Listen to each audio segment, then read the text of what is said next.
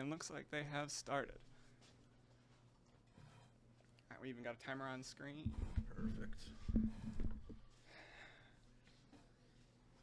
All right, so far nothing interesting going on. Obviously, just some standard legacy. I do gotta say, I still find myself impressed by the surveillance in the format. When they first got spoiled, I thought they were fine, and then once I actually got a chance to start playing with them, my mind was absolutely blown. I play more of them than I probably should. Yeah. I'm addicted to like fetch surveilling and then using that to daze, playing it again, surveilling it. Yeah. I think the first one's super free. Yeah. I know some of these blue-black decks play like the second copy, which starts to make me a little nervous, but I think the first one in almost every deck is it's free. absolutely free. Yeah. And then you get like breakfast where you're playing usually like 2 or 3, Reanimator 1 to 2. So I'm gonna go back and see if I can find Sean's deck list again, because it looks like he's going. Yeah, I want to see, because it just his deck list was just listed as being Cephalid. I'm wondering if it's like the traditional Cephalid breakfast, like pre-Nadu, or if it's like the full-on Nadu kind of breakfast. Because even looking at his hand, we don't. I do see a Trop, so it probably is the Nadu build. Trop in the Ponder here. I can't imagine we don't have Nadu. Yeah. Which I think is just. It's the stronger version of the deck for sure. Yep, and there's that. Leaving it open though. What's he got in hand? It looks like. Ending Nomad Force Stoneforge. That's what that looks like. Yeah. Okay, so he's on the Stoneforge package. Yeah. I've personally kind of been off the Stoneforge on the Cephalid decks myself lately. I think just going more all in on the classic. I mean, obviously being able to just get your Shuko, nothing wrong with that. But I think it lends itself to trying to go into too much of a Stoneforge package that you don't really need. Yeah. If it were me, I would definitely lean towards no Stoneforge. And I think one of the reasons is we kind of see the problem here is he just doesn't have any blue cards in his hand. Yeah. He's just stuck on more white cards. Ooh. And that that way. Is and again, we're seeing Reanimator, no frog, a frog not needed, frankly. Yeah. And Troll just coming in. And yep, players should be. Sean should actually be down 1 life total. The players actually have the life total trackers at the table with them. I think it looks like they're catching that up right now. Yep. Yeah, baby, that's sweet. And we got to take and Min's got to. Yep. All right. Cool. Obviously, we can always go run out and yell at them if we need to. This looks like Sean picked up a Cephalid for turn there. At this point, I mean. And then his third card wasn't a land, I don't believe, so this is gonna be a tough couple of turns for him. Yeah, I mean, especially if he has to use that force to, or use that Cephalid to force. Yeah. It's a rough spot being here for Sean. Min picked up the Entomb off that Ponder, and I think he has double Animate Dead in hand. Okay, so we were just watching flip past that.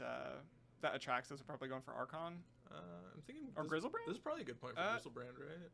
Oh, of course he puts it right off camera. Yeah, I think it was the Archon. It was the Archon, yeah. Because, I mean, and I think on a board like this, obviously, Grizzlebrand's been a. I don't want to say he's currently a format staple, but he's been around for long enough. Yeah. But I think just the finishing power on Archon here is probably the right call. Oh, and then we top deck the Grizzlebrand for turn. Very nice. I think the general idea I've heard about the Grizzlebrand is you want it for the combo matchups. Oh, for sure. When your Atraxa triggers just don't see enough cards, but a Grizzlebrand trigger can just dig you into even more forces. Yeah. So I do think this is probably a matchup where going for the Grizzlebrand is going to be a little more common than some of your other matchups. Yeah. Yeah, I don't disagree, but especially like I said on this board, Min's kind of got it. Yeah, we just get to keep shoving reanimates here. Yeah, there's no real reason not to. Yeah, if we can hit a white source here for Sean, we have the Plow for the Troll, and then plowing an Archon's not as bad as some of the other targets, but we just drew another white card. Yeah. Okay. Yeah, that's. Yeah, that one was. That was a rough one to watch. I'm a big fan of Cephalid. I don't know. I'm a big fan of like all of these decks. That's part of my problem with Legacy is that all of these decks are fun, and I struggle to stay on one deck. I was playing Grixis Delver from the moment Psychic Frog came out till the moment it got banned. It's the longest I think I've stayed consistently on a deck for a long time. That wasn't even the best Psychic Frog deck. I just wanted an excuse to play Delver, and Psychic Frog let me do that. Yeah. So I saw some good graveyard hate here coming in, it looks like. I don't know how much about the deck list we want to talk. I would say pulling up some of these deck lists might be a little bit awkward. Let's see. Just kind of the way that they... all right, sideboard. Out of min, we've got Orcish Bowmasters, probably not. Fatal Pushes. Dothy? I don't know if there's really much of a... Can't Cephalid combo through a Dothy, but there were 6 minutes gone. They can't Cephalid combo through a Dothy, but I don't know how on the Cephalid plan Breakfast stays in this matchup, or if they try to just do the Nadu. And I was like, well, and that is one of the advantages I think, especially of also if I mean we can always pull back up his list if he's going more if Sean's going more into a like a Stoneforge package, being able to fight with like a Cauldron or something, could definitely be an option. Yeah, I saw him. He just boarded in a Batter Skull. That would be an I think in this matchup the life gain off of the Batter Skull is definitely going to be relevant, but I think the exiling on the Cauldron could be he could be playing both. Let me go ahead and see if I can find his deck list and see. Looks like we trimmed 1 Cephalid and 1 Shuko, and then a couple other little pieces. So it's got the 1 Batter Skull in the sideboard there. So we're still on the Cephalid plan, but a little less. Okay, so I'm seeing in the main board. I'm seeing a pre-war form aware, so he's definitely kind of going in more on with a little bit of that. Is there only 2 Stoneforge in the main deck? Yeah, only 2 Stoneforge, 3 Urza's Saga. So yeah, I guess he really is just going to be fighting with some graveyard hate and a Hull Breacher in the board. I could be talked into that one. I could especially did Sean get to see the Grizzlebrand? He did not see the Grizzlebrand. Oh, because if I saw the Grizzlebrand, I'm absolutely bringing in that Hull Breacher. Yeah, I'm absolutely bringing in that Hull Breacher. But yeah, we see 3 landlands definitely had to have come in. Yeah. Brazen Borrows probably came in. He did not. He brought in. Not? Yeah, he brought in 3 ley lines in the Batter Skull. Okay, so if that's all he brought in, then yeah. But yeah, I think I would be interested in the Hull Breacher and the Borrowers. Maybe try to move away from. Yeah. A little bit more of the combo stuff. All right. Sand has a ley line. Also has a Dread Return. I have no idea what this front card is. I think it's an island, maybe like Sunbleached or something. Oh, that's a tough one.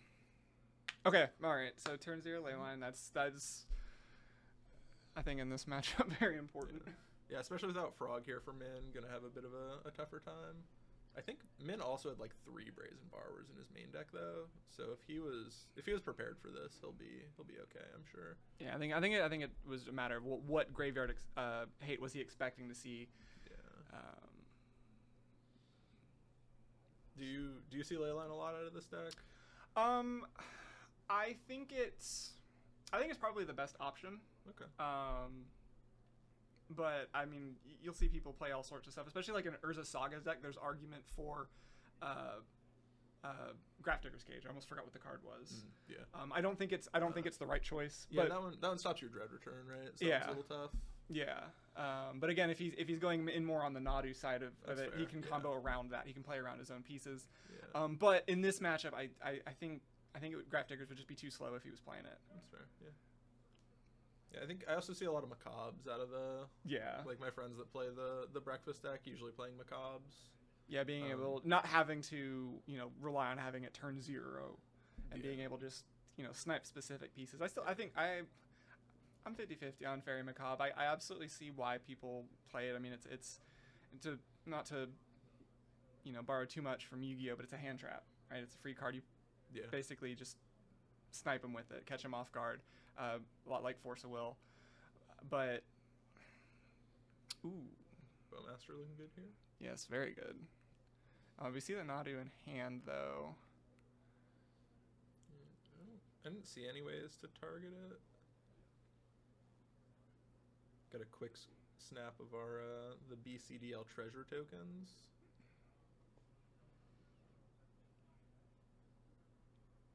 What do we got going on here? Looks like an ending, a dread return, that Nadu, and maybe a Misty in the back.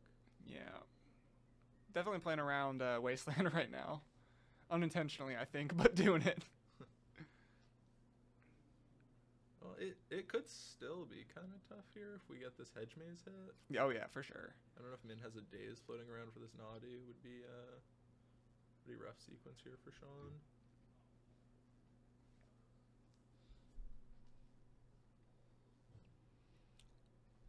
So unfortunately, we didn't really get a good look at that brainstorm.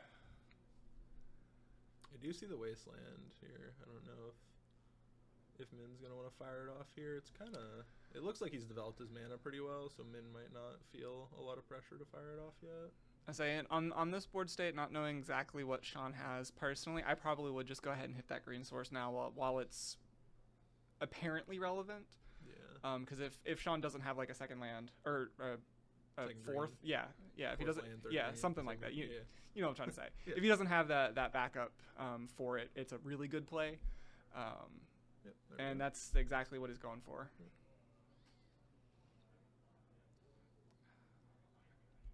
The Oracle off the top. Right, he ended up having it, but again, I think it was still the right call. Do you like jamming this into days here? I don't like it, but I don't think it's wrong either. Yeah. Yeah, I would be tempted just to cast the Oracle here off a trot, but that also just opens you up to the Wastelands again, so yeah, kind of just what you want to play around here. And is that 2 more Wastelands in Min's hand? God, for Sean's sake, I kind of hope not. I mean, he does have the it does appear that is a basic island, that card we were talking about earlier. Yeah. And we got the Nadu in, so I don't think we have much more we really need to do with these green sources. No, let's see. I still have his list pulled up right now. Memories Journey, probably not going to be super relevant. Just flashing that back right now. That one is a nice one to just like naturally draw in this matchup. Yeah. Get to have a little bit of graveyard hate for. But yeah, so that is the only other green pip it looks like is the flashback cost on that Memories Journey, and then Nadu. So yeah. Whoa. Big turn here from Min. So we had the Brazen Borrower to put the Nadu back. Oh, and then the Wasteland. And then the Wasteland to take him off green. For how many green sources do we have here? So we got 1 Savannah, 1 Trop, and a hedge 1 maze. Hedge Maze, maybe. So we have 1 Savannah left in our deck that taps for green. It looks like. Yeah. So this Nadu is gonna have a tough time in the hand. And we've got Dread Return, Leyline of the Void that are uncastable to go with this Oracle. Yeesh. Yeah. Okay. And Barragoyf. I was wondering about Barragoyf. I definitely think it's a very castable mid-range piece in this matchup. Yeah. I think it's kind of the successor to Frog. I think it's just like the next like mid-rangey threat that kind of does stuff when it hits. And being able to just play like the more traditional blue-black Reanimator style, and then being able to side into that mid-range deck when you need to, versus just already having that built in, I think is a lot more fair. Because I don't think Barragoyf is a card you're ever really going to see in the main board. If I'm wrong, you know what? I'm wrong. I've been wrong before. I think Min has one in the main. Does he? Yeah. I've seen like one of in the main kind of stockish at this point. We see Sean just brainstorm locked himself here with those 2 black cards. All right, so yeah, it looks like Min does have the 1 Barragoyf in the main board. Got a Brazen Borrower coming in here on the end step. Min trying to just get this game over with while the Wastelands lock his opponent. Did Sean just have to pitch another? Did he pitch another Cephalid? Is that what that was? I don't. He pitched something to another force. It was either a force or an Oracle, I believe. It might have been an Oracle, actually. Yeah, it was the Oracle. Or maybe it was the Nadu's also gone from his hand now, it looks like. Oh, yeah. Maybe he pitched that one to the Barragoyf force.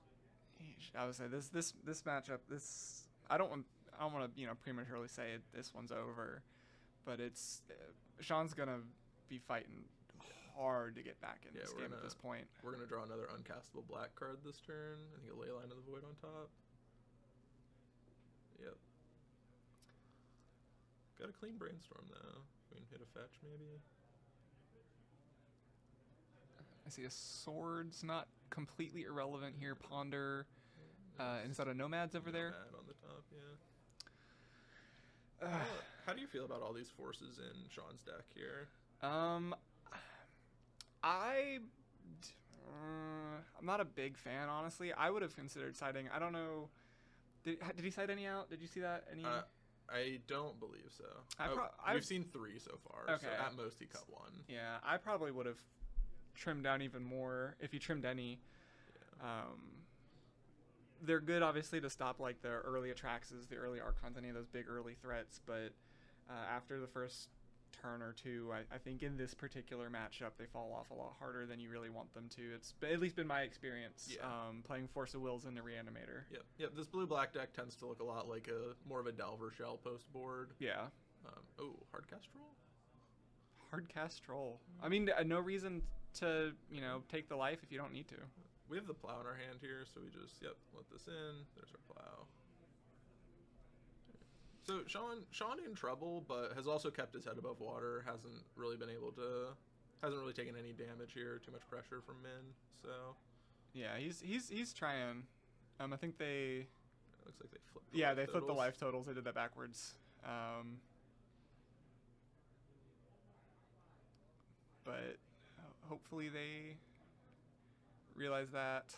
Yeah, they're not gonna catch it. They're not gonna catch it.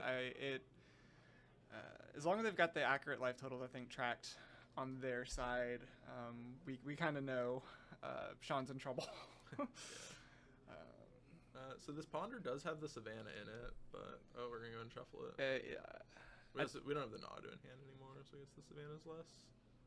Yeah, he's probably just looking for, at this point, combo pieces, trying to set up for one turn, being able to just, like Cephalid, Nomad, just try to go that route. But, I saw Min has a push in his hand that can protect from the combo. I also think there's an Animate Dead, so not a ton proactively going on for Min here. But gonna check Sean's graveyard probably, see if there's anything good for this Animate Dead to hit. I don't know if this Nadu is supposed to be in the graveyard or if it's supposed to have gotten pitched to a force. I say where the placements of cards, or wait, I'm wondering if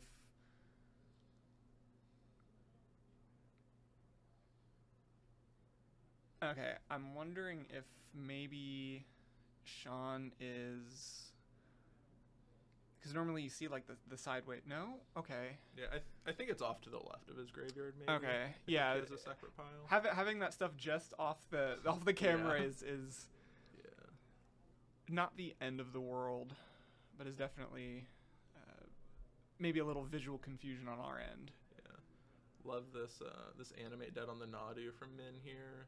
Just get our pressure up, and now if we find another Reanimate, we might be able to grab that Nomad and really go off. Yeah. Oh, imagine losing to your own combo. Oh, yeah. Yeah, I mean, you can... That's a Tainted Indulgence in the front there. I absolutely love that. That's a sweet one, yeah. I mean, I guess that's an option to replace Frog. Yeah. If nothing else, I mean, just to, get that card pitched back in your graveyard kind of situation. Engineered Explosives. Yeah, this one's nice. Just get it on one. Gonna protect ourselves from all the 1-mana combo pieces. Here's this Indulgence. Just see a couple extra cards. Seems great. There's an Atraxa. Yeah, gonna pitch this 6th land maybe. Yeah. Fire this Brainstorm off. Maybe hit this Reanimate. Or just keep pressure. Yeah, they've definitely got life. They've definitely got life totals backwards. And a force in hand here for Min. Looks like we're gonna. All right, yeah. That's about. Make sure I get the right one. Is that how you expect that matchup to go? Do you have any idea who's ahead?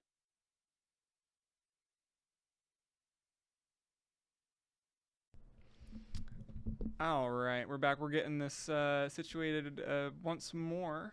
Coming back here, this is a different table going into game 3. We're going to have Matt on the left. It's going to be playing, looks like Mono Black Helm. And then on the, wait, that's on the left. So Matt's on the left playing Mono Black Helm. And then who was our other person on the right? Oh, I just had his name. Brenton. On the right, looks like he's playing some Esper Stoneblade, which I am absolutely here for. I've seen a few of those kinds of lists floating around, and ooh, buddy, gives me like true name Deathrite days. Oh yeah. I miss those days, and then sometimes I don't miss those days. If anyone played during that time, you get it. All right, deck name left. We got Matt here on the left, also one of our organizers, I believe. Yes. Does a lot of the behind the scenes stuff for this.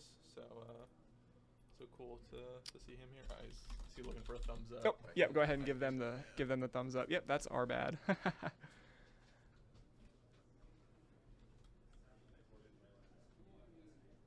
All right, and then we got.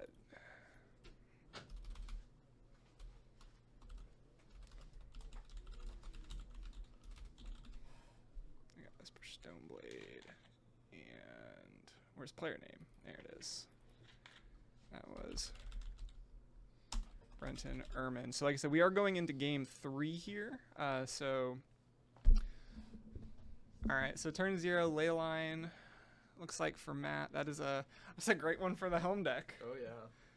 Yeah, gotta love to see that here. Looks like he was on the play too, so ooh, Wasteland off the top there. Oh, going in for that. Very nice. Thoughtseize. I wonder, you could get a Tundra here. I would get a Black Source. Well, there's an Urborg out. Oh. I guess if he's planning on Wastelanding. Yeah. You could though. I could be talked into a Tundra. I could be talked into it. Okay. Obviously, we didn't see how the first 2 games went, so there might be some decision making in that. Yeah.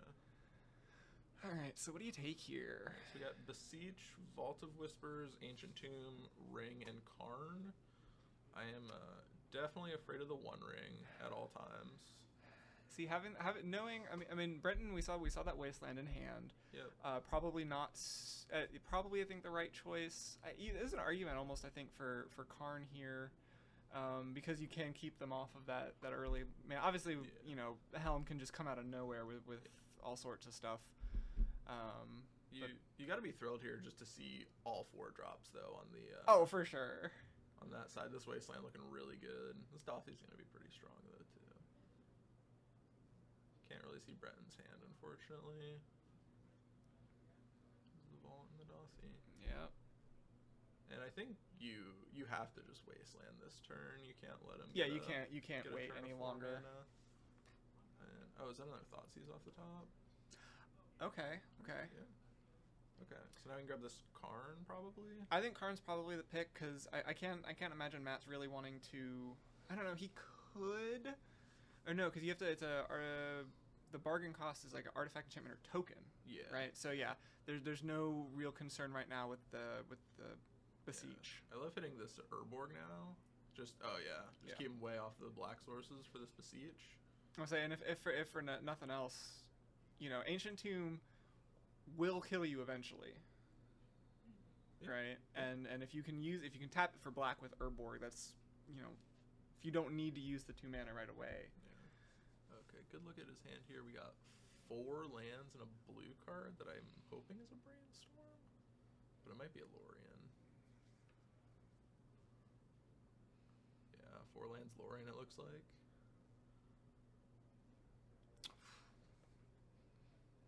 I like this main phase. This main phase is good.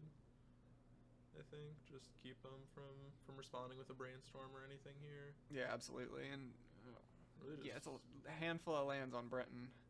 We're gonna have to. I think our life totals are switched again. We're gonna have to talk with the players. Oh, they might have them labeled backwards too. It's hard. I've only seen our side of the stream. I've only briefly looked at the new setup out in the main room. It's probably our fault. I wouldn't blame the players. Wires got crossed somewhere. I don't know. Do you want to pull up Bren's deck list? Do we have any sweepers or anything to pull us out of this? That is a good question, because right now Matt looks like he's about one black source away from just going to town. I think we're also one turn away from getting hit for lethal here. Also true. Yeah. Let's see. You deck list. I would say there's not a Batterskull coming down anytime soon. We can't really cantrip into this. Oh, we're gonna cantrip into this Bowmaster. Found more cantrips, it looked like. I think that's gonna do it.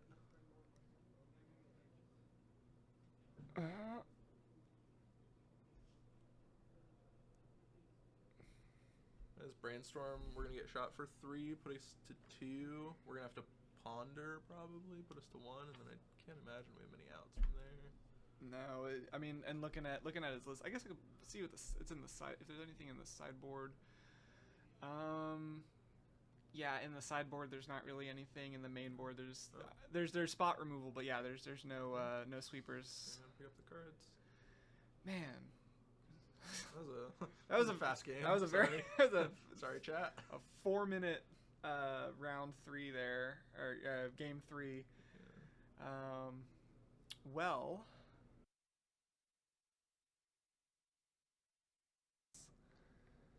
They're getting started. I was thinking in the matchup he's going to be able to be a little bit slower. Obviously he doesn't know that right now, but he's not under a ton of pressure to go off. Oh, I forget what that card's called. That's Devourer of Destiny. Yeah. Yep. Gonna maybe check the top couple here. Yep, there we go. And then we're probably okay. So that's a Thought-Knot Seer. Yeah. Okay, so. Also, Kozilek's Command. Looks like that's what he's taken. This is also going to go back on top, so we're not going to have access to this card till next turn. Yeah. So, yeah, it looks like Kozilek's Command on top. This also means you really don't want to cast your Myocspawn on 1 and just shuffle that away, right? Yeah. So probably going to take it pretty slow here. Also got the Cavern. Gotta love that into the blue soup pile. Ooh. I just play I pass, yeah. I mean, were there wastelands in this bug pile? I think there were. Yep, we got 3 wastelands in this pile. And I looked away and there's no land, so I'm gonna assume we had one.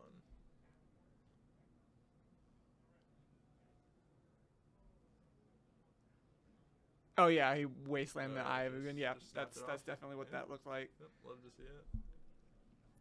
Also, we put that pedal back on the mulligan, so we're not gonna have anything to do here really. Hold up this command. If there's like a Tamiyo or something, I'd be pretty happy just to fire it off. Yeah, and Tamiyo's a card I think it's in my experience overperformed. When it sticks, it accrues enough value over the course of a game. Okay, so now we're probably going to see something. Or we could just hold the K command. Gonna keep holding the command up. Of note, the Cavern specifies creature, so this command will be counterable if Evan has a force hanging out. And seeing the Cavern, that'd be something I'd be pretty into. Just firing off on any relevant target. Yeah.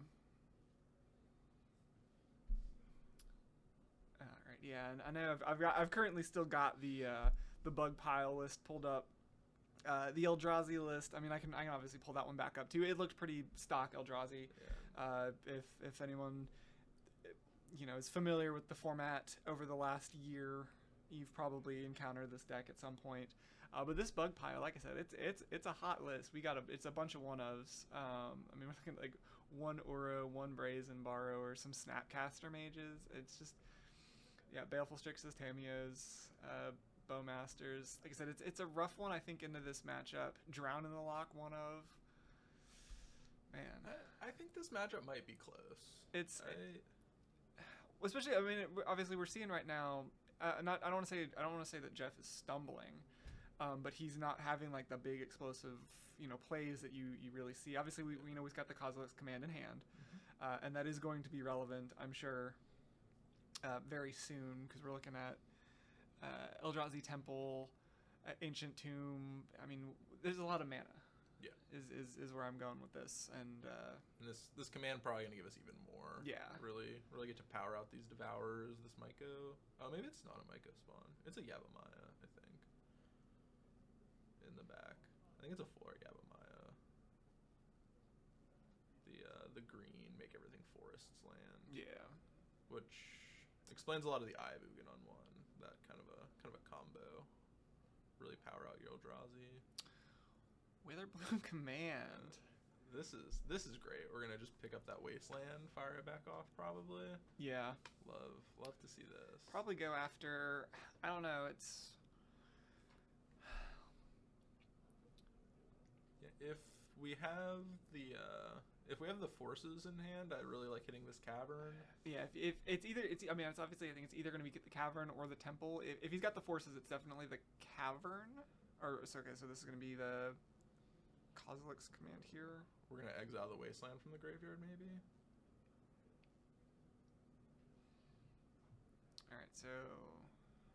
And I think I would also like to look at some cards here, try and draw some more action.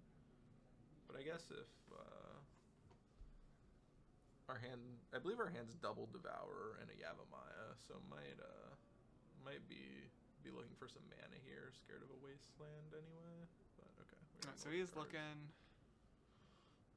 See a Thought-Knot Seer on top there. There's a Chalice.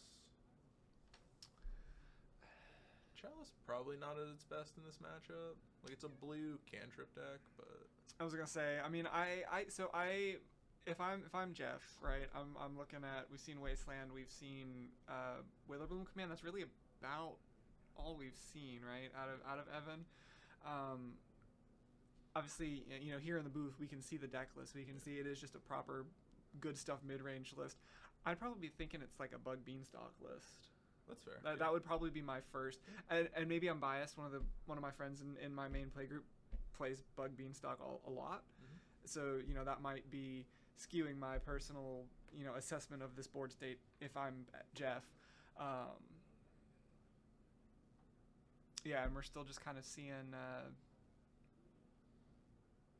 nothing to really indicate that it's not, that it is just like this Goodstuff list. Because like if we saw like the Baleful Strix or the Snapcaster Mages, that might be a red flag. But we're not seeing any. We haven't seen any of that yet. Yeah.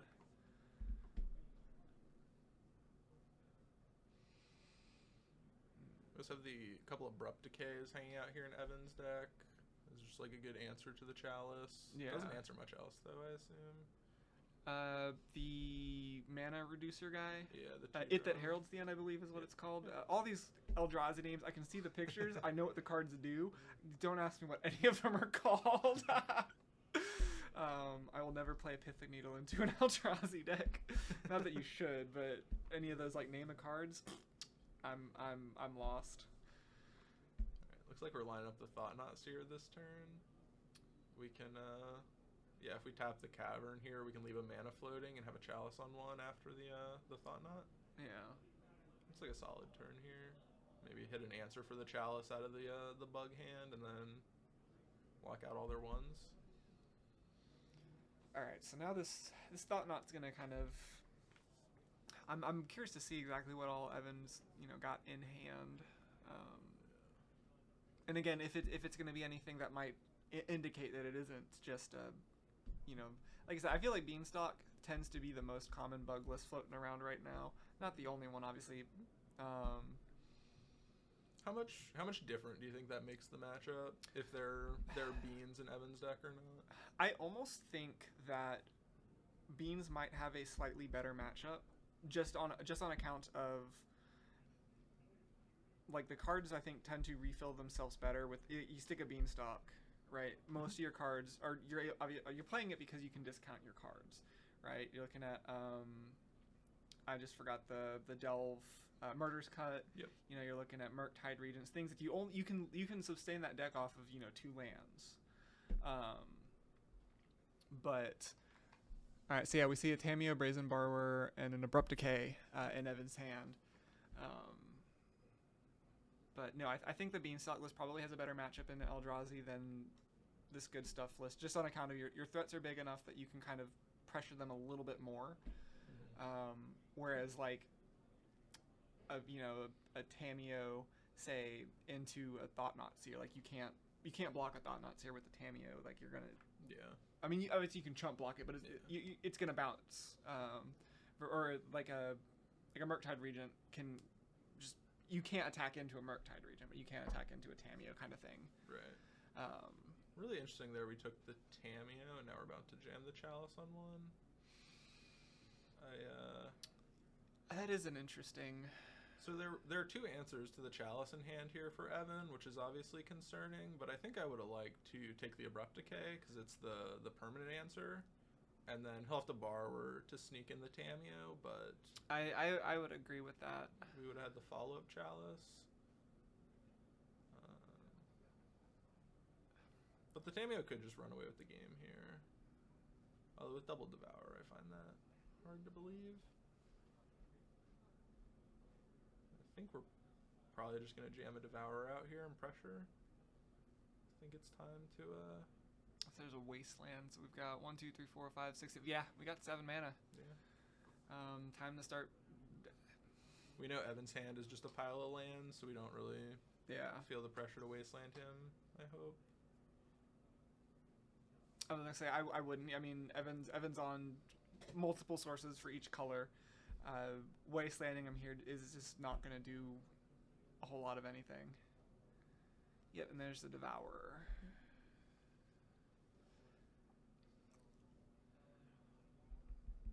Alright, Evan here going to have the choice to either like Petty Theft or Abrupt Decay on the end step.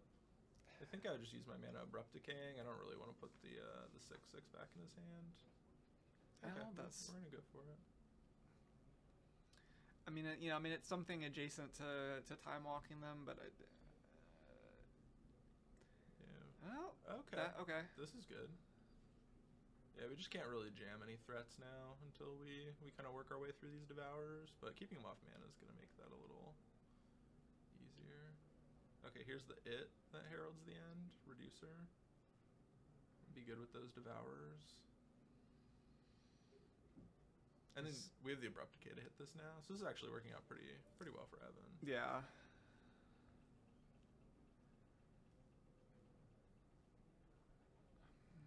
Although we might still be worried about this Chalice. Okay, so instead he's just gonna just start putting some pressure on him. I mean, Brazen Bar's not doing a whole lot else. So this Ancient Tomb not free. No. I believe we have life totals correct this time. It does appear that way. Yeah. Oh, yeah. Okay. Life totals. We've got the life total situation from last round figured out.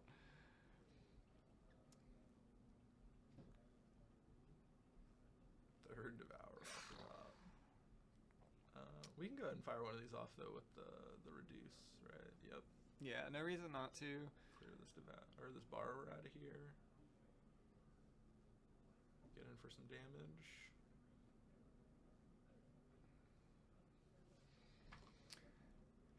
Yeah, so, and again, this is kind of back to that, like, uphill battle for Evan. Obviously, Devoured is a house. But, like, comparing, say, the threat, we do know Evan's he's got a 1 of Uro in the main board. But again, like, compared to, like, the Beanstalk list, right? Like, the threats in that list tend to be just much bigger. Yeah. So it looks like you just play land pass. Yeah, I think these Devourers also just making the kind of control threats irrelevant has really changed this matchup a bit. Okay, get the Decay off on the It. Gonna take 6 here.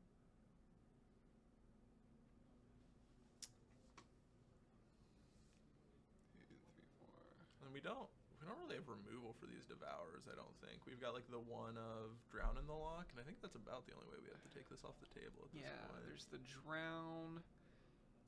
Baleful Strix. would in theory check it. In theory. But these Devourers gonna. Yeah, it's pretty much just that. Kaito, we can ice it down for a couple of turns. Would be sick. That would be pretty sweet. And I mean, just kind of looking and see what Evan's got in his sideboard. There's not a whole lot of great answers for these big threats either. These 4 consigns are going to be great. Oh, that does show that he respects this matchup at least. Yeah, you have to. In this format, if you're not prepared to play against Eldrazi, that's on you. I hate to say it like that, but it is a deck you have to be playing with. There's an argument, I think, for Evan, looking at like the one of Plague Engineer. I don't think it's a great choice, but it does kind of force him to answer that Plague Engineer, game 2. He can't just say Kozilek's Command for a bunch, right? If there's a Plague Engineer on board. Okay. I don't know that it's right. Yeah. I think there's an argument for it, and I'm kind of curious to see if Evan considers that worth bringing in. I think it is? Probably not. I think you just need to be bringing in these consigns and really just kind of hammering down. But I think it'll probably, like, a 2/2 Death Touch is also going to be kind of relevant. Is not the worst. I think it'll kind of depend on his sideboard plans here. Yeah, and then Jeff taking that first game. Make sure I click the right one. Yeah. Took that one pretty slow too. Wasn't like the traditional stompy, explosive draw. Took it pretty slow. Let his Devourers kind of devour everything Evan did there. Yeah, which I'm personally fine with. I mean, obviously, the deck is well known for those explosive, like, super early Myocspawn, just wreck your mana base and end your game kind of right there. But being able to see that it is, able to do these long drawn out games, which is where you would think like this, mid-range good stuff list should thrive. Mm-hmm. And then Eldrazi's, being able to just do the Eldrazi thing. Jeffrey really looking at his sideboard here, trying to figure out. Looks like he's going back and forth between Dismembers and Wastegate Battle Mage, I believe. The bounce kicker Eldrazi. All right, let's see what Jeffy Boy's got in his sideboard. So yeah, Dismembers, Wastegate Battle Mages. So obviously we saw the Witherbloom command. I don't think that's a strong enough argument to bring in any number of these Fairy Macabres. Nope. We didn't see any of like the big, threats you kind of expect to see out of this deck. So I don't think there's an argument to bring in this Maze of Ith. I think it's, what number of what do you bring in? But yeah, it's between the Dismembers and the Battle Mages. Yeah, looks like he pulled all 6 here. See if he's gonna bring them all in. He showed a ton of respect for that Tamiyo in game 1, so I assume he really wants these Dismembers for that. Yeah. Let's see. I saw the new 7 card from Foundations, I think, in his deck as he was flipping through. Kind of a cool new card. Oh, Sire of 7 Deaths. He's playing 2 of those in the main board. I really like that card. It's a very powerful card, but it to me it feels fair. Yeah. At least more fair than anything else this deck is doing. Big Eldrazi deck playing unfair cards. I'm shocked. But I also am a really big fan of the full art version of that Sire, where it's just nice and clean down the middle of that text box. Yeah. Lots of full art cards here too from Jeffrey. Yeah, as he should. I personally try to play full arts when I can, or I usually have like a deck that's just like all full art, and then one that's everything that's just not full arts. That's how I've done a lot of my stuff for a long time, because I have a cardboard addiction. Oh, yeah. Don't we all? Yep, that's why we're here playing Legacy. Well, we're here talking about Legacy. They're out there playing Legacy.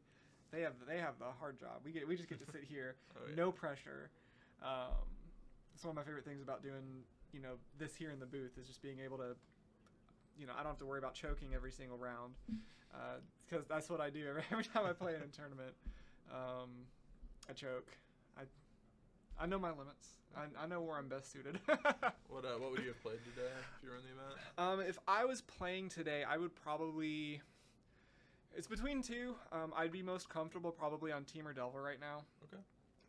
But I think if I was going to pick a deck based on what I thought would be the most likely to win, you know, maybe I don't know if anybody out there saw last week in Buffalo Chicken Dip down in Texas. You know, a lot of Nadu.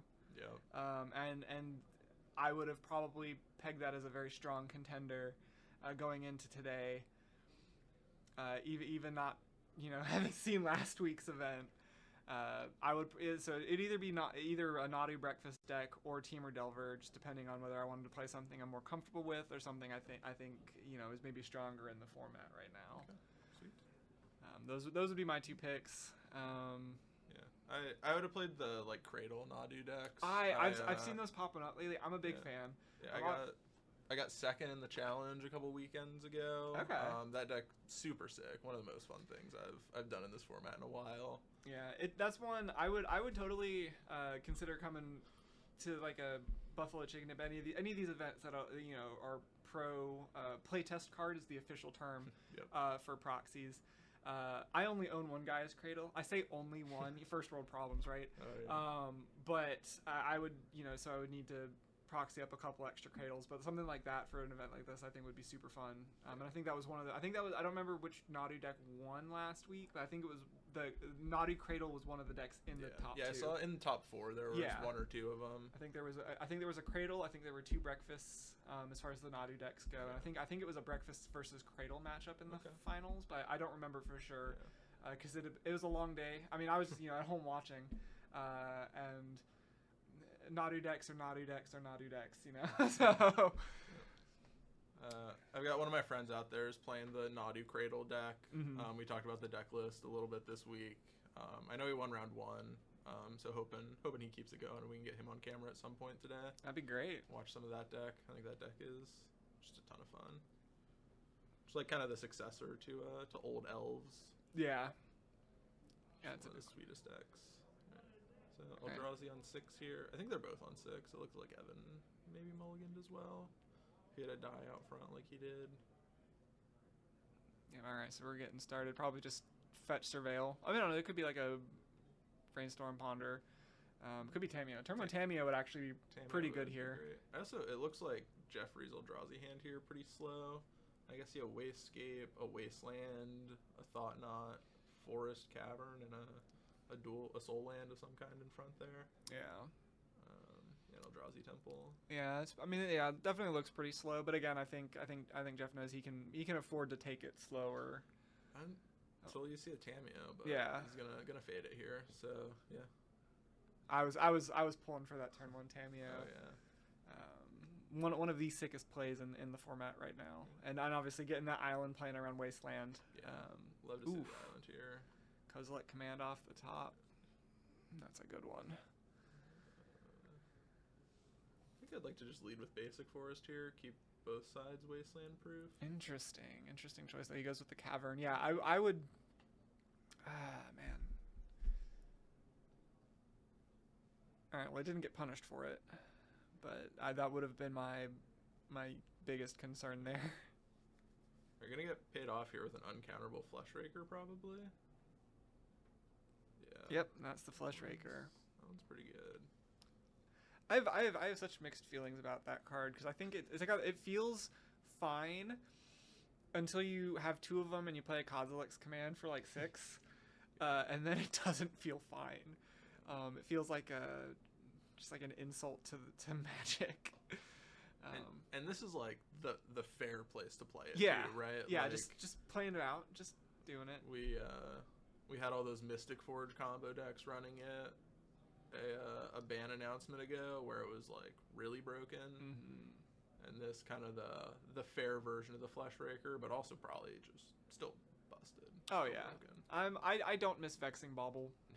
I think I lost I don't want to say like an upsetting amount of games to Vexing Bauble, but sometimes it's just it doesn't feel good. But yeah, maybe that's on me. Maybe I should have been playing Vexing Bauble. That's what the universe was telling me. Alright, so a couple of 1/1s attacking into this 2/2. I assume this means we have another Bowmaster in our hand to finish it off after this block.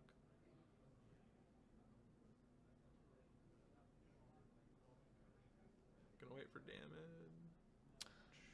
Did we block? Yeah, okay, there we go. So if we have the Bowmaster, we could have done this pre-damage to get the extra damage on him, but I'm gonna wait, make sure there's no like tricks to remove our Bowmaster. I think is fine. Yeah. Don't get blown out by like Spirit Guide Dismember or something. Something weird. So what was that top deck there? That was another Flesh Raker. Ugh. Well, at the very least, there is currently a 2/2 Orc army. And there's a Wasteland. Maybe this Wasescape or this Thought-Knot Seer. I could see just like Wasescape bouncing this token maybe. Like gum up the board a bit. Yeah. Or if we just want to go for something bigger and better, that's cool too. Could also Wasteland. I would say he could Wasteland. Yeah, because that's a cavern and a temple. He could Wasteland the Underground Sea and then just jam another Flesh Raker. And Evan didn't play a land last turn, right? No. Bowmaster on 2, and that was his turn 3. No, it looks like he either kept a 2-lander, or no, he turned 1 pondered. He turned 1 pondered, so he might have found the second land off of that. Yeah. Gonna command.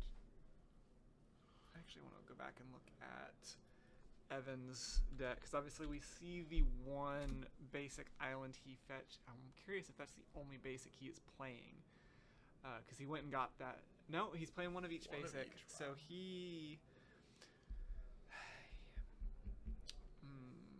Yeah, he did fetch this Underground Sea. Yeah, he fetched the Underground Sea, because he went Verdant Catacombs into the Underground Sea. Okay, looks like there's making a judge call. I don't know what specifically the call is, though. Looks like this command was exile the Bowmaster, scry 2, draw a card. Didn't quite get a look at what he was scrying, but...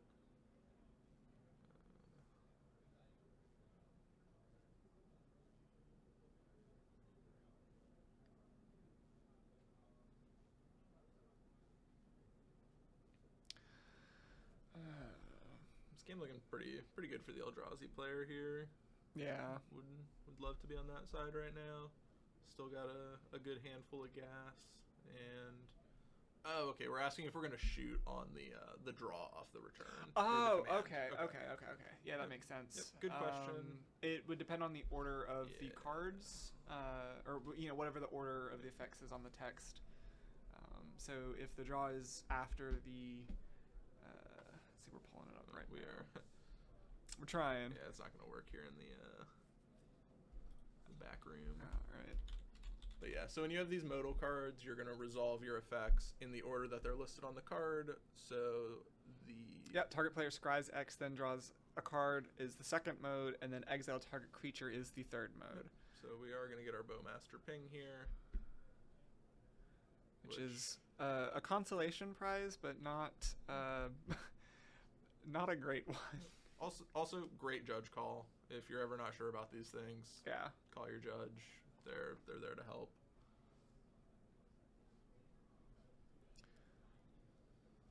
All right.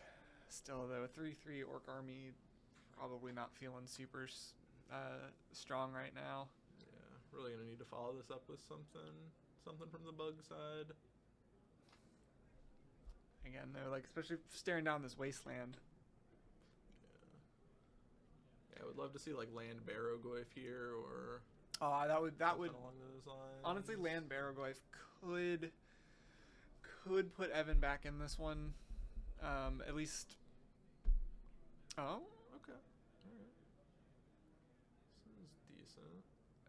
No good choices. It's got to be the Battle Mage, though, right? Could be. If our hand's good, I could see arguments for this Thought-Knot. Like, I don't know that we care too much about this 3/3 token, I think it again. I guess it all depends on what's in Evan's hand. If Evan has no other threats in hand, Yeah. he's probably worried about keeping a body on board.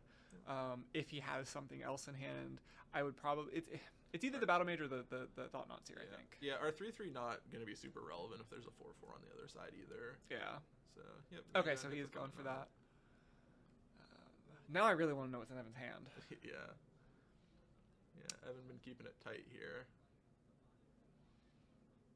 And like, I mean, I definitely think Evan's been playing about as optimally as he could be. It's just this is a rough matchup for this kind of deck. Yeah. Yeah, especially just missing this land drop has been brutal.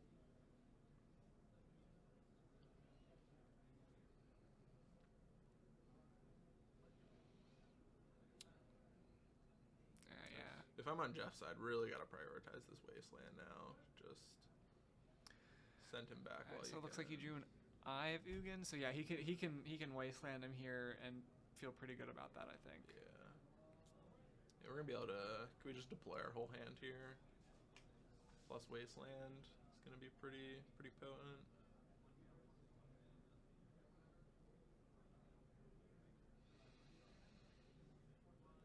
I guess he's trying to determine what he wants to do here. I don't think that's a bad choice, honestly. No.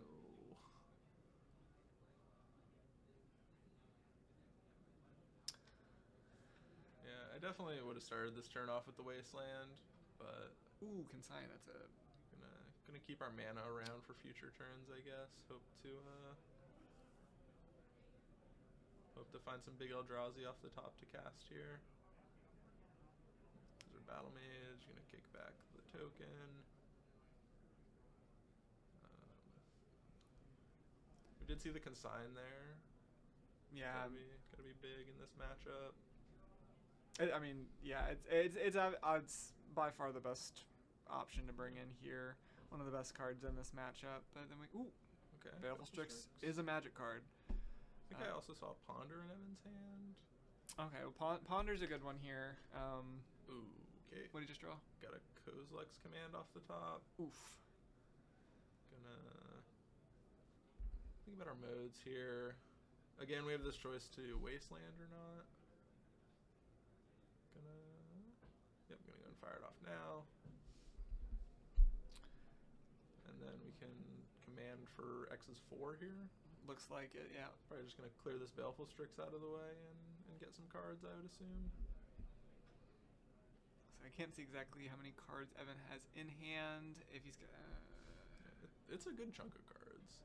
I would say if he's got, okay, it looks like I was gonna say if he could force it. So this would be a. Do we have Dazes in this bug deck? Doesn't look like it. It doesn't look like it actually. I would have been pretty tempted to play around Daze this turn, just from what I've seen. Yeah. Out of the bug deck. Yeah, especially Daze is such a just a format pillar. Yeah. Right. It's not even a staple. It is a pillar of the format. And your opponent's playing blue. I would also be worried about trying to play around Daze. Yeah. Especially Tamiyo, just like Tamiyo plus Daze. Got to be one of the best things to be doing in the format. Gonna set off some alarm bells. All right, clear up this land. Did not look like a land face, but we have the Ponder to keep digging here. All right, this is probably. Okay, so he's gonna draw off that Ponder. He's not gonna shuffle. Okay. Thoughtseize is gonna hit a Flesh Raker. Even with just an Eye of Ugin. Okay. I mean, this is still, as of right now, I think still pretty much either one of their games, right? Yep. It's anyone's game. We have we scribed to this last card to the top, so I assume we have one more good card coming here. And then yeah, if Evan can fight through whatever this top card was, I think we're gonna be in pretty much an open game here. Yeah, I'd say my only real. I'd say maybe concern is okay. Land? And that's what I was wondering if it was maybe a land on top, or if he kept say the land, that one land on top to draw it, and then didn't have anything underneath it. That would have been a big concern for me. No, this looks like this Ponder was perfect. Just hit 2 lands. We get to shuffle away the 3rd card. I saw a Tamiyo in Evan's hand. It looked like he was eyeing up. Okay, and so and now I think at 3 lands, I think Wasteland is a little bit less impactful. Yep. Obviously, you know, Baraglyph. There's our Baraglyph. There's our Baraglyph. All right. I'm concerned that this last card was a Kozilek's Command that we kept on top. Would be a tough one here, but if it's not, I think this is starting to look good for Bug. Yeah. Doing the Goyf check. Hopefully we can get a die on screen here for it. Yeah, I would say looks like it is 5/6. It's a big Goyf. Yeah. Very nice. No play. All right. Devour off the top. Can he cast it? 1, 2, 3, 4, 5, 6. If I counted that right. Yeah, I think you're. Oh, okay. there's 7. So interestingly, we scribed the pedal to the top 2 turns ago. Mm-hmm. So he's gonna go for Kozilek's Command. Devour. Yeah. Oh yeah, Devour. Yep. And this game got tough again for our Bug player. I see a Brainstorm. Yep, perfect. Gonna put the Tamiyo into play, then Brainstorm to flip it. Okay, we're gonna get a block in with it, I assume, here on the 6/6. Either a block or if nothing else, I mean, if he tries to kill it in some way, then you can Brainstorm, flip it, and it'll I guess it'll die anyway, but yeah. So block, Brainstorm, block and flip. Yep, perfect. Our Eldrazi player here drew the Caverns. We know their last card's the Eye of Ugin. So like a drown in the lock, and we're back in this game. Yeah. Oh, that would be so good here. That'd be so good here.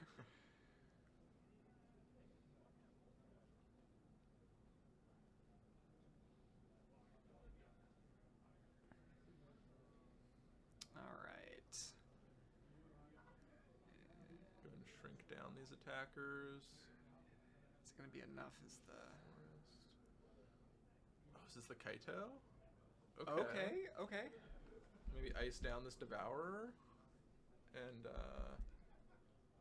I'm not gonna have any good attacks here on walkers, since this Battle Mage will only attack for 1. Yeah. I'm really glad the Kaito hit the table. Yeah. Even though it's definitely shifted I think in favor of Jeff here, but Kaito is keeping Evan alive. Yeah. Like the combination of that Kaito and Tamiyo right now bottom another turn. Yeah.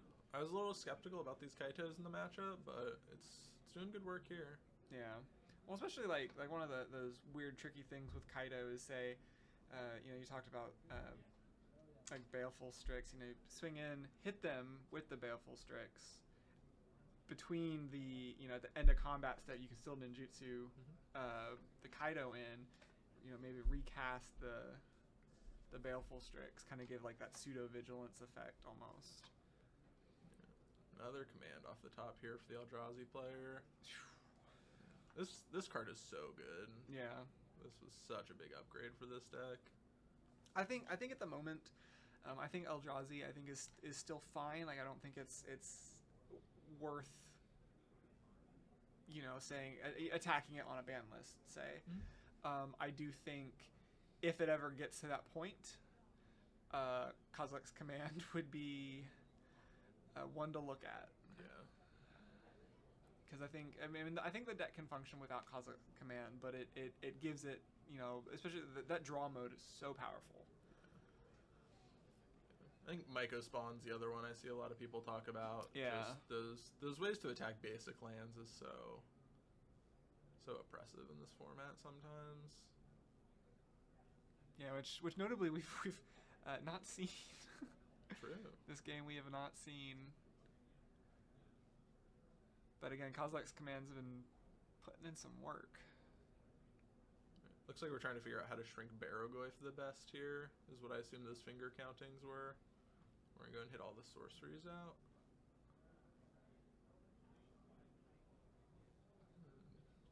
Interesting we're exiling cards and not just going for tokens and drawing cards. I think just a pile of spawns would be interesting. Maybe we start activating that Eye of Ugin. Yeah. I'm wondering if I mean, it could also just come down to the fact that Jeff's probably not worried. You know, he doesn't need to, you know, start doing any big plays because the Kaido can only. I think at this point the Kaido can't, you know, shrink down the Devourer anymore. Because it looks like that Kaido's down to 1 now. So he's gonna be able to get in this turn though, right? We don't have any blockers for it. Gonna be able to get in, let Evan see a couple extra cards here. I guess the other reason to exile the Yard is so this Tamio can't pick up any cards. Yeah, which is another good thing.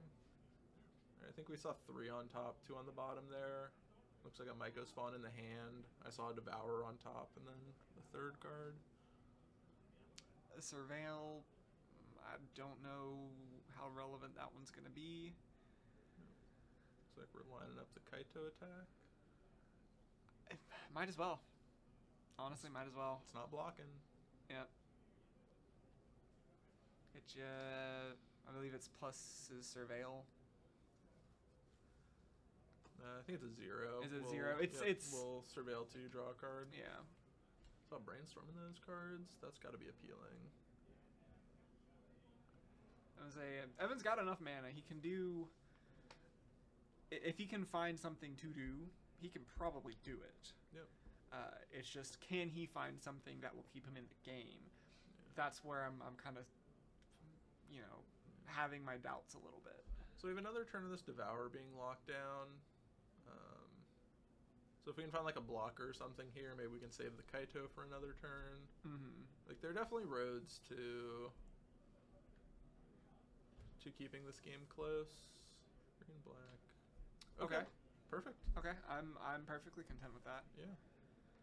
Yeah. Really just like a Strix or something away from checking this Devourer. And also, we're 2 turns away now from a Tamio ult. I would love to see that. Grab half the deck. I would love to see that. Well, Devourer going to make that one tougher. But also, two walkers over there that you want to answer. So, see where it goes.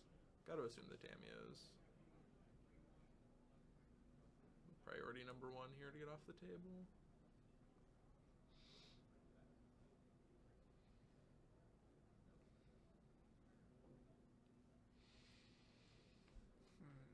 Lining up our mana. I say lots of thinking going on. I think Jeff knows he's close. He's close, but he's. Looks like 1 card left over here for Evan. I think it's that Brainstorm we saw. Yeah.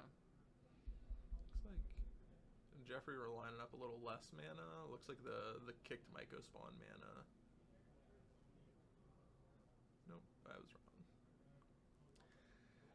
That should cost 1 more, I believe. I think that's what they're doing. He looks like, yeah. Okay, he was doing the math. Yep. Yeah, there it is. Going after. Also of note here, 7 minutes on the clock. Not a ton of time. I guess they probably have a 1 or 2 minute extension from that judge call, but they are gonna start to run into some time problems here if they go to game 3, it'll be. But again, like I said, Jeff's I think definitely in the favored position right now. Yep. Evan playing super tight though, trying to just keep himself in this game. I gotta respect that. Yeah. I think I counted 3 draws last round. Interestingly enough. All right, he's scooping it up. All right, just for the sake of doing it. All right, there's our marker. Looks like Jeff's gonna take this one 2-0. We are right at the end of time here on round 2. Yeah. So we're gonna take a short break. We'll be back in just a few minutes with round 3. Don't go too far.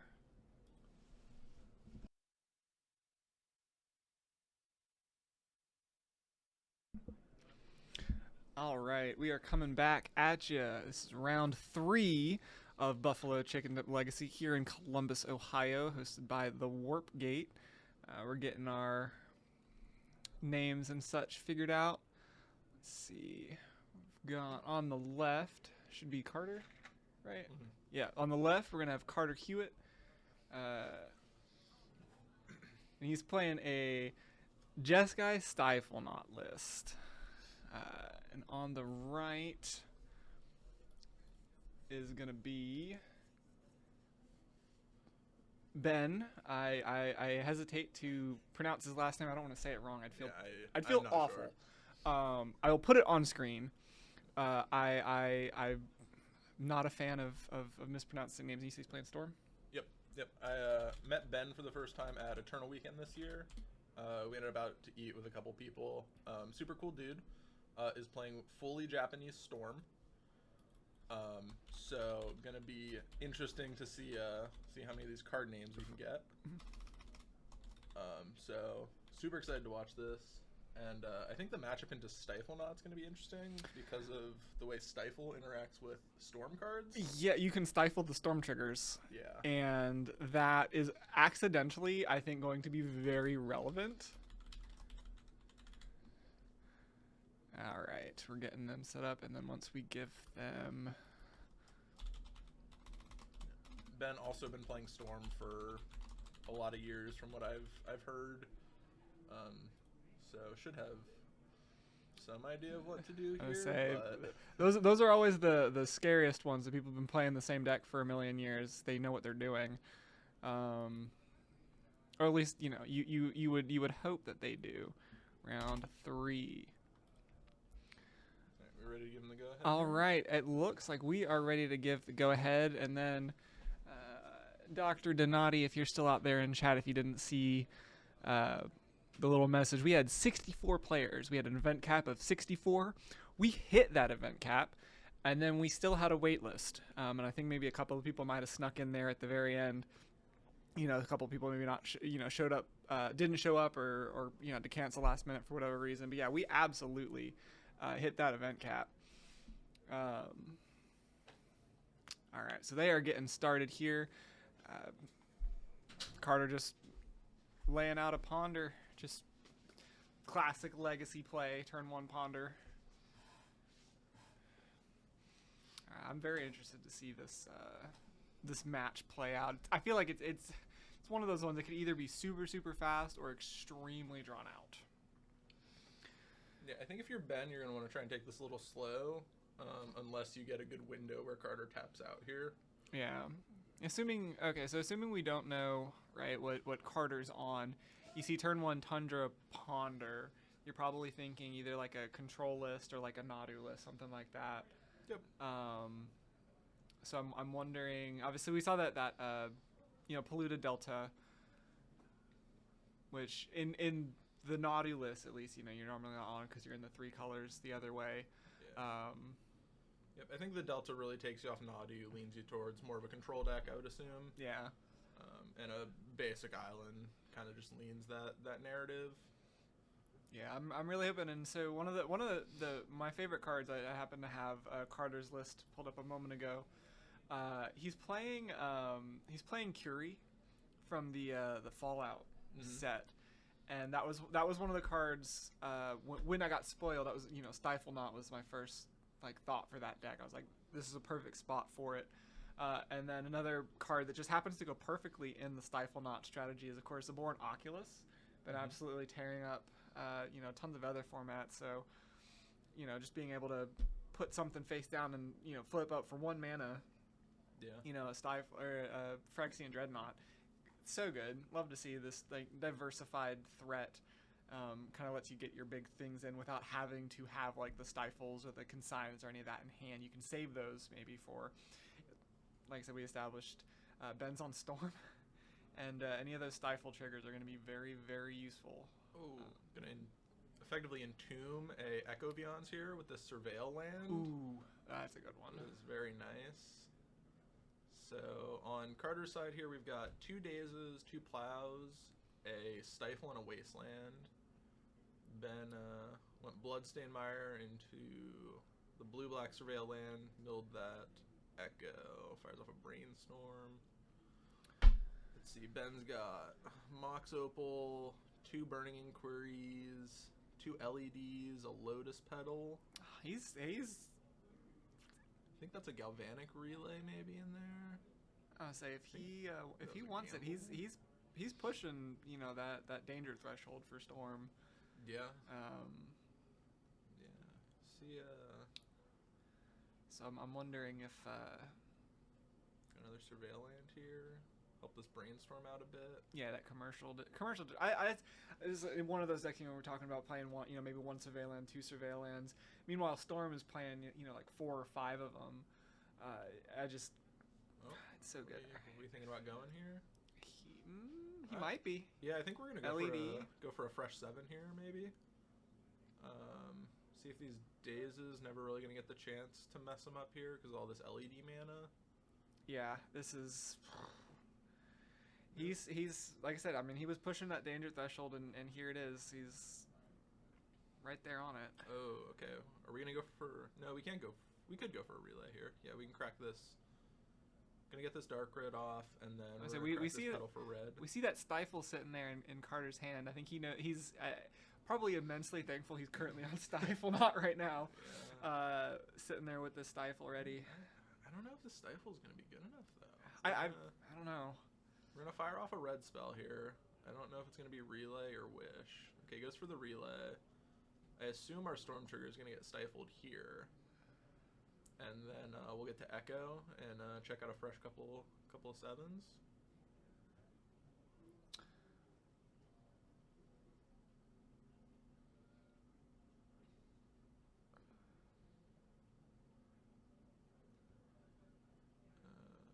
Okay, that'll be played next turn. Are we gonna go for the Echo, or are we just gonna pass? I think passing's I think he passed. I think that's probably the right play here. I would have just sent it. I would have gone for a fresh 7, seen what was up. We could have gone for a 7 with a huge storm count and 3 mana floating. Yeah, but if there had been, say, Force of Will, or obviously we can see, Carter's got this double daze here. That it could have set up for a bad time. And again, I think the Stifle maybe main board Stifle maybe kind of gave away a little bit of the trick here. Again, we always are assuming the players are going in blind against each other, right? Mm-hmm. There's one deck that I mean, a Delver usually plays 1 or 2 Stifles, but Delver also isn't usually in white. Yeah, I think Tundra clues you in pretty well on your Stiflenaught. Yeah, the Tundra with the Stifle should kind of give you that flag of this is probably a Stiflenaught deck. And I think that's kind of what he was maybe like, okay, make sure I've got full backup ready to go before I try again. Veil of Summer is a good one here. Saw Carter really pause on the days on the Mox Opal. Thought was interesting. Would have been kind of a nice play to stop some of this. Are we gonna? We should crack an LED and pay if we're just gonna wheel here, right? I would, but I'm not a Storm player. I look at Storm all the time. I think, man, this deck looks super sweet. I want to learn how to play it. And then I realize I don't hate myself enough to sit down and learn the deck at this point. We're so patient on this Echo. I would have been, with both the lands in hand for Carter there, I would have been super interested in trying to echo those away. Oh, 100%. And again, I think that, you said he's been playing this deck for, a very long time now. Yeah. I am trusting his judgment on this, because I also, that sort of like open board, I'd be trying to fire off everything I got. And if Ben isn't, I'm sure he has reasons. He knows what he's doing. There's a Thoughtseize. Thoughtseize is going to be really nice. See, there's a pretty open lane to this Echo next turn. Or at the point that you see how mid Carter's hand here is for the matchup, you might even just hang around even longer. Yeah. Right. Once you see that you have no real pressure. Because the thing with Storm is it can win at any point that it really, if it's got the setup, right, it can win whenever it wants to, and Ben has he can start going whenever he's ready. But I think it's correct to take the safe option and wait until you are fully ready to go. Are we imprinting here? Yep. All right. Looks like we're gonna wheel. Yep. add the Mox Opal mana before these LEDs are gone. Get some mana counters out, hopefully. Again, Storm and the Mystic Forge deck was another one that was like, man, this deck looks super sweet. I want to learn how to play it, and then watch somebody do it. It's like, no, I'm not a dumb person by any metric, but I am not big brained enough to handle any of these massive combo decks. I'll play Delver of Secrets. I can live with that. Alright, so we're going to flash back the Echo here. We're going to have 4 mana floating of some variety. I assume we'll have probably some black floating and maybe some blue. We're going to want the ability to cast like Dark Writ and cards like that. This Chrome Mox is going to give us red after this draw 7. Double check Storm here before we shuffle up. Yeah, so yeah, probably doing 1 for black, 1 for blue. He did crack both of them, right? Yeah, he cracked both and floated the opal mana. Yeah. So we've got 4 here hanging out. Oh, okay, we got 4. So probably one blue and 3 black. Yeah, something like that would make sense. Just because then you don't have to try to dig into. Not that he couldn't dig into whatever he wants, I think, but. Storm 3 so far this turn, I believe. That looks like what that is. Yeah, we had Thoughtseize, Chrome Mox, Echo Vions. So, also not thrilled about giving Carter a fresh hand here after we checked, but gotta like our position with all this mana floating. Ooh, double force there from the Stiflenaught player though. Gonna be good, I assume. Looks like we got another relay over here for Ben. Burning Wish, Thoughtseize. Okay. Alright, down to 3 mana floating. We also played our land for turn. Carter's thinking about forcing it. I don't know. Yeah, I think letting that because having the second force. Oh, and days. Okay. All right, what are we trying to take here? So again, this is one of those things with the Storm deck where Ben can sit as long as he needs to. Obviously, he cracked those LEDs and stuff, but like if he doesn't feel the threat, taking 1 force is probably correct. But yeah, he can. Yeah, I think we're probably just gonna set up a big relay this turn would be my guess. Yeah. And hope to overwhelm this force next turn. And you have the Thoughtseize there just to make sure we don't have the Stifle on the relay. Yeah, I was wondering actually, seeing a moment ago before the Echo happened, how much merit. I don't think it's a good play. It's definitely a desperation kind of play, but like on Carter, if he needed to like play a Dreadnought and then swords it just to kind of force Ben to work even harder. That's fair. Yeah, with the Echo face up, I could see a world where just converting your kind of dead cards into something tangible could be worth it. Do I think it's the right play? At that moment, probably not. But like I definitely am wondering if that is a line that Carter might have to look at some point in this match. Because again, if you have to force them to work even harder and burn more cards to try to win, and then you can still stop them, it's more of their deck that they went through. Yeah. We'll see if that comes up. Like I said, I don't know how relevant that specific play line will be, but we'll see. Yeah, with how few resources Ben was on, I think the Echo was coming at some point. Yeah, for sure. You had to know it was coming, so you could have gone for it there. Gonna go for a relay here.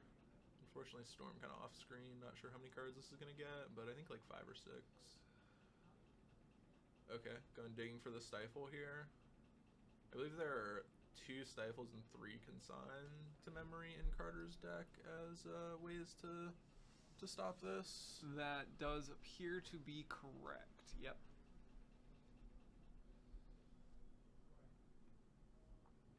And we did not hit it from Carter's side, so 1, 2, 3, 4, 5, 6. That's 6 fresh cards. Good 6 too. Yeah. No payoff in the 6. But I think there's a Burning Wish in Ben's hand. So we're gonna have Veil's gonna eat this Force of Will, and then our Burning Wish can maybe resolve. Although Carter gonna do a great job here stifling our mana with an Ending and a Wasteland. Maybe run out of Tamiyo as well this turn.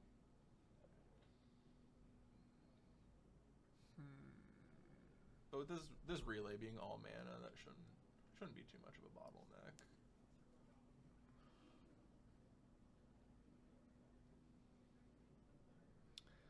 All right, let's see. Decide not to deploy the Tamiyo.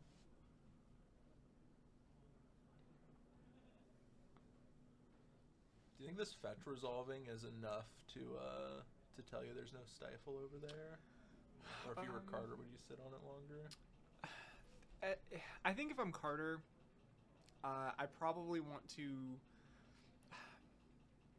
try to hold stifles for storm triggers, but again, been playing mostly Delver for most of the last year. Man, stifling fetch lands is so good and so tempting. So we're just gonna fire off a Daze on this pedal.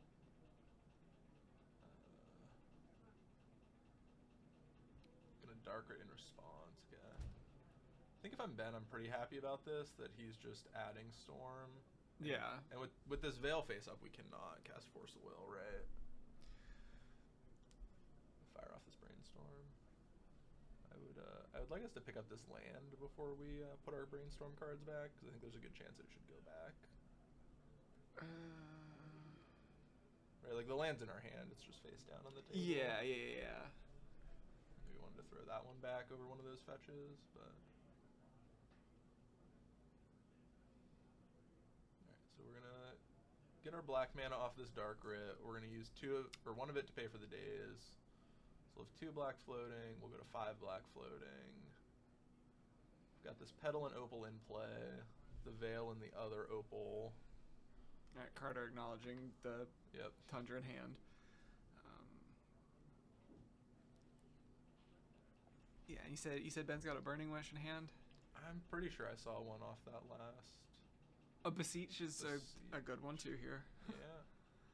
Alright, so I don't think Storm is high enough. 1, 2, 3. It looks like Storm is 6 right now?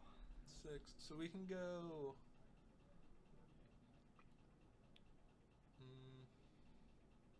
We can do like the Chain Beseech thing, but we only have the Petal to grab one more. So I think if Carter forces this, I think he loses on the spot to the Veil and Storm count. Yeah. But if not, I think Ben will have to go for something else. I assume there's probably like a Gaia's Will. Is that the... Yep. Yep. There it is. Alright, and then this is going to give us enough to... Yeah, he's going to do it and then... Cast okay. Yeah, scooping it up. Yep. Scooping it up. Very, very... Again, this is, you know, I am not of high enough brain power. I would have tried to rush through every single one. Like Ben had so many opportunities to start comboing and just extremely patient. That's something I think you see a lot with like experienced like Storm players and not just Storm specifically, but any of these like very complex combo lines. Like these players are patient. Yep. And that's I could never. I could never. Super patient there from Ben. Really got rewarded for it. Fought through, I think, 3 copies of Force of Will and a Stifle that game, which is just a ton of hate for the Storm deck. All right, so I'm looking at sideboards right now. I've got Carter's list pulled up. I'm seeing another Consign in Memory that's got to come in. I saw Carter pull out the Consign, the Pyroblasts, the Endings, and the Force Negations. Yeah. So the Endings looking to attack that artifact mana that Ben's putting into play. I think I also saw the Cages. Okay, I can see the Cages. I don't know. Had a lot of cards he was looking at. My only concern with bringing in that many cards is obviously making cuts. So like there's a Brazen Borrower. I think that's probably a pretty easy cut. If for no other reason, like you don't want to bounce like a Mox Opal or something that gives them another storm count on the turn they start doing their thing. Yeah, I assume the plows are going to be our first cards out. Yeah. And then after that, it gets a little tougher, but I mean, I could consider looking at. I could cut Dress Down. Dress Down's just like a pretty clean swap for that extra consign. Yeah, either Dress Down or he's playing Doorkeeper Thralls. Yeah. One of those two options. I would actually probably keep the Dress Downs just because they cantrip. That's fair. Yeah, cantrip, blue card. That's yeah. great. So maybe like cut the Doorkeeper Thralls, cut the swords. I didn't do the math on how many cards we're talking about bringing in, bringing out. Yep. But Brazen Bar is another one he could look at cutting.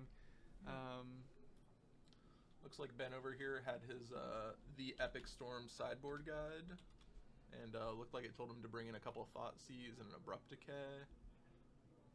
I don't know if there's any permanent base Tate he's afraid of. Maybe he has a read on those Grafdigger's cages, or if he's just trying to slow Carter's pressure down. So yeah, Ben's got the 4 Burning Wish memoir. So yeah, it's 4 Thought Seas that's coming in. Everything else is basically for the Wishboard stuff. Yep. So. Ooh, there's a copy of a Seiju in his sideboard. I like that one. No, that's I would say this is his sideboard here. Yeah, Beseiju Who Endures. A land that blows up a Dreadnought seems pretty nice. Could be good, yeah. Especially in your Wasteland matchup, just like having an extra mana source in your deck's probably not bad.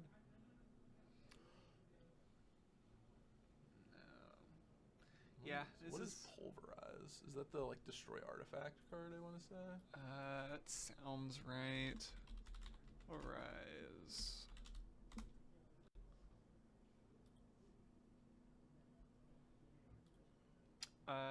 Yeah.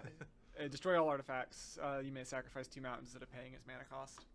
Cool. Very cool. That's got to be for like Painter. Yeah.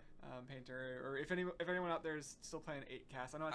I saw a couple 8 casts and like a blue Painter. Yeah, I was gonna say blue Painter. I think is probably stronger right now because it can do either way. You lose a little bit of the consistency on either side, but I think the blue Painter, at least compared to regular 8 cast, I think probably the red Painter is still the strongest Painter build. Yeah. Right. Carter's hand here has a Tamiyo, a couple of lands. I think I saw a Force of Will. No, just a Brainstorm and yeah. a Dreadnought. 1 Wasteland, 3 Jeskai colored lands. We might be seeing that turn 1 Tamiyo, turn 2 other side of Tamiyo. That'd be nice. Yeah. Yep. Really put a clock here on Ben. Ben going to 6. I'm actually really enjoying this Stiflenaught list. Just very, very versatile. Let's see, we got Gonna throw the Echo Vions back on the bottom, it looks like. Keep Burning Wish. Oh no, we're gonna decide to keep it. Alright, we got Burning Wish, Lotus Petal, Bloodstained Mire, Veil of Summer, Echo Vions, and one other card I didn't catch. Brainstorm off the top, great. Last card was Tarn. Okay. Ooh, Force of Will. Oh, it looks. Honestly, Carter's hand looks real strong. Yeah. That force really tied it all together. I think I maybe wait on this Brainstorm and just like spend some time cracking clues, hoping to find another blue card to go with this force. Oh. Interesting that we didn't play the fetch land this turn. I guess keeping Ben off a Surveil here is kind of nice. Well, I think it's. I mean, he's gonna get to. He should be able to, actually get the Surveillance, but keeping him off that mana, I think is gonna be big here. Got that Tamiyo flipped, and then just gonna go and draw for turn, maybe not fall for this. Oh, he is. He's gonna give him this land. Which is interesting. I think that's been valuing that Surveil. Or maybe, are we going to grab a basic here? That's exactly what I was about to check. No. Oh, okay. I didn't think he was. Wow. Yeah, if we had a basic to grab here, I would have really liked it, just because there was no blue there to get us stifled on it. But yeah, there's no basics. Okay. Which I didn't think there would be. But then I was immediately like, maybe I should double check that list. Maybe Ben's on something we don't know about. We got the end step Brainstorm here, which makes me think Ben wants to go soon. Yeah. I think seeing that Tamiyo there, like Ben can't wait.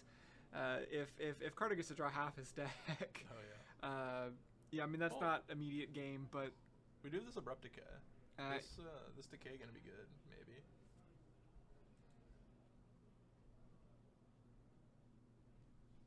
So that's gonna, like, if Carter's plan is just to sit around on this Tamiyo, Ben can let it go up to 8, and then just Abrupt Decay. Yeah.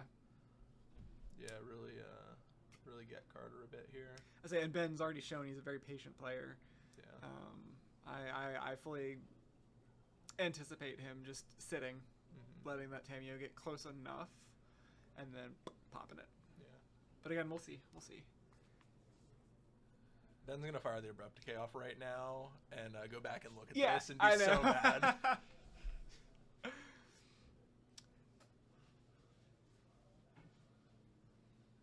Okay, so yeah, just pedal, pass.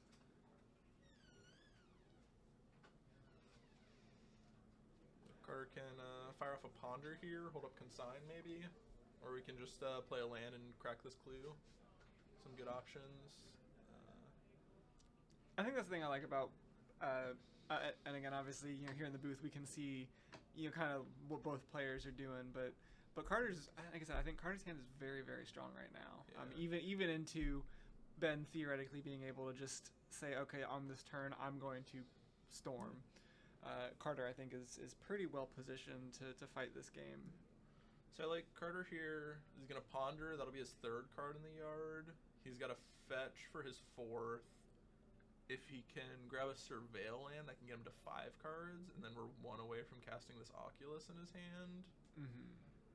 Maybe if we like use the Force of Will on Ben's turn, we'll be able to get a turn 3 or an Oculus into play next turn. I think that'd be a turn 4 because we use this Wasteland. But that would be some good pressure to go alongside this Tamiyo. Yeah. And it also then makes you know, Ben have to go, you know, do I Abrupt Decay? What do I Abrupt Decay? There's not a clean best choice here. Yeah. Probably. See, I don't even know. Maybe you just don't Abrupt Decay at that point. Maybe you just like save your petals and use them to try to storm at that point. Stifle off that Ponder, it looks like.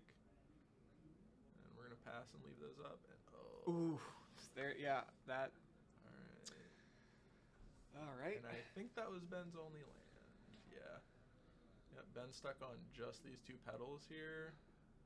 So yeah, he's Alright, we got Veil, Echo, Burning Wish, Abrupt Decay, Veil. So no real lines to go this turn. Yeah, and that's what he does. He just gonna be 1 short of putting this Oculus into play, I believe. Yeah, I'm just gonna roll up this Tamiyo and kick it back. And alright, land. Thoughtseize. So I think we have to use this Abrupt Decay now. Yeah, there's no way. Yeah. Yeah, I mean that's a rough spot for Ben to be in now, but yeah, keeping Carter off half of his deck, I think is a much more valuable play than holding on to your mana right now. Because again, I mean it doesn't take a whole lot at this point. I mean, we saw there's an Echo in hand. If he draws like an LED, yeah, you know that's a full refresh. So we're gonna see Surveil here at a Carter, probably crack a Clue, and then we probably get to jam this Oculus into play. I'm really hoping so. Get a clock on.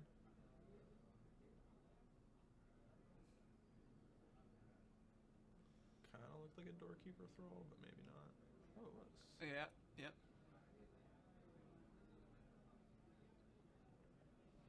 All right. A land here, pretty nice, so you can leave up this Consign with this Oculus. You gotta feel super safe now. Got some Ben fans in chat. Yeah, we do.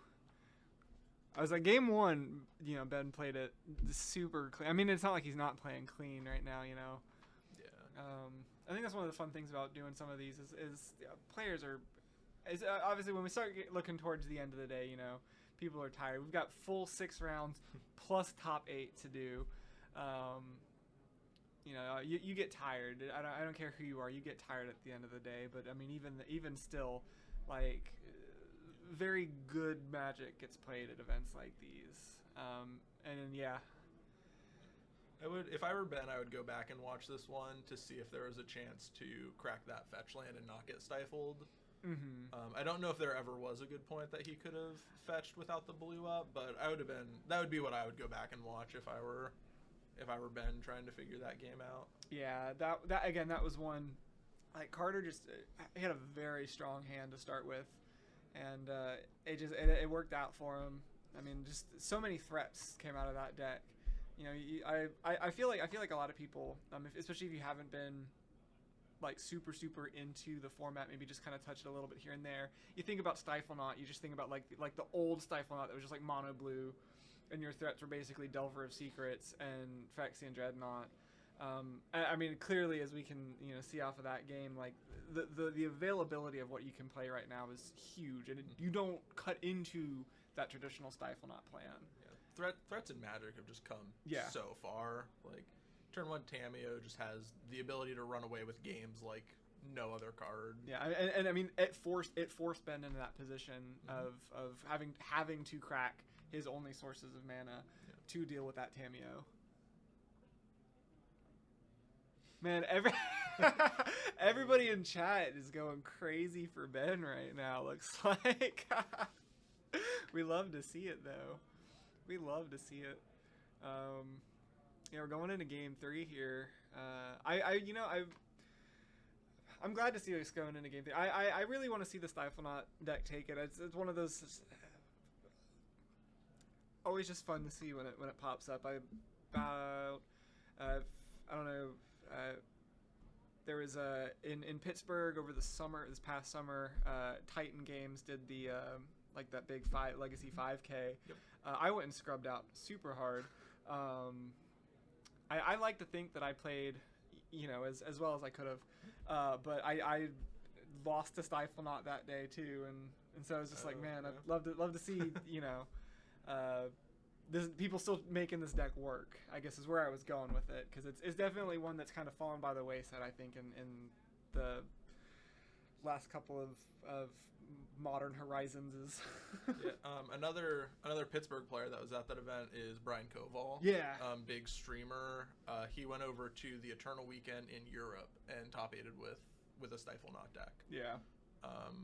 I believe he was Esper for that one. I think he had like Bowmasters maybe. I don't remember super well, but definitely a deck that has been seeing kind of a resurgence in the format. Yeah, and again, I mean, I actually think Oculus is a big part of that, because again, a card that's a threat on its own, and then also just being able to turn your 2/2, into a 12/12 for 1 mana. Yeah. Can win games. Ben headed to 5 here. That hand did not have any mana. That hand had only a Lotus Petal, so I think that was a good mulligan. I didn't get a great look at his 7, but I did see an LED and an Echo, I thought, but must not have had anything to back it up.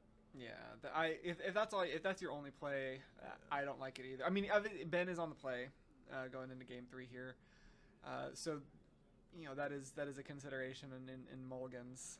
But yeah, if your 7 is basically only LED into Echo, I don't think I like that line either.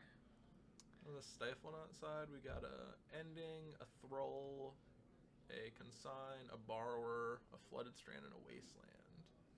So, pretty solid hand here. We'll see if Ben runs out any mana for this Prismatic Ending to hit. Just turn 1 Thoughtseize. Okay. All right. We're just going to know and probably not play into it. Oh, okay. That makes sense. So, yeah. I would also... Stiflenaught with Frog. Any deck that has Frog, or had Frog, I guess. Do you think there's a reason Carter's not playing Frog today? I think there's a very good reason he's not playing. I think there's a very good reason nobody's playing Frog today.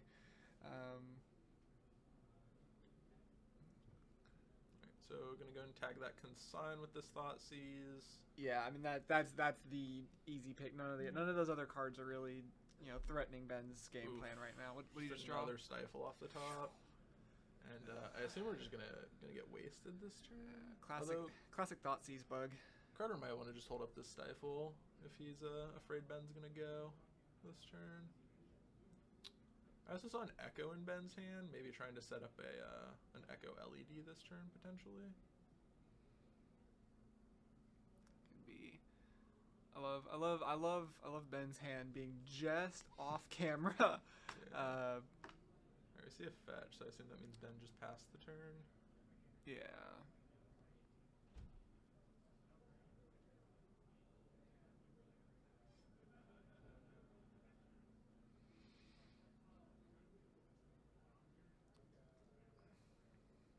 Alright, nice and easy. Hit him with the Meticulous Archive.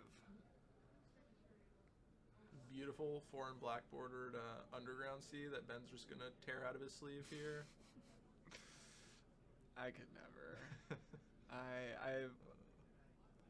I'm wondering if there was like maybe like something in the sleeve or something that got caught, or maybe like a ripped. I don't know. He just wanted to flex on Carter. Yeah, that's exactly what it was. Man, there are some decks out here today that are just absolutely mind-bogglingly beautiful. We'll say. Carter gonna flex back by blowing it up here with that Wasteland.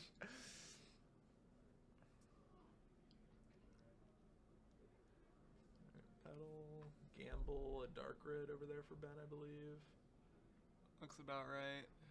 Lining up a Brainstorm here for Carter. Nope, doesn't want to. Gonna probably flash in this Thrall here. Verdant, are we gonna crack it? That's a pass. Yep, let this go. So if you're Carter, do you want to jam your Thrall here, or do you want to hang out with the Stifle up? I personally, so far in this game, right, we've not seen Ben do a whole lot. Mm-hmm.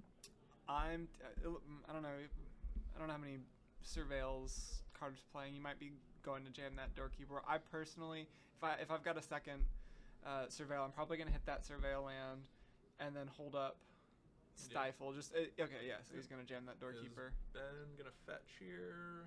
No. Okay.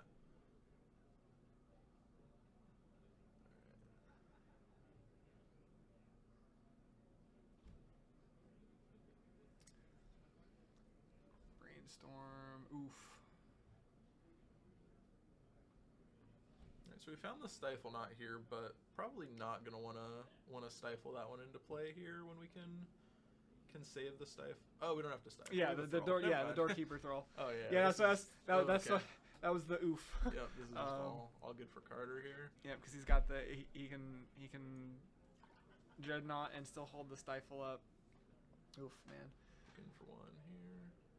All right, so the Doorkeeper Thrall ended up, I think, being the right line of play there. Probably, like I said, probably not the one I would have personally gone with, but it worked. Oh, don't fetch Ben.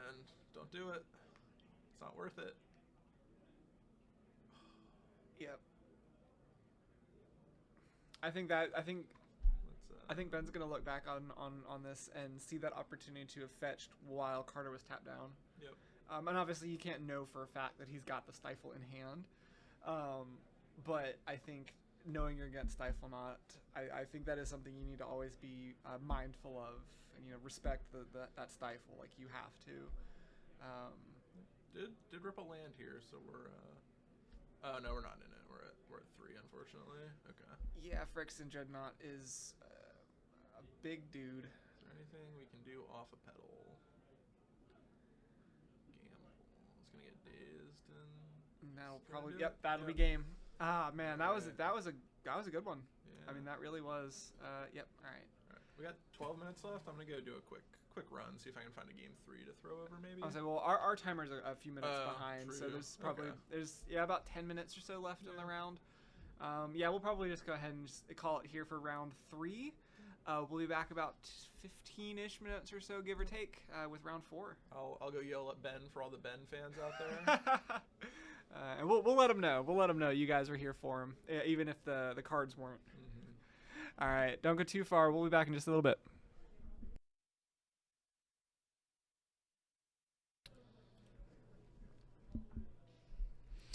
All right. We are coming back here, getting set up for round 4 of Buffalo Chicken Dip here in Columbus, Ohio. Get these informations fixed. All right, we're gonna have. Let's see. Brendan on the left. Yeah, we're gonna have Brendan on the left. He's playing Reanimator. If I can get the right things checked and unchecked. All right, and then on the right we've got Thomas. He is playing Grixis Control, and it's like actual control with like Jason Mind Sculptor, Snapcaster Mage, Colligan's Command. He's playing some spicy stuff today. One Jace the Mind Sculptor. Okay, which happens to be in his hand, so we are doing it. Oh man, oh this is all right. This is good. This is good stuff right here. All right, Brendan off to a quick 6 here. So these players both 3-0. We have 8 players at 3-0 right now, so they're going to be having some clean win-and-ins here. Going to be able to win this round and then draw their way into the top 8 in the next 2 rounds, most likely, if that's what they choose to do. Make sure I spell names correctly. I'm always worried doing this stuff that I'm going to spell people's names wrong. Is one of my biggest fears. Right, quick mold of 5 here with Brendan. I pulled the standings up on my phone, so I want to go over the quick 3-0s for everybody who might be interested. We've got Griffin Hartman, Maxim Peril, Thomas, who we're watching this round, Carter Hewitt, who we watched last round, Brendan we're watching, Carrie, who's one of the Buff Chicken guys, and John Hada, and Brian Howard. So we have 8 players playing win-and-ins this round, trying to make it into the top 8. I was saying, and actually, so this is round 4, and this is the first time we've actually had a repeat deck archetype on stream. And I mean, obviously, anybody at home doesn't have the luxury that we do here to be able to, go out and see what's going on. But it's actually a very diverse meta today. It's not just like a bunch of, Nadu decks and Reanimator stuff. Like we've got, obviously we see those too. I'm gonna start a little timer so the hair off. Brendan on 5 here has Swamp and Tomb on turn 1. I didn't see the rest of their hand, but if there's Reanimate, it's gonna be looking pretty good.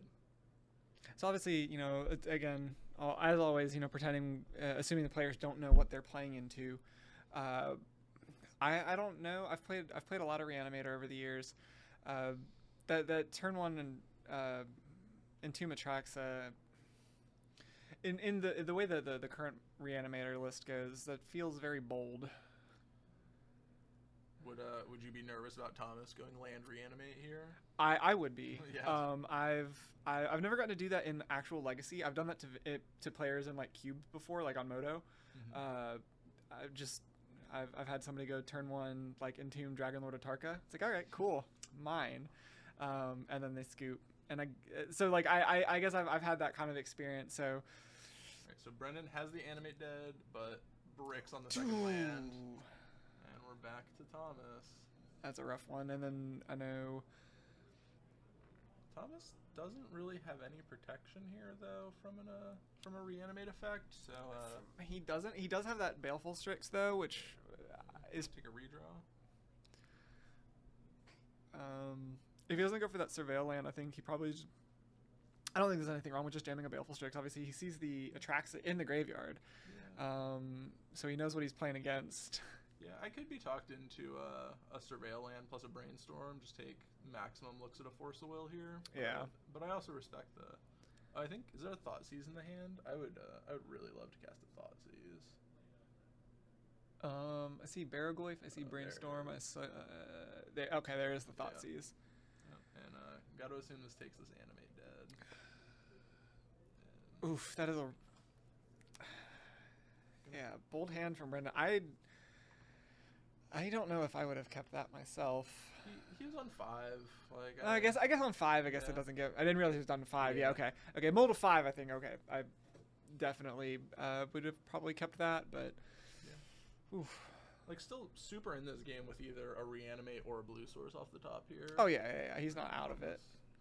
Thomas' deck also, not that Brendan knows, but on double basic you can assume his deck is going to be a little slower. Thomas, think about this Brainstorm here. Gonna fire it off, it looks like. I would say, yeah, hitting that wasteland and not getting as the most awkward time to draw that, right? Yeah. We saw the Kaito get brainstormed into the hand here for the Grixis control player.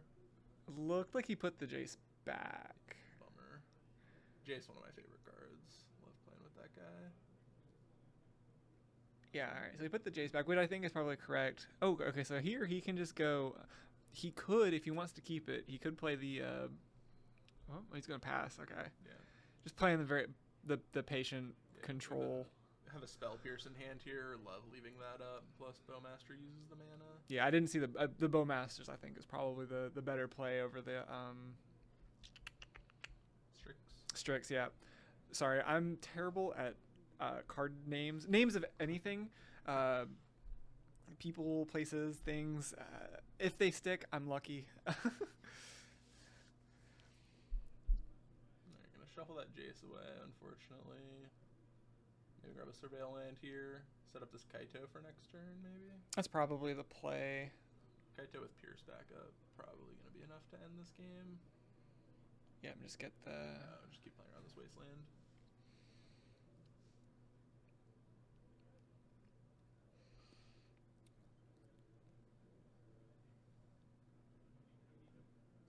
Also, Thomas has not shown red mana yet. I was saying, yeah, we just saw him draw that Badlands. I'm wondering if he's going to play it or if he's going to say sit on it and kind of hide that information if he doesn't need to. Oh no, okay, so he's going to play it because now he can ninjutsu in, or he's going to go Beargoyf. Beargoyf instead. Okay.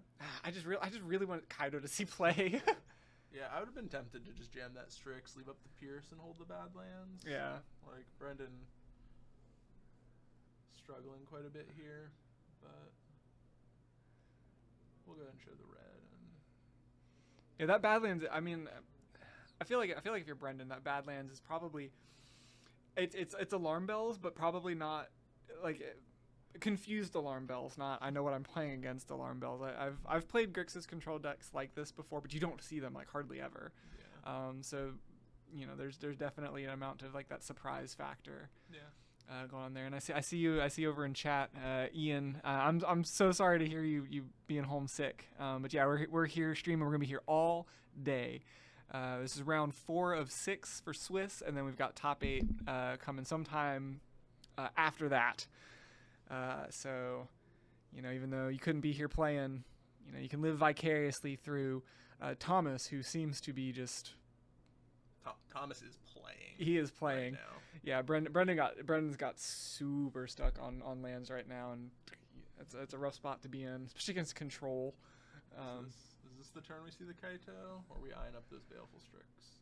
He might not even need. He's got a huge Beargoyf. He's got just threats on threats right now. Well,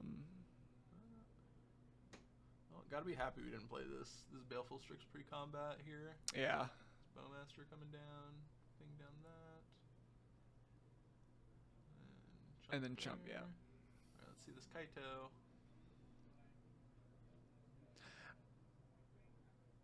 Oh, that could have been an interesting line of play, actually. If he had, because did he swing with the Bowmaster? I believe he swung with his Bowmaster. Yeah. He could have bounced that in response to the opponent Bowmaster. Brendan did it pre-blockers because he got the token in front of the Beargoyf. Oh, okay, you're right. Right. Curious to see what this Kaito does now. I think I would just plus here and make an emblem. No need to give Brendan another orc army when we're this far ahead. Yeah. Okay, looks like we're going to go for that anyway. And I believe Brendan will have to shoot this upstairs because the Kaito has hexproof. Yeah. Yeah, he's got hexproof during, or it's either when he's a creature or during your turn. I forget which. Yeah. He's a creature during your turn, and he has hexproof during your turn. But I've played the card a few times, but. We're gonna throw the Beargoyf off screen real quick. He's just hanging out, having a good time. He's not. Oh. All right, here we go. The spell pierce, yeah. Yep. Yeah, and that's. tough mulligan for Brendan there. I feel like he's got to be not super concerned about this matchup. I think this is probably a matchup he would sign up for. I tend to like the Reanimator deck into these slower, especially without plows. Yeah, this one really just came down to that mulligan and then just getting super stuck on lands. He didn't find that second land until like a turn late. Right, so it looks like we got a couple extra Bowmasters and a couple extra Dothies here for Brendan. There's a play set of pushes he's checking out. He's going to bring those in. I don't know if he thinks he's against Delver or more of a Delvery deck. If I was Brendan, it's probably where my brain would be. I would probably be thinking along the lines of like a Grixis Delver shell. But yeah, my only concern is you saw so many basics, and the Delver decks tend to... Mana's so tight in those, like, you can't squeeze room for basics, unfortunately, which, and you know, looking over at Thomas's sideboard, I mean, I'm seeing 2 Blood Moons here. I'm wondering, there's Damnation in the sideboard? Oh my god. Consign would actually be a really good one to bring in here. Yeah, I like, he's got the Surgicals. Yeah, there's 2 Surgicals, an extra Thoughtseize. I like the Surgicals, I like the Thoughtseize. I actually, like I said, I really like the Consigns. You can stifle, like, you know, the ETB triggers on like an Atraxa, or you can stifle the trigger off of the Animate Dead. Yeah, I'm more skeptical of that one, depending how much removal we have for him. Yeah, and I mean, there's... If we have good answers for him, I'm into that plan, but if the creature itself is going to hang out, I think that's maybe more of a losing fight. Yeah. Because it looks like we're mostly on pushes and bolts here, and that's not going to... Yeah, looking at the main board, there is main board Cling to Dust, which there should be, I think, in this kind of build. That 1 Spell Pierce got Brendan good there. Yeah, looking at Thomas's main board, I think I am less in favor of bringing in the Consigns. I don't think it's a bad plan. Yeah. But Shoulder's Edict actually would not be terrible. Or no, that's in the main board. It's the main board, yeah. Alright, let's see what he boarded in. Is that can you go back to a sideboard? Scroll down. Oh, we brought in an opposition agent? Oh, that one's pretty nice. That's spicy. That's a spicy one. That one's good against Entomb. Which I also saw Brendan trim a couple Entombs, which I think tends to be the stock plan of this Reanimator deck to move a bit away from the graveyard post board. Every time I see people playing opposition agent, I always hope. I was playing this was a year or 2, actually probably longer than that now. I have no sense of time, right? A couple years ago, playing a game of CEDH, and it was a Doomsday player starts to go off, and somebody flashes in the opposition agent. And at the time, like that was like the only place you were really seeing opposition agent. But now it's starting to make its way into a lot of these like sideboards and Legacy. It has been for a while, but like it was really only super relevant in CEDH at the time. I think about that every time I see the card in Legacy. It's like, man, that's it, like, have you gotten to get a Doomsday player with it yet? Because it's so funny to watch. Because Doomsday, you search for the cards, and then you exile the rest. But Opposition Agent, you exile their cards that they're searching for. So you just exile their whole deck in one go. Alright, hand from Brendan here. I see Brainstorm, 2 Reanimates, a Dothy, a Drown in the Lock, a Troll of Khazad-dûn, and a Fetch Land. I don't hate it. Yeah, no, I don't hate it. This hand looks great. We're gonna... Turn 1 and cycle, turn 2, Troll. Yeah. I mean, that is a very staple line right now in the format. Like and Thomas here are gonna have the ability to counter or surgical, and if he doesn't, we're gonna be down to, I believe, 2 Shieldred's Edicts to answer this thing. Yeah. And I guess a couple bounce effects maybe. Like Jace is an answer technically. Yeah, Jace would do it. There is a Brazen Barber in the main board. Kaito could ice it down for a little bit, but if that troll sticks, it's gonna be tough for a Grixis deck to clear it out. Looks like Brendan maybe gonna main phase this. So he did that with the Entomb last game as well. I don't know if he has a read on Thomas having like stifles or something that he's trying to play around. Maybe dazes. Yeah, I don't think there's any harm in you know, doing the main phase plays. Yeah, I think last time it was a little sketchy because of the Entomb. Yeah. I think here it's good. So we can see a C pass. What do we have? Oh, we have that Cling to Dust in hand, I think. ooh, that would That one would that's a be good one to have here. Yeah, it looks like Island Ponder, Brainstorm, Kolgan's Command, Cling to Dust, I believe, in Thomas's hand. Yeah. And yeah, that Cling gonna get Brendan pretty good here, I have to assume.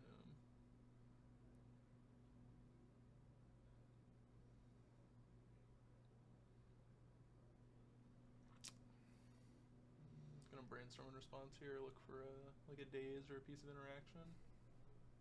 Oh, okay. Daze. There's the daze. Ooh. Gonna throw back 2 reanimates there.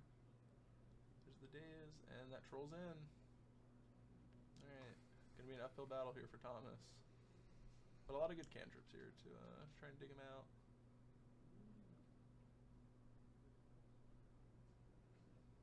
Yeah, having to stare down a troll is it's a rough spot to be in. Especially in a deck like this that is without swords. Ponder saw 3 lands there.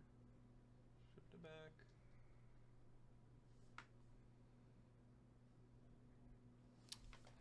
What do you think about this Drown in the Lock in Brendan's deck?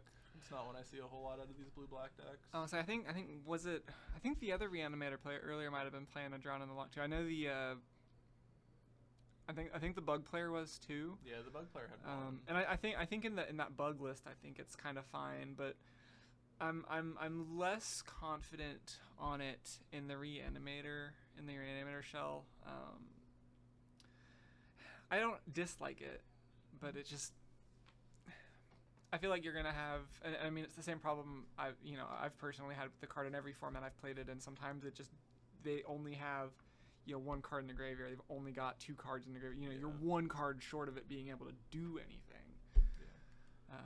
It's also just with how efficient this Reanimator deck is. 2 mana is a lot for an effect. Yeah, 2 mana, and again, 2 mana that might not actually be able to do anything. Yeah. I actually want to go back and look at. Ooh, I think Thomas found the Edict here, and I think he has a Lightning Bolt for this Dothy. So this could be a really big turn here out of Thomas, just clearing the board off. So Brendan's playing 2 Drown in the Locks. In the main board, yeah. Wow, okay. 3 days, 3 Wasteland. Yeah, I mean, just kind of looking over Brendan's list. It's not like I don't dislike the list. I feel like the Drown in the Locks could maybe be just something more efficient. Like if you're going to be on 2 mana, something that is always going to advance your game plan, or protect yourself. Yeah. He's playing 2 Bowmasters. Like I'd almost rather be on like a 4th Daze and then Triple Brazen Borrower again. that seems like a lot. Yeah. Like obviously, you know, going into this one, he's 3-0. Yeah. So it's obviously working out for him, but you know, sometimes you just kind of gotta wonder if. I think we have the second Reanimate too here. I like putting this Dothy back into play too if we have the opportunity. Yeah, perfect. Really just undo everything Thomas did that turn. Yeah, that's. Whew. This is gonna plummet our life total, I believe, to 5 if I had to guess. We were at 13, just took 8. See if yeah, down to 5. I know there's a Kolgan's Command in Thomas's hand. If he can find another Lightning Bolt.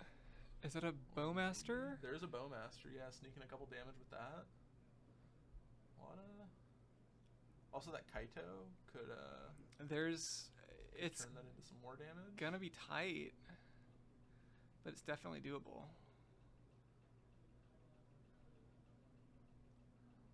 That Spell Piercing. Looking at that Brainstorm, I'm less confident. Yeah, so we have to spend this turn Bowmastering, I assume. We're going to take 9 and go to 4. And then we can... Okay, so we end step this Bowmaster, assuming Brendan hits us for 9 and does nothing relevant. Mm-hmm. We untap, get to swing the Bowmaster. We sneak in the Kaito to hit Brendan for 3, puts Brendan to 1. And then we freeze down the Troll, and we'll be at 4 after this hit, and we take 3 from Dothy, go to 1, and then we get to untap and kill him. It's tight. I think it's all going to get blown out by this Drown in the Lock. But the card I was just talking about, yeah, it's like, card we've said yeah, is like not I don't very know good. if it's been good here, and then it's going to be like... Oh, there's also a Daze. Yeah, we can never push through all this stuff, but... Yeah. But it was a plan. I feel like I'm just gonna stop talking about cards being good or bad, because every time, I swear to God, every time I'm immediately. Brendan has a Barrogoyf in his deck here. Yeah, I know, right? Yeah. Card. I love to see it. I think we've had a 1 of Barrogoyf every round so far. I know. Just about. I guess not last round.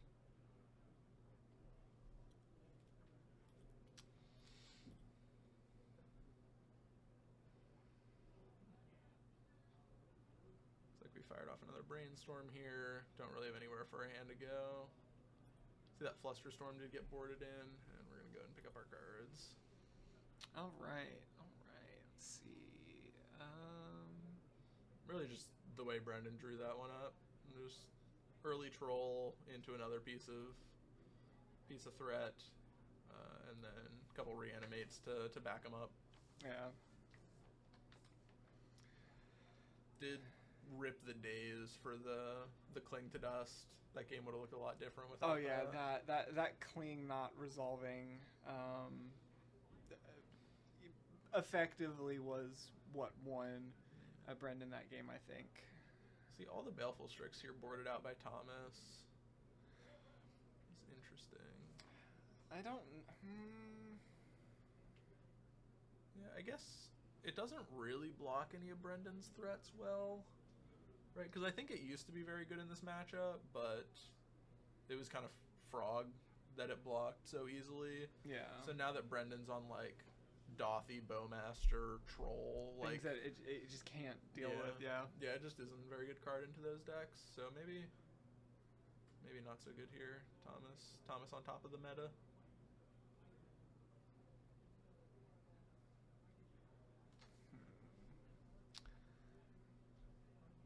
So I'm looking, it looks like Thomas is making some more changes here. Yeah, I saw he was looking at a Force of Will, maybe coming back in on the draw here. No, on the play On here. the play. Yeah. I don't hate bringing forces back in for game 3. Yeah. I don't know that it's, say, quote, right. Was that a Thoughtseize? Or... I did not catch it. But yeah, it looks like he's going down on Thoughtseizes. I don't like that. I would rather them in if you were on the draw. Or rather them cut if you were on the draw. But on the play, I do like Thoughtseize quite a bit. Agreed.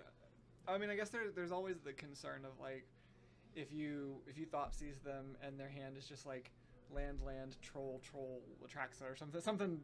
Not Yeah. I probably shouldn't keep that hand to begin with, but you know what I mean? Like, if that's their hand, or if they've got, like, troll, reanimate, like, you kind of lose 2 life to do nothing. That might be the thought process behind cutting those Thoughtseizes. But no, I definitely think on the play, I do personally like them. Yeah. Again, though, another person right now who's 3-0. I'm gonna concede to their best judgment. I think on this one.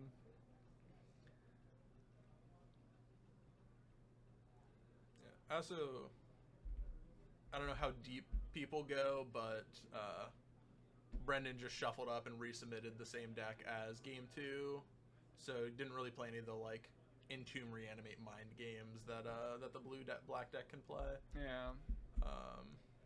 On, like, how many copies of... how much Entomb, Reanimate is in his deck, that kind of stuff. I don't know if Thomas watched any of that, if Brendan thought about it or anything like that.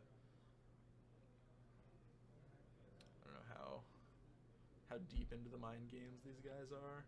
I was gonna say I know. Ooh, Raucous Theater. Nice one. That's a good one to open with. And we're leaving it on top. Brendan on a one-lander here has a Ponder. Okay. All right, Thoughtseize. I did see a Surgical in Thomas's hand, so this Thoughtseize is gonna be pretty good here for Brendan. Yeah. It's like Surgical Bowmaster 4 lands. Yikes. Gotta be pretty thrilled if you're Brendan to see that hand.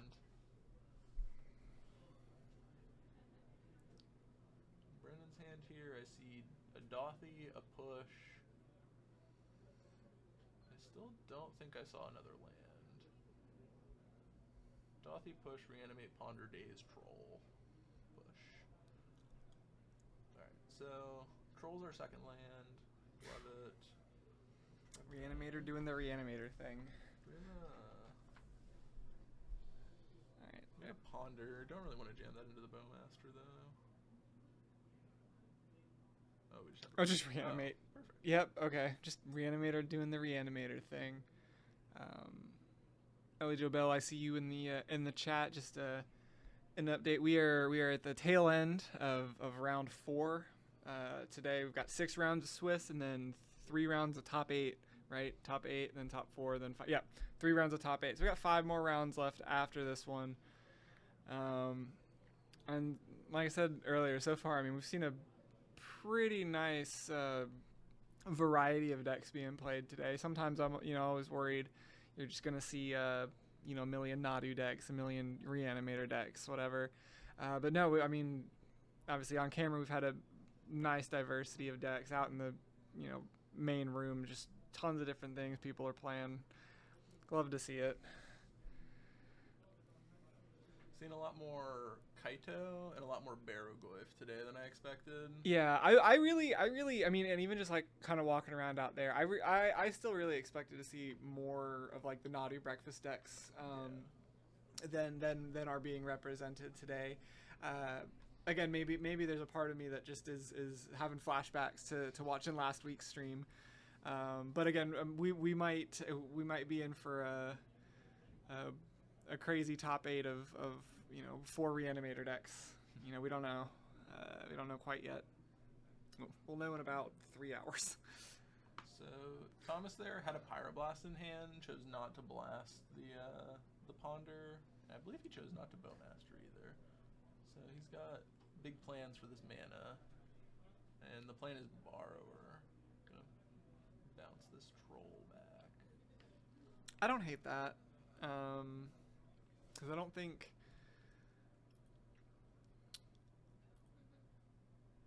I'm looking at. Wait, no, that's Brendan's list. It helps if you look at the right person's deck list. Let's see, where is.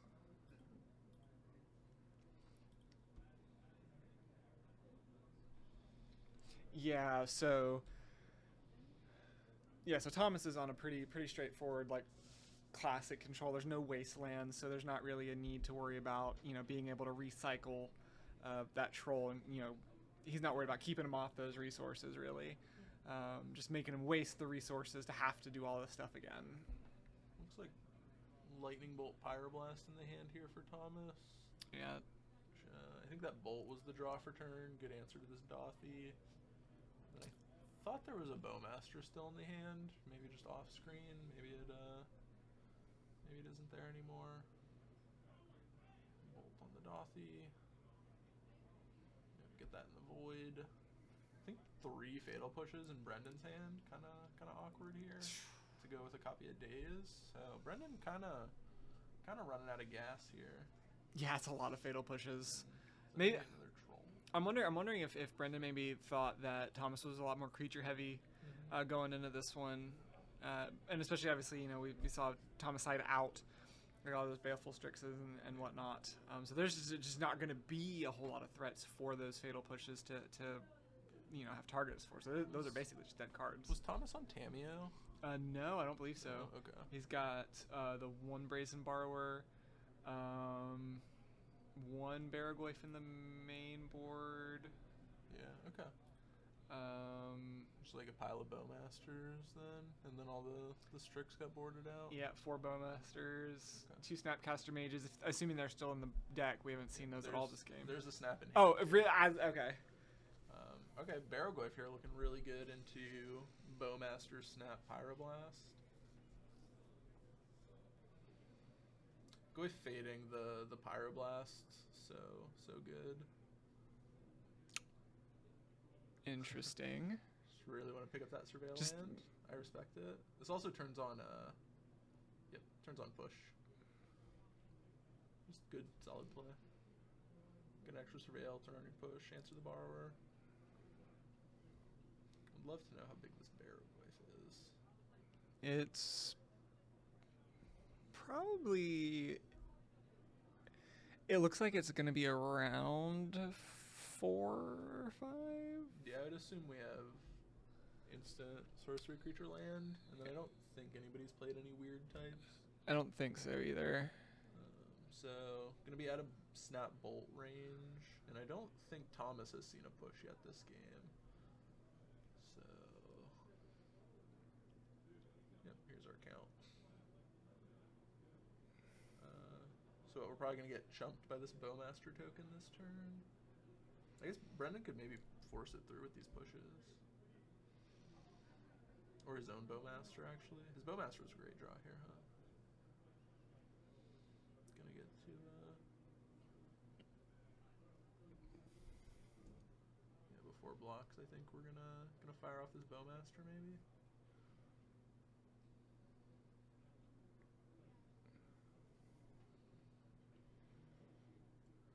Looking for a Network Army token. There we go. We found it. Oh, okay. I like that play a lot better than pushing the Bowmaster. I think I would have led on a push on the Orc Army and seen if that induced like a Brainstorm. See, now this play I like a little bit less. I mean, I don't think there's necessarily anything inherently wrong with it. Yeah. I think it's it risks overextending. There we go. But again, I mean, there's a very real chance that Brendan just thinks he's playing against like a Delver, like a weird Delver build, and not like a more classic control list. You don't think he expects the sideboard damnation? I don't.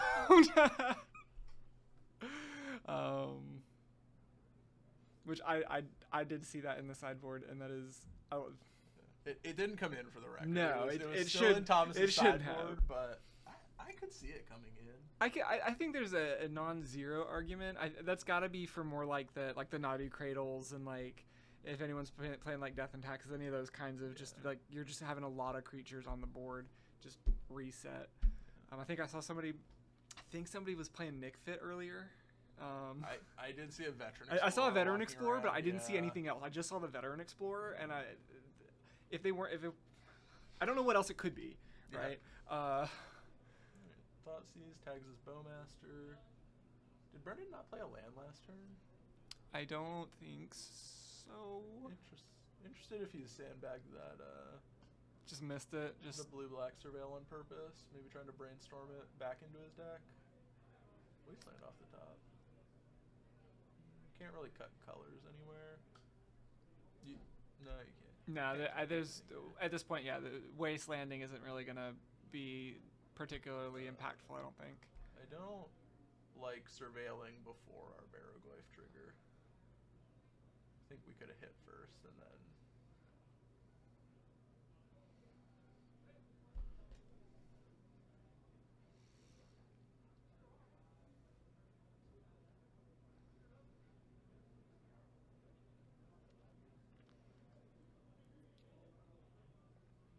Man, it's like we drew a spell. That looked like a push. Oh no, K command. Okay. We have that Bowmaster in the yard we could grab back. I don't hate that. Do 2 damage to. The Bowmaster probably. Kill Brendan's Bowmaster, get yours back. And then shoot the token. Thoughtseize off the top. All right, gonna force it now.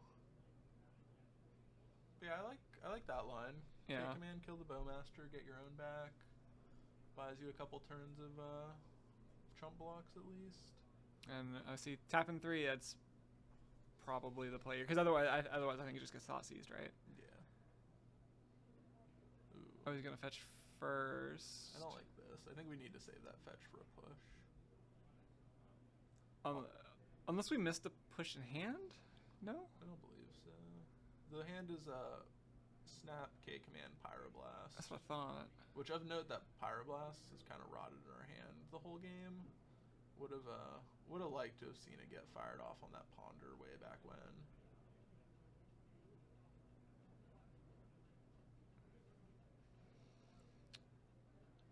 Alright, notably Brendan does have push and borrower in hand. So he's gonna pick off the token, which is fine because the Bowmaster will shoot regardless. Eyeing up that borrower just to bounce this Baraglyph, it looks like. But if that's the plan, I really would have liked to shoot down this Bowmaster. Yeah, I would have preferred to get rid of the. I guess he's worried about reanimating the Bowmaster from Brendan, but I think that's kind of just something you have to accept at this point. Yep, take snap, leave him with his blast.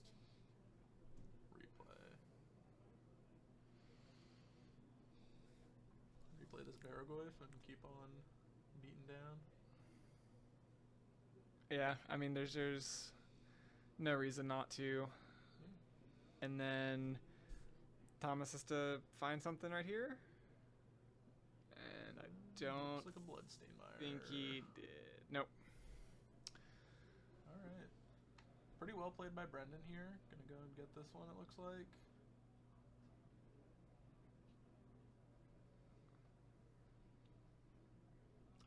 I was pretty worried about Brendan getting this one when his hand was all pushes and dazes.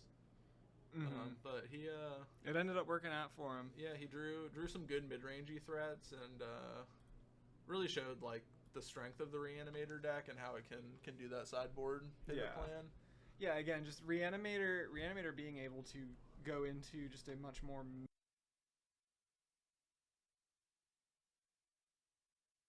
knew that was always a possibility. I would be doing my best to save my show and tells for when I know I can like stick an Omniscience into like an Emrakul or something that can just win me that game right there. Alright, looks like he's keeping his 4. So Ben here has LED Echo that he set aside, and he doesn't know it, but Carrie doesn't have anything to interact with this. Yeah. And it's gonna shuffle Carrie's hand away, right? Carrie's gonna lose his Archon if Ben just jams, but oh man, the patience from Ben. Yeah, I couldn't. Wow.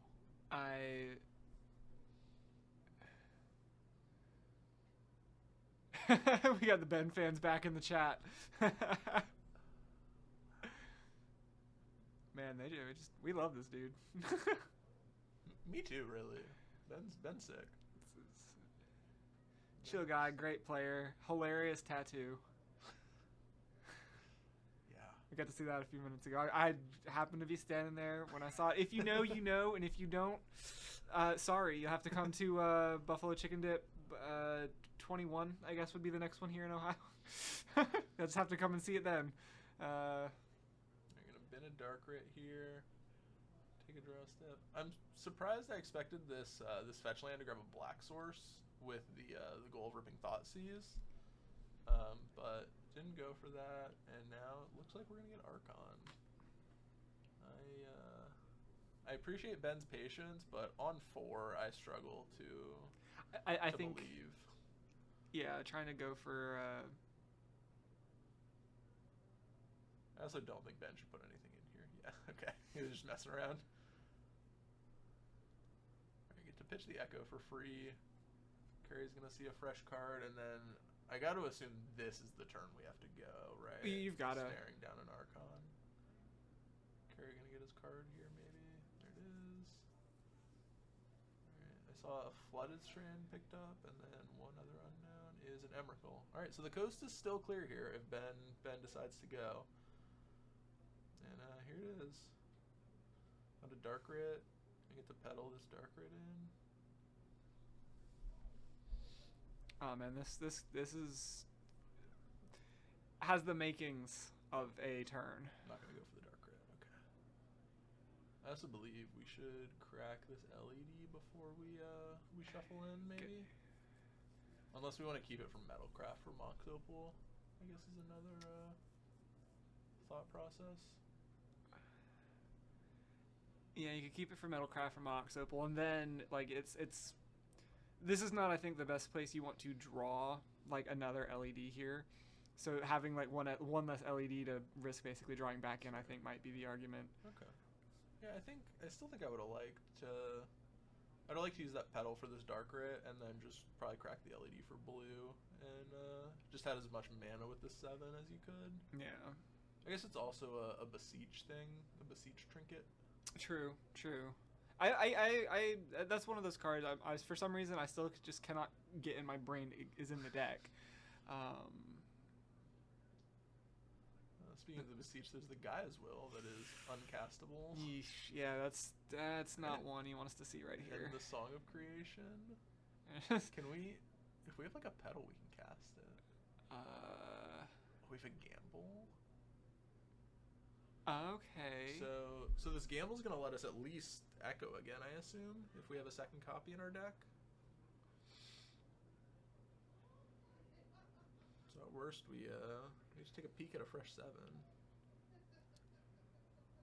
Trying to look over and see what Carrie's got in his hand. It looks like that's an Atraxa in Carrie's hand. That's the only card I really was able to, because it looked like it was the full art one. Yeah. So Ben also resolved the Veil there, so we're. Yeah, I mean, we're safe. Coast is clear if you can pull it. Clear to go this turn. See what we got.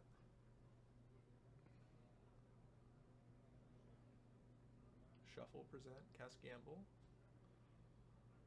Can do a little shortcutting here. Grabbed an Echo. Maybe slipped a couple extra cards into his hand there.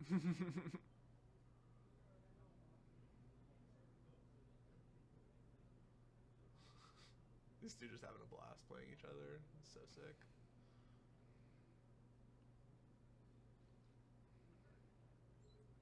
Alright.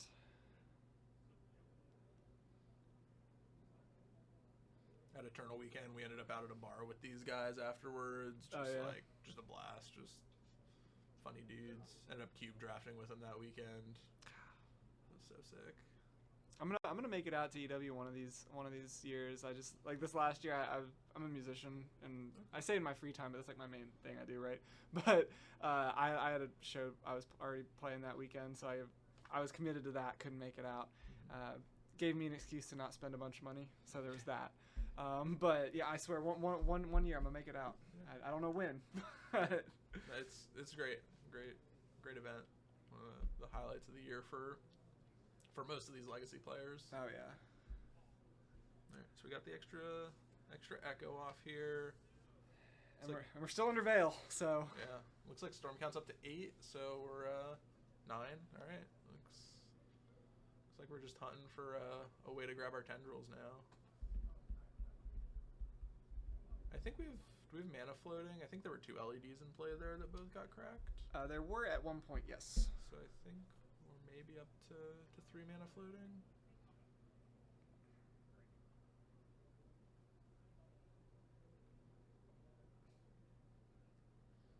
Notably, or actually, hang on. Yeah, that's right. Okay. So Carrie did gain a little bit of life off of that Archon, so it's like one extra step. Yeah. And not that should be that big of a hindrance, based on the storm count we're currently looking at. But you know, it is something to keep in mind. At least it is. Oof. There we go. LED. See a red card. Looks like a Burning Wish and pedal. So that should do it here. Yeah, we crack. Pedal, float some mana with the LEDs, get the tendrils, and finish them off. Gonna show them the tendrils out of the sideboard. Yep. Shoo. We're on stream carry. Alright,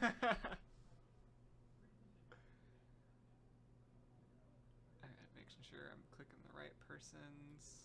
There we go. Alright. Yeah, so Ben takes a clean game 1.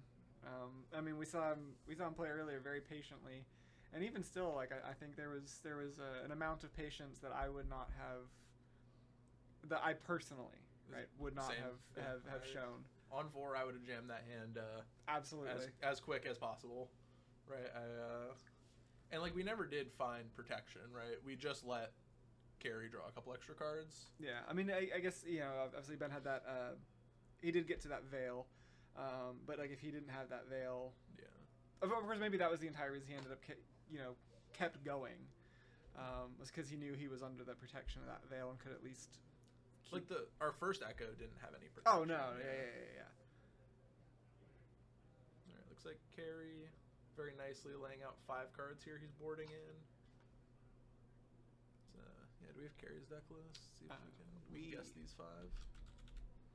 Let's see. I'm gonna bet we got 2 Grafdigger's Cages.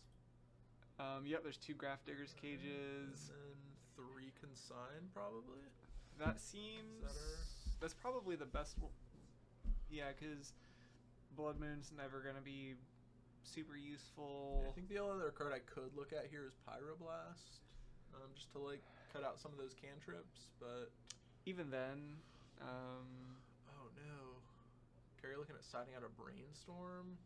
That's just not allowed in Legacy.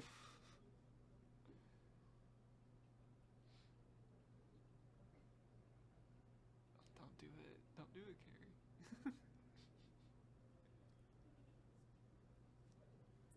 I lent a friend Delver once at a Legacy event, and I was playing like a Jeskai control pile with like Narsets. Mm-hmm. And we like queue into each other like round like 3 or 4, and he just like beats me, and afterwards he's like, yeah, I sided out all these Brainstorms because they seem bad into your Narsets.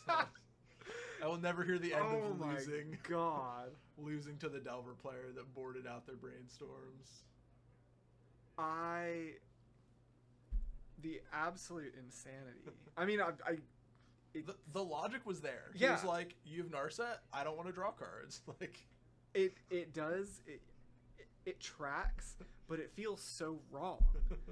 And again, I've been playing Delver for, most of the last year now. The idea of cutting them just, ugh. Like I said, I mean, clearly it worked out, but man, that would be a choice to make for sure. Oh, man. Saw Ben check his Epic Storm Skyboard guide again. I didn't really see what he did, but I assume we got those Thought Seizes in again. They seem pretty great here against the combo deck. Yeah, honestly, I remember the rest of his sideboard being a lot of Wishboard stuff. Yeah. I think we did see him like bring in that Abrupt Decay earlier today, though. So he might have brought in something else, but I think definitely the Thought Seizes are where it's at in this matchup. I guess if he's afraid of Grafdigger's Cage, maybe he went for that Decay again. Yeah, there's the Decay. I think there was the Pulverize, the Destroy Artifacts. Maybe a little bit less confident on that one specifically for Grafdigger's Cage. I think the Abrupt Decay is probably fine.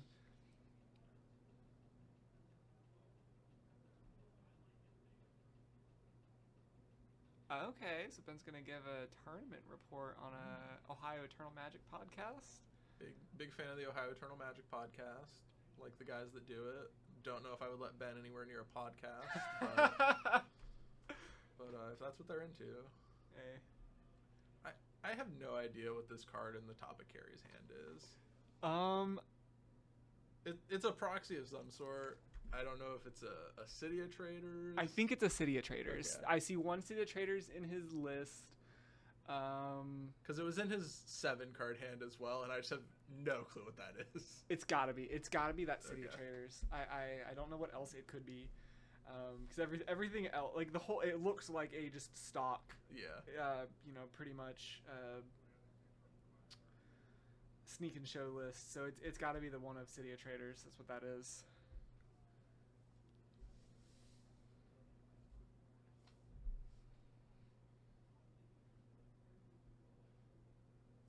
making me want to play Sneak and Show again. I played this deck years and years and years back, like 2016, 2017-ish.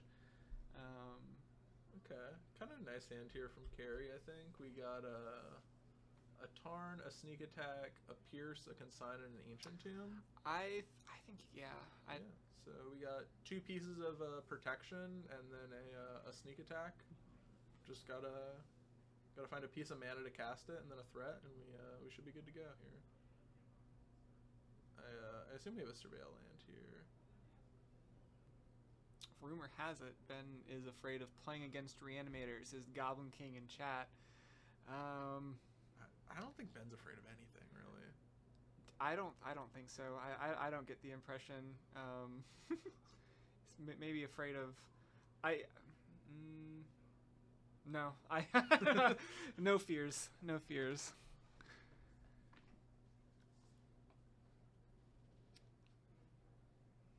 Beautiful Japanese brainstorm. Love to see it. Not messing around with any surveillance today from Ben. We're just going straight in.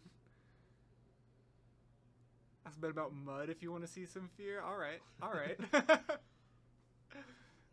We're okay. Thinking a lot about going there. Decided not to. I think Carrie has to have a surveil land, right? Yeah, I think there was a Thundering Falls in his board, Okay. or in his deck. in his deck. Yeah. Yeah, I would love to grab that here. Start digging Yeah. for these extra mana sources. Yep, and that's exactly what he does. Perfect. Also a brainstorm in his hand, I think. He drew last turn. I like trying to hold it a little bit so that we don't tap off this blue, but at some point I think we're gonna have to jam it. Death Dread says Ben is afraid of people who are more stylish than him. Never heard of such a thing. No one's more stylish than Ben. You seen that man? Look at him. He's right there on camera. Have you looked at his pants today? Yeah. The corduroy pants. What an absolute legend. I'm trying to see. It looks like we just got to... Yeah, surveil to the top, draws the Emrakul, and passes the turn. Alright. And it looks like Ben's going to make his move here.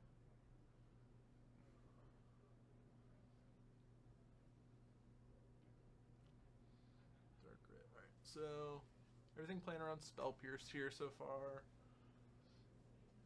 Got to assume with 3 black in the pool here, we're not gonna play into it at any point. I also see a Veil there. Veil doesn't really stop Consign though. And Carry just a couple mana away from sneaking an Emrakul. Alright, been up to 5. An LED.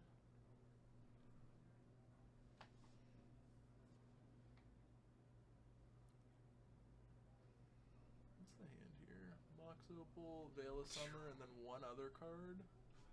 So if you're Carry here, if this last card is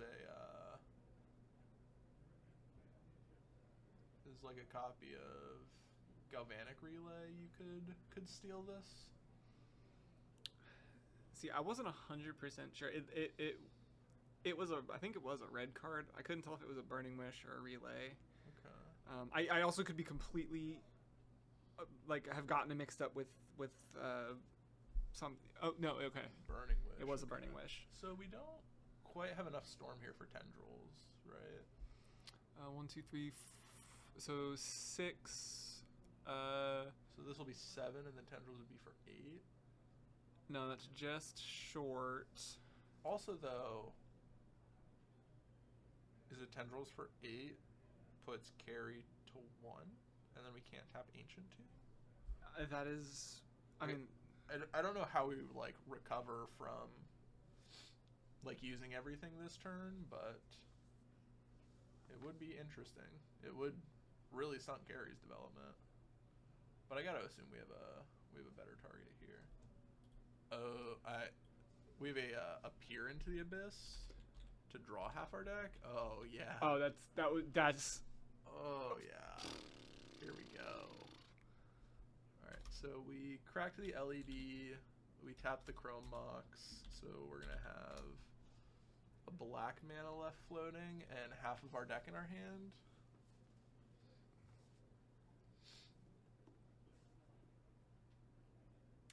good one. And I thought Tamiya was the only way we were going to see people draw half the deck.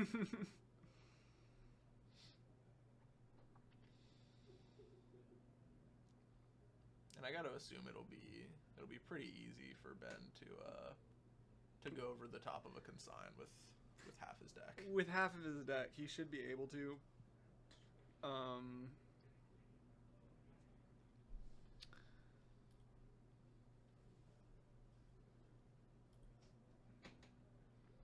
I'm looking through his list right. Yeah, okay, so yeah, he's effectively got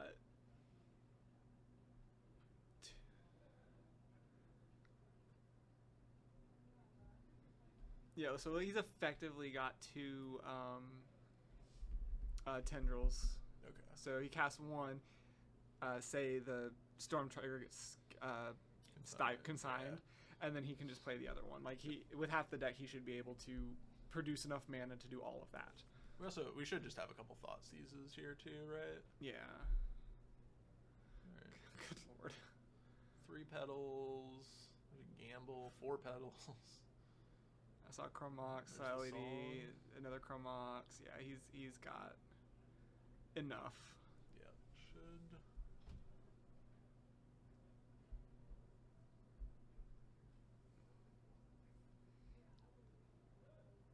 All right, gonna double check with the judge.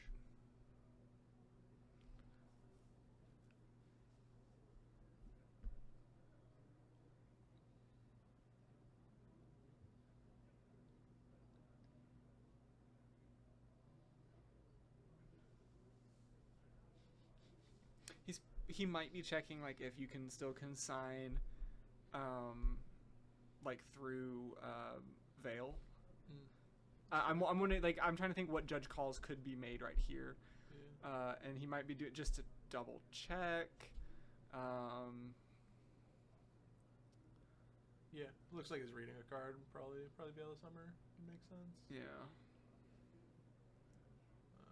Ben laying out some piles here.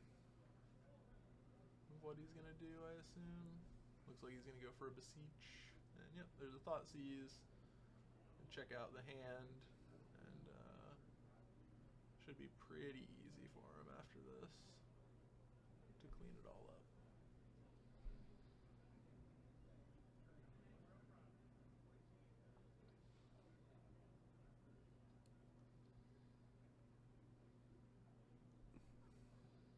He's thinking through.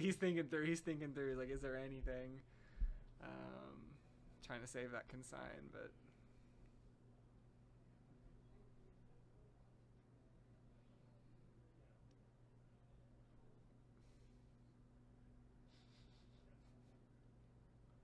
yeah, taking the consign.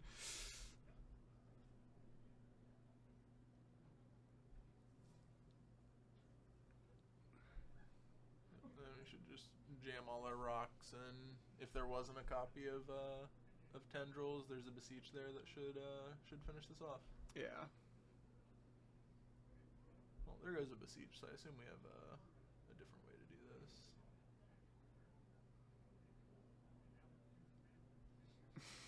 Ben has 10 storm count, so he just flips them once he goes past 10.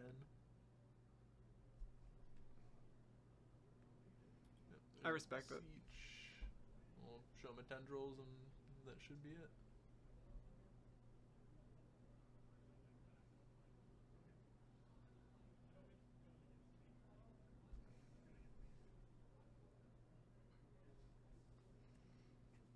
Alright, so unless Ben managed to majorly fumble this, that'll put Ben at 4-1 at the end of this round.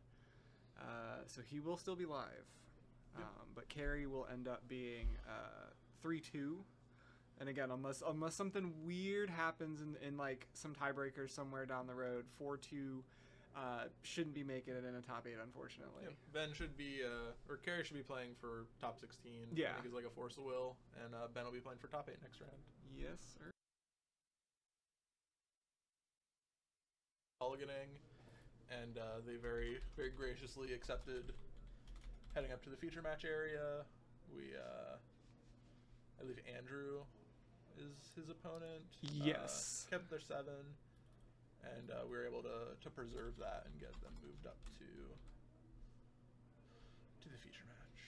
I saw a mountain on Andrew's side. I don't know exactly what he's playing. So Andrew's playing some spice today. Let me go ahead and pull up his deck list for us to talk about.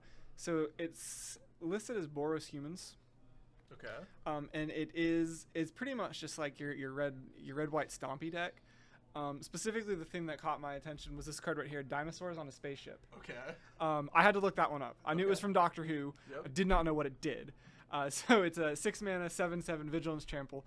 Other dinosaurs you control get +1/+1 have Vigilance and Trample. It's got Suspend, Okay. 4 for red white 3. It says whenever a time counter is removed from Dinosaurs on a Spaceship while it's exiled, you create a 2/2 red white dinosaur creature token with flying and haste. Can you go back to his deck list? Yeah. Do you know Sibyline Soothsayer? Yeah. That one's a combo. Yeah.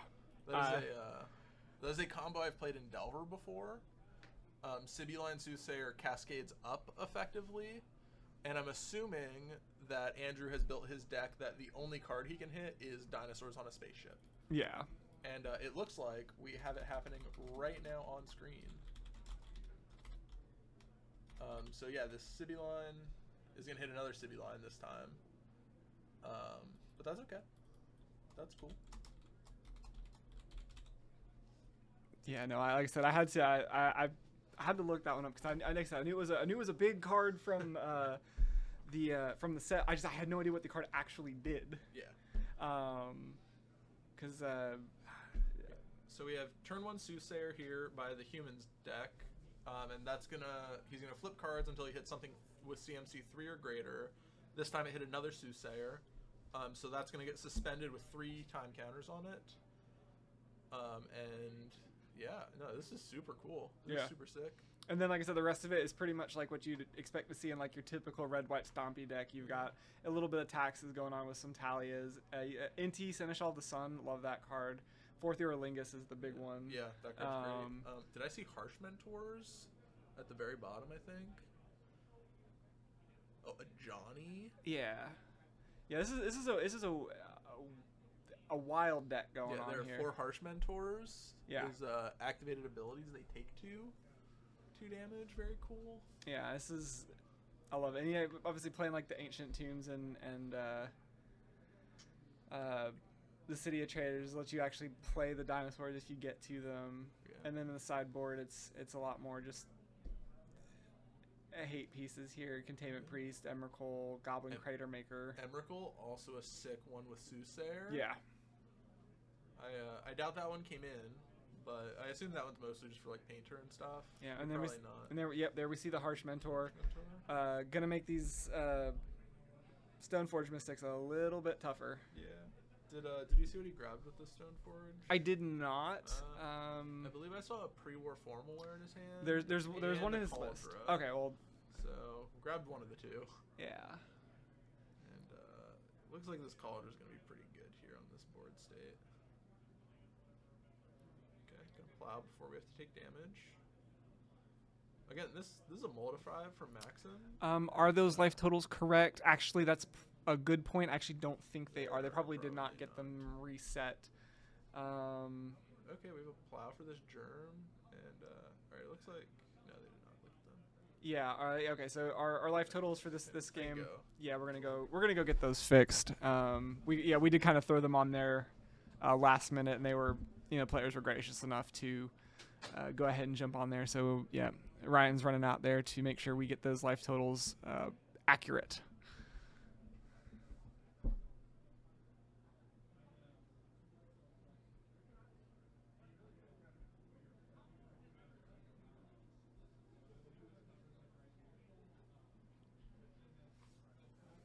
All right, yep, and there we are. We're getting those. You can see those life totals are adjusting right now.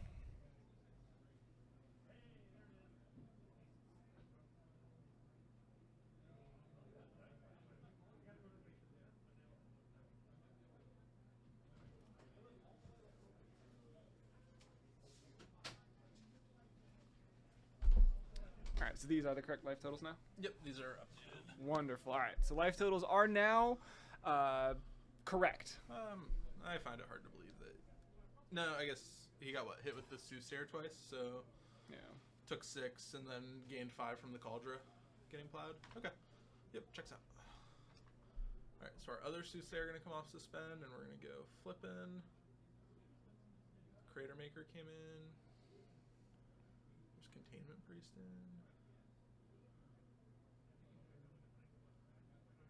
I think the 4 Once Upon a Times are so funny in this deck, because I don't think he has any green, really. No, I don't think there were even any green sources. Like, we have some petals, it looks like. Oh yeah, that is the right deck. Yeah, there's Lotus Petals.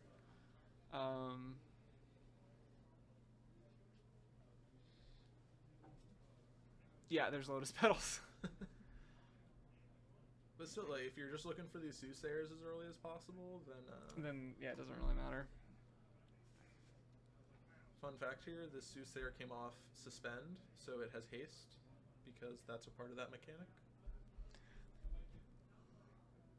If you're thinking it's weird that it got to attack, that is why I got to attack. I would say suspend is a mechanic that just it doesn't hardly see any play. At least as I mean, you see it sometimes in modern burn nowadays. It used to be all over the place with Rift Bolt, but I feel like I don't even see burn that much anymore. Yeah, Flage did a number on that deck. Yeah. Alright, so gonna pass the turn here with some Solitude action at the ready. There's also a Yorion that's gonna get to flicker this Cauldron. Really strong mold of 5 here. Mm-hmm. So this has looked good. Again, these two players playing for their tournament lives.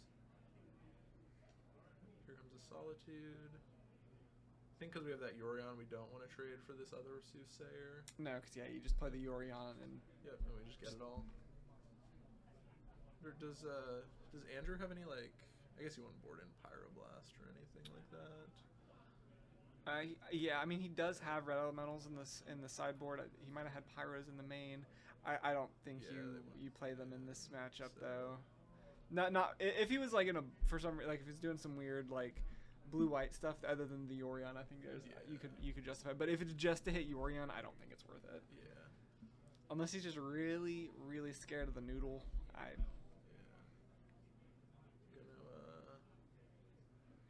Gonna need some action here. This Yorion is gonna get us good.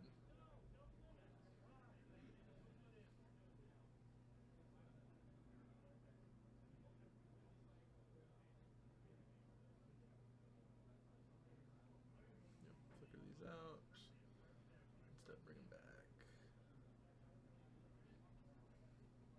I wonder if we could have waited one turn and gotten this pre-war formalware in the mix for some value. Maybe. It also, I mean, one thing kind of looking at this matchup, this game has been is that his Soothsayers have hit more. They have just hit more Soothsayers. Yeah. Like if one of those had been a dinosaur, this game looks completely different. It looks so much different. Yep.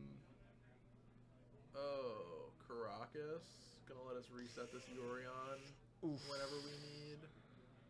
And that looked like the pre-war formalware that he just played. Yep. Yeah. Do we have like a GT really slam this game? That's a good question. Let's see.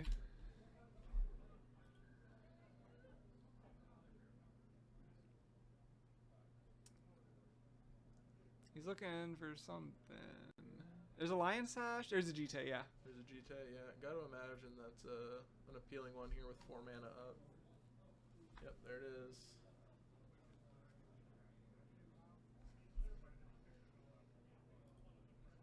Actually looking at Maxim's sideboard, seeing what all Cataclysm in the sideboard. Love it. No, I don't know that there's really. Yeah, not a lot for this matchup. No, to be fair, this specifically is not a matchup I think most people are thinking about going into. Yeah, I think he might have boarded in the Cataclysms. I saw a couple weird looking cards. And I think it was like the From the Vault Cataclysm. Okay. And it could make sense if if dinosaurs on a spaceship go off with a bunch of tokens, it is a way to kind of help reset. Yeah, yeah.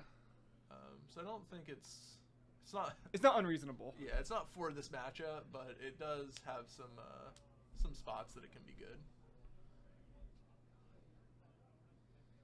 All right, gonna go and trade off that Mentor for the Solitude. Take a big hit of damage here. What would it take for Andrew to get back into this? Probably need like 2 removal spells this turn. Otherwise, this GT is just gonna keep trucking along.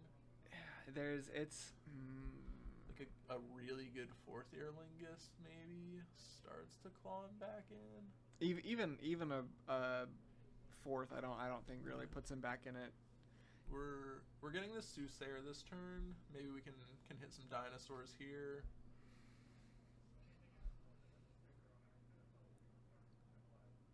We have to hit not a Soothsayer this time, right? Okay, yep, there's that dinosaurs. I think it's so funny.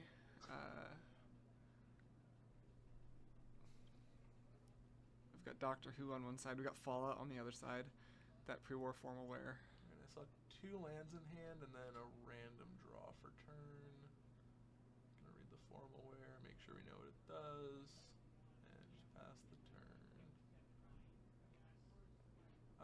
I would like to play out those lands because I think it was Ancient Tomb City. I would like to see the Ancient Tomb go into play just so if we do hit that 4th Aerlingus, we can make it a big one. Can fireball for as much as we have. Yeah. Okay, GT gonna take down the Soothsayer, and we'll get in for some damage.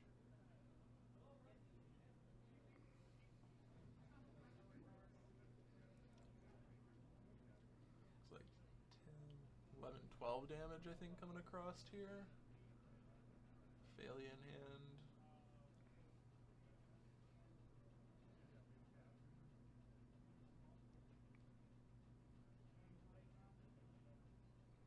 Yeah, it's a good chunk.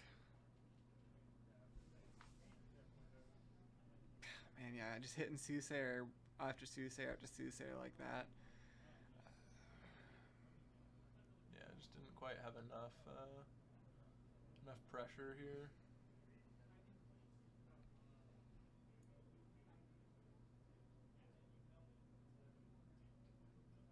Really just needed that answer for the Stoneforge on turn 2. Mm-hmm. That card just runs away with these games.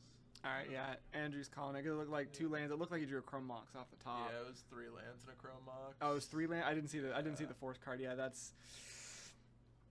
there's not much you can do. It's so unfortunate sometimes. Like, I mean, that's part of the game, right? Sometimes you just don't draw the cards you need. Sometimes you hit a Soothsayer with your Soothsayer and hit a Soothsayer with that Soothsayer. Yeah. That was a turn 1 Soothsayer. Yeah. Which is crazy. It was set up and it stumbled. Sometimes, like I said, that's just how the game goes, unfortunately. But so Maxim takes it. He is still live. He's gonna be 4-1.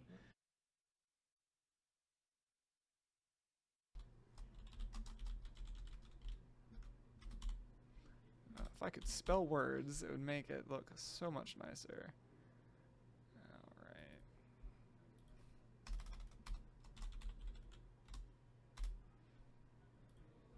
All right.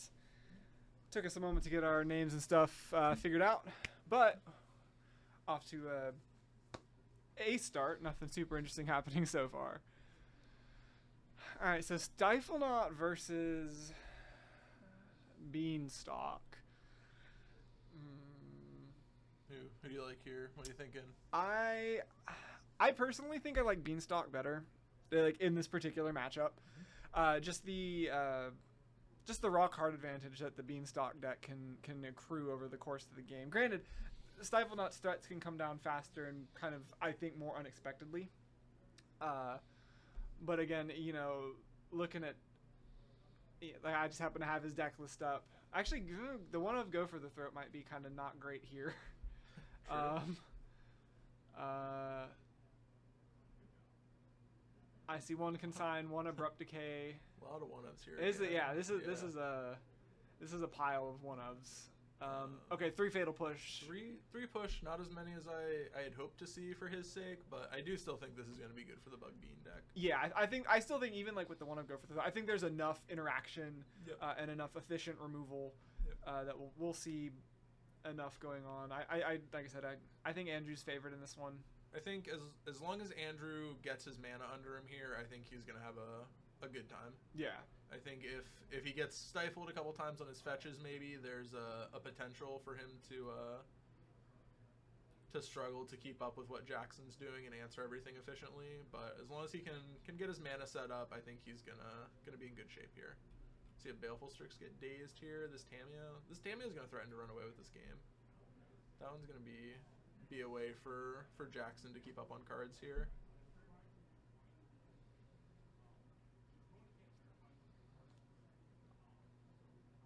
Neither of these guys have been on camera yet. Jackson seemed pretty excited to get the chance to. Yeah, and we see another Stiflenaught deck here that is playing like the Tamiyos, and looking through his list, I saw some more Abhorrent Oculus. Yeah. There we go. A lot of the same stuff. I think this one just was blue-white as opposed to the Jeskai build we saw earlier, but a lot of the same things like the Curies from the Fallout set.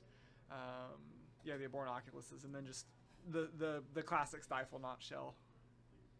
I do believe I saw our other Stiflenaught player drawing into top 8 this round. I believe he was one of the 402 players. Love to see it. So the potential for 2 copies of Stiflenaught into top 8 could make for an interesting event. That would be a fun one, especially not that there's like I don't think there's anything wrong, right, with having an event where your top 8 is a bunch of this builds of basically the same shell. Like I said, going back to last week's Buffalo Chicken Dip down in Texas, where I think there were four Nadu decks in the top 8. Now obviously if that's happening every single week at every single event, that is a problem. But if it happens once every now and then, it's not a big deal, I don't think. But if we just have a bunch of Stiflenaught decks in the top 8 here, huge turn here from Andrew. On the end step, we see Jackson go for a Doorkeeper Thrall. That's going to get dazed, and then we have a push to try and answer this Tamiyo. A pair of forces is going to get fired off. Ooh. And then I also assume we're going to fire off this Wasteland here, and really just trading all of these resources with each other. This was a sick legacy sequence. This was, yeah. And this is the kind of like play pattern that like the Bug deck really wants. You're fine giving up. Yeah, it sucks obviously having to exile the Uro, but it's the kind of deck that is used to playing like, I'm just gonna go through all of my resources. I'm gonna 1-for-1 you, 1-for-1 you, 2-for-1 you, whatever. I'm gonna get my stuff back and you're not. Yep. And again, that we're seeing the Witherbloom command here. Probably. I mean, I'd be getting that Wasteland back. yeah.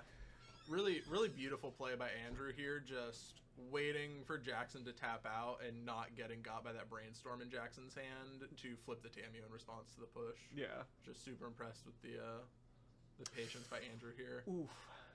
It's a tough couple cards to mill, but yeah, I also got to imagine we're eyeing up that Wasteland. Maybe we just want mana. I don't think there's a bad choice here. Yeah. I don't think there's a bad choice. Like I said, if I would be looking at his hand. Maybe that was probably the right pick. Yeah. So we have a Brainstorm, a Tamiyo, and a Verdant here for Andrew. That Tamiyo looking pretty awkward into this Caracas, I believe is the top land for Jackson.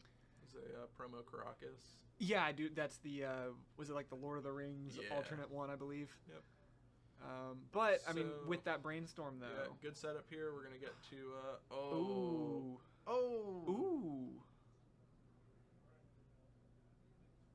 Okay. All right, that was spicy. Man, these turns have been wild, just back and forth. Man, all right. This is what Legacy's about. We're going Island Cycle. Hedge maze? Yeah. Good, yep.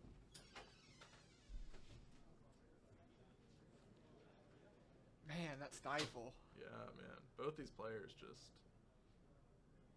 firing haymakers back and forth.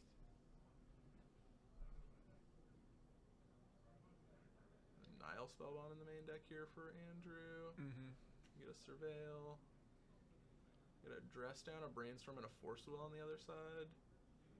Just gonna end step this Dress Down. Hope to find a threat. Yep. What do you think about popping this Nile Spellbomb to stop any Oculus shenanigans? You know. Okay, gonna wait for the end step. Yeah. I think that's fine. I would have maybe been concerned about the possibility, like, if he'd had that land. Mm-hmm. Obviously, you can't respond to the land drop, Right. and by the time the card goes on the stack, the cards are exiled. So that was maybe a concern. It obviously worked out just fine for Andrew, but I think definitely an argument for maybe like upkeep. Yeah. You know, nuking the graveyard. Also, maybe when he taps out for the Dress Down, so you don't get stifled on Also, any of it. Also true, and it's also possible that you know, and maybe Andrew's not thinking about Oculus either. That's fair. Oculus still a fairly new card. Yeah.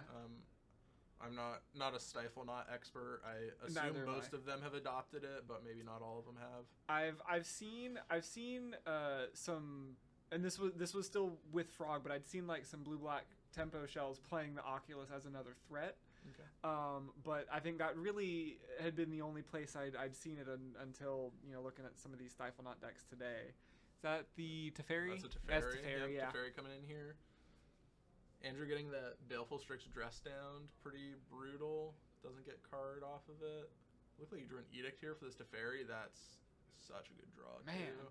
Oh, and we're gonna fight. Oh. Alright, we got a Brainstorm or a Stifle. I think I want to pitch the Stifle.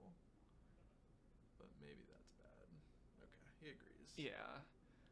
The card selection off the Brainstorm. With the two cards in hand like that, like, you keep the Stifle as a potential, you know, gotcha moment, but I think the card selection off the Brainstorm is the right call.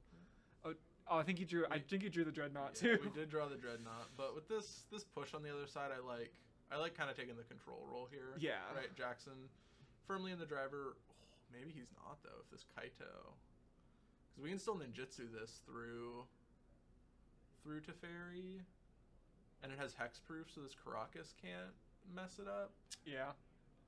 And this was a Brainstorm, so we get to draw all the cards. Oh man, this Kaito. This Kaito is gonna be so good. Does Andrew have our one of Baragoyf that everybody's played today? I think I did see. Yeah, there's a one of Baragoyf. The one of Baragoyf and the one of Kaito just in every deck. It's been in different decks every single time. Yeah. So, fun fact, ninjutsu is a trigger. Mm-hmm. Stifle is really good against triggers. Ooh. That actually is a... And picking up the card is is part of the cost. Yeah. Wow. Yeah. So, I don't know if Jackson found a Stifle here, but it would be really good if he did. I think that's... Maybe just seeing what this Kaito does. Another card that's still pretty... I mean, obviously, the card's been out for a few months now, but as far as... unless something is immediately impactful in Legacy, sometimes it takes a while for cards to trickle in. Yep. Like Baragoyf was one when it came out, was immediately like adopted into the format. You know, Psychic Frog immediately adopted into the format. But some of these other cards, especially the ones that are coming out in Standard, kind of slip through the cracks a little bit. We're starting to see, like I said, Kaitos trickle in a little bit more. So we saw this Kaito go after the Teferi and then 0, and it doesn't get to draw a card then because Jackson didn't lose any life. Is the way the card draw is templated. I think I would have been interested in just attacking Jackson and getting the card, though. I think the card is really good there. Or if you're going to do that, you can also just, like, plus the Kaito for an emblem. And then I'm going to double check the exact wording on that Curie. I believe it just becomes a copy of... Yeah, and that's what he's checking right now. And you're going to do the same. Yep, so blue 1, exile another non-token artifact you control. Another artifact creature you control.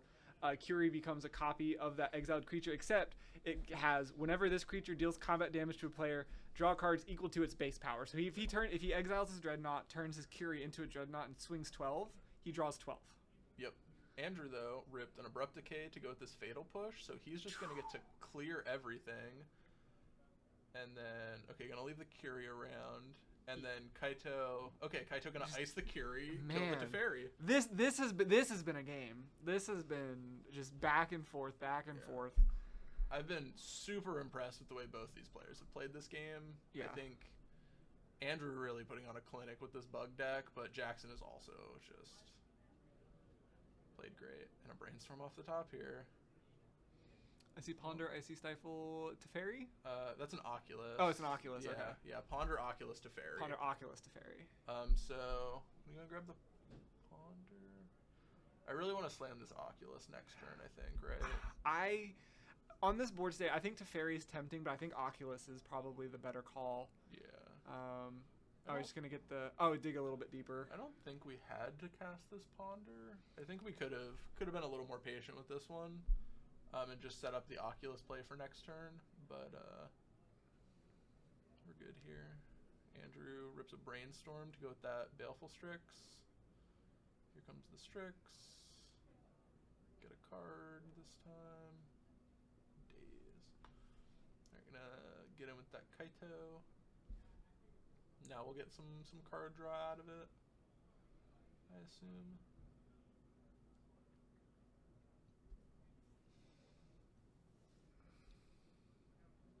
Nope, I'm gonna go for an Emblem now. Wants to have that ability to ice something down next turn. This day is gonna be backbreaking on whatever 3-drop Jackson goes for here. Yep, and there's the Oculus. I think that's just Andrew writing out the Kaito emblem. Yeah. Gonna get to pick up this Hedge Maze, I assume. Yeah. Again, just being able to just daze, bounce the Surveilland, play that Surveilland again, and just... It's so good. It's so good. It's my legacy crack right now. 2 Surveillands in hand here for Andrew. I'm going to take a Surveil. Is that an Uro to the bin? Entomb. Everything coming up here for Andrew. And... unless, as of right now, it looks like he will be able to. I think he'll be able to cast that Uro next turn if he wants to. Yeah. There's the Caracas on the other side here, so it's not going to be super impactful, but it will. We'll still find Andrew some cards and tax Jackson's mana here if. Oh, okay, they got it. And then we should draw our card. Yep. And then we're going to get to run the Tamiyo play again.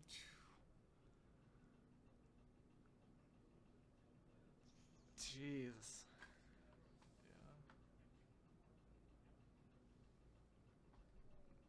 Yeah. So again, this is where the bug deck really can just accrue just value.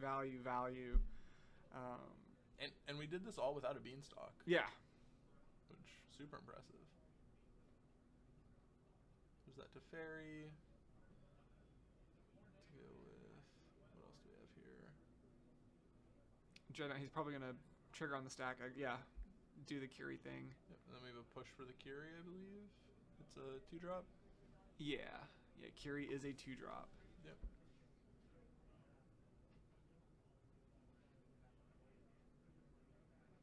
Yep. And yeah, okay. Jackson accepting the inevitable at this point. Yeah. Man, crazy game 1. That was awesome.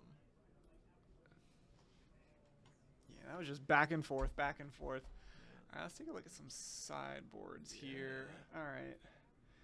On the Sultai side here? Yep, I got his pulled up first. Carpet of Flowers seems decent. Love Carpet. Consign, I think, is good enough. I tend to like Consign against the Dreadnought deck. Yeah. We got a Veil and a Pernicious Deed as well. I think Pernicious Deed, there's an argument to bring in. I like it, yeah. I think it's a good one. Yep. So yeah, probably the 2 carpets, the Pernicious Deed. Andrew had one other card he was bringing in. He had 2 carpets, a deed, and one other thing. Maybe the Spellbomb? Maybe the Spellbomb. I don't think it's the Null Rod. Because the only thing the Null Rod really shuts down is the Curie specifically. Is the Curie an artifact? It is. Oh, okay. Yeah, okay, yeah. Cool. But like that's the only thing it does. It's the Veil of Summer. Oh, okay. Yeah. 2 carpets, yeah, there's a a Veil Veil, yeah. and a Pernicious Deed coming in for Andrew here. And I think I would like to just get some of these Force of Wills out. I think these Stiflenaught decks tend to play out as Delver style decks. Yeah, I think in this matchup, yeah, you probably want to cut. I don't know that you need to cut all 4. I guess it depends on what else he wants to trim down on, but definitely trimming on the forces if you want to keep some number of them. But looks like he cut his main deck Consign, the Nihil Spellbomb, a Witherbloom command, and I don't know what the 4th cut was. But I think that's fine. All right, then over on Jackson's side, looking at this sideboard.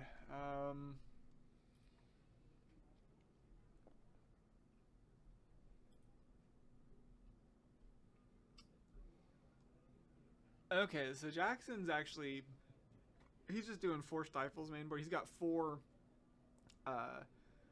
consigns in the sideboard. I don't know that you really want to mess with those necessarily. Probably not. Maybe Hydroblast. Or Bug. Well, oh yeah, I don't know what I'm thinking. It's been a long day. Yeah. We have a Lavinia. Lavinia. I don't know. I don't think there's really a lot of. Maybe Harbinger. I could see Harbinger. I could see Harbinger coming in. Try to mess up Andrew's mana. It's just the one. Yeah. There's this Rathasky's. I'm enticed by that. The sideboard is not set up, I think, to be strong into this deck. Yeah. He didn't say any beans, and I think that would be the main reason I would want the Wrath. I don't know if he can assume that there are beans in Andrew's deck or not. Yeah. Also, answering the carpet is pretty nice. I think it's pretty safe assumption that there are a couple carpets over on the other side. Yeah, that's one. I mean, almost every bug deck is putting some number of carpets in the board for these kinds of matchups. Yeah. So it's a safe assumption that those are coming in. Maybe I don't know. I guess you could bring in a Surgical. You saw an Uro. Yeah. Surgical's fine. But yeah, not a whole lot here for Jackson. Which is gonna be tough for him because I think this matchup is pretty tricky as game 1 showed. Okay, we have a Containment Priest in. What are we trying to hit with Containment Priest?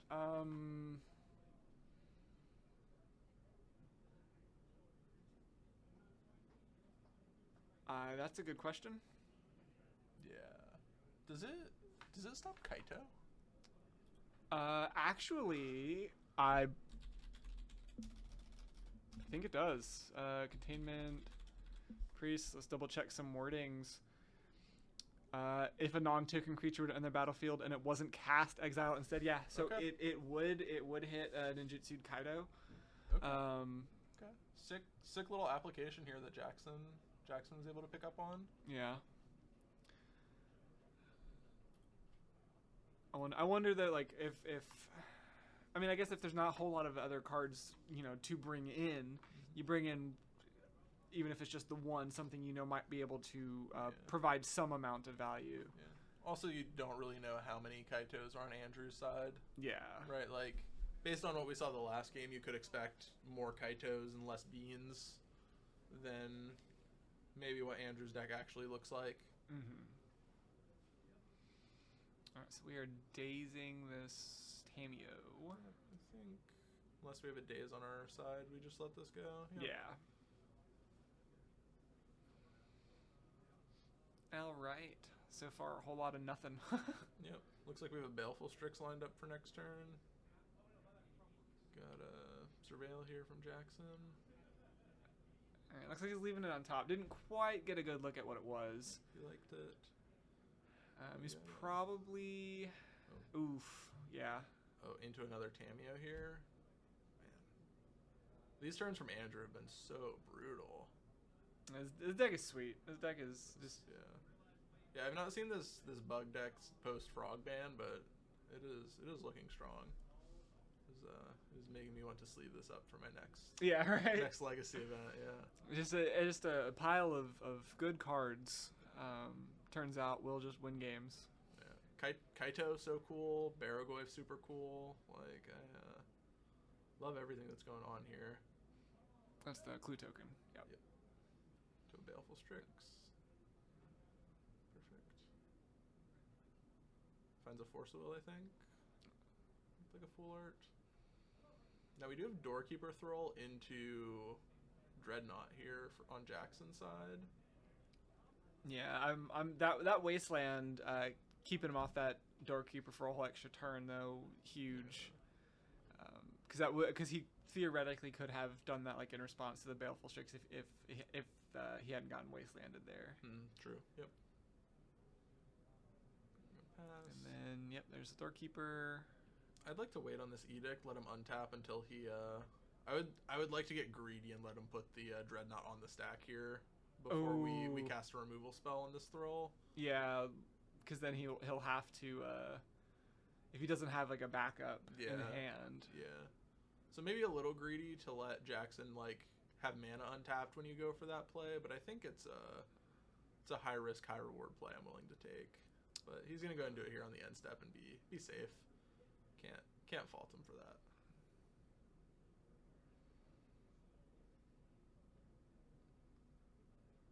Alright, fire off a Ponder. If we can find another cantrip to go with this Tamiyo, we might be able to set something up here. It looks like we're gonna draw a Force Will, and I think we had 2 Doorkeeper Thralls on top. Yeah, it was not a great. That was a. Is gonna get to go for this Dreadnought again next turn though, most likely. Can just cast Thrall in his main phase and then Dreadnought. Oh, did he put them both back? Yeah. Okay, because he's got this this Flooded Strand right here. Oh, he's just gonna shuffle them away. Yeah, that's what I was. Yeah, I think you're supposed to draw one of them, right? Because you have this Dreadnought that's not doing anything. He's got a play to make. What's that? It's gotta be a plow, right? Oh, he's flashing in the Containment Priest. He floated a man with his Tundra. Okay. Yep, Andrew doesn't really care about that. Gonna brainstorm and get to flip this Tamiyo. Are we gonna have to force this brainstorm? That doesn't feel good. I think you've got to though. Like, I mean, it doesn't feel good. Yeah. But if you're Jackson, like you're already behind. And Tamiyo can just put you that much farther ahead. Yeah. It doesn't feel good. It doesn't feel good to have to do that because it looks like he has to give up. Do we have like answers to a flip Tamiyo? Do we have any like prismatic endings, stuff like that? No.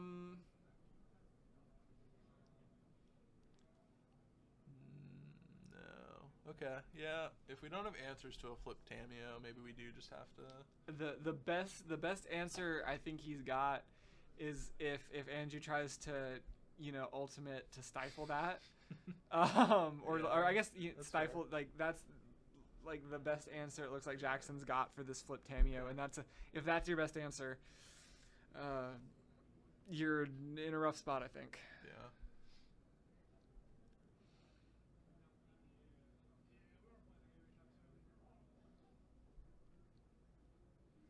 Okay, we got a Wasteland. Nothing really good to use the mana for here. So we get a Tamiyo. Probably just gonna fire off this Wasteland. No, we're gonna hold it around. That's fine. I don't think it matters too much. No blue for a brainstorm here, so we're free to fire off this push. And we're gonna waste in response, sure. Float, get pushed, crack a clue. Easy. Yeah, this is. It's one of those. I mean, you can kind of just see this game just slowly going in Andrew's favor. Yeah. Oh, we got the Barragoyf now. Yeah. Buyback brainstorm. Perfect.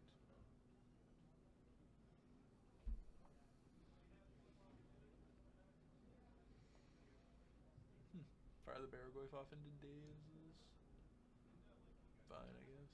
I don't know. No, yeah. I mean, if he was to daze it, if I'm Andrew and, my opponent's sitting on 2 lands, and they daze my Barragoyf on this board state, I'm perfectly content with that. Yeah. Right. Here's a Goyf check. I assume this is It's probably 4/5 or a 5/6. Yeah, I think it's gonna be big. Okay, 4/5. 4/5. Yeah. Jackson with dress downs and dreadnoughts in his deck means this thing can grow pretty quickly.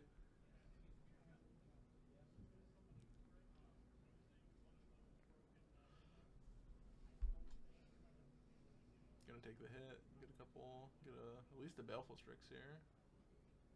Gotta love that. Oh, there's the Kaito. So I think this Containment Priest is just the 2/2 at this point. Yeah. Ooh, excuse me. Yeah, stamina should be on 3. Been really impressed with how clean our players have played today. Oh yeah. Never had to like run out and like get a judge to fix anything or anything. I think is rare usually in these like commentated events. Yeah, it makes our job easier. Yeah. And obviously, I mean, I guess it makes everyone's job easier. You know, people watching at home don't have to, you know, blow up the comments that somebody's usually accidentally cheating in something like this. Yeah. You know, but yeah, it's just, and then obviously when you go back, all of these are they should be on YouTube at some point in the near future. So, you know, going back and watching the VODs, if everyone's just playing clean and good, there's no again, and no one's in the comment section going, oh, at, you know, 37 minutes, Jackson made this mistake and he cheated. And it's like, it was an accident. Round 6 of Swiss on a Saturday. We've been here all day. But no, everyone's playing super clean, super, very impressively, I think. Yep, checking the Baragoyf. Coming in again. Full grip here for Andrew. Not many cards for Jackson. Gonna go and chump away this priest. Nope, just takes it. Seems all good.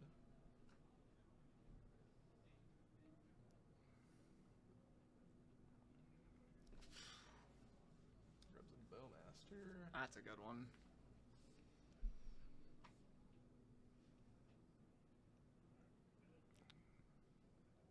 Graveyard check. Good lord, that's a hand. Just 8 cards. We just like main phase a Bowmaster here so we don't have to discard. Might as well. Or Brainstorm, dig for a land. Pretty safe to... Oh, yeah, Priest is a 2/2. Yeah. Nope, just gonna clean up a Brainstorm, it looks like. Jackson draws it to Fairy. Can maybe get us a turn of reprieve from this Goyf, but force from Andrew, force back from Jackson. What's the card pitching? I missed what it was he pitched. Think it was a Daze. Okay.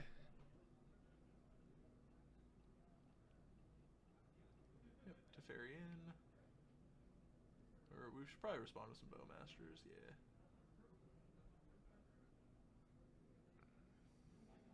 Send another one in. Yeah, probably just send it upstairs, right? Because... Yeah, you could like double Bowmaster this priest if you want, but yeah, looks like that's what he's gonna go for. I don't think it's super... Oh, he's got 2 Bowmasters. Okay, that works too. Yeah, just clear a blocker. Gonna have a... Let's see. Bowmasters are gonna shoot to Fairy and then Jackson for 1. Eesh, that's... And if we have a removal spell for this Tamiyo, we have a lethal attack. I gotta assume this Tamiyo can grab a push, right? If there's not one already. I was gonna say, Yeah, Andrew gonna roll it up. There we go. So it's 4... I was like, it does not take a... Yeah, okay, there it is. Push and swing. And it looks like Andrew seals his ticket to the top 8.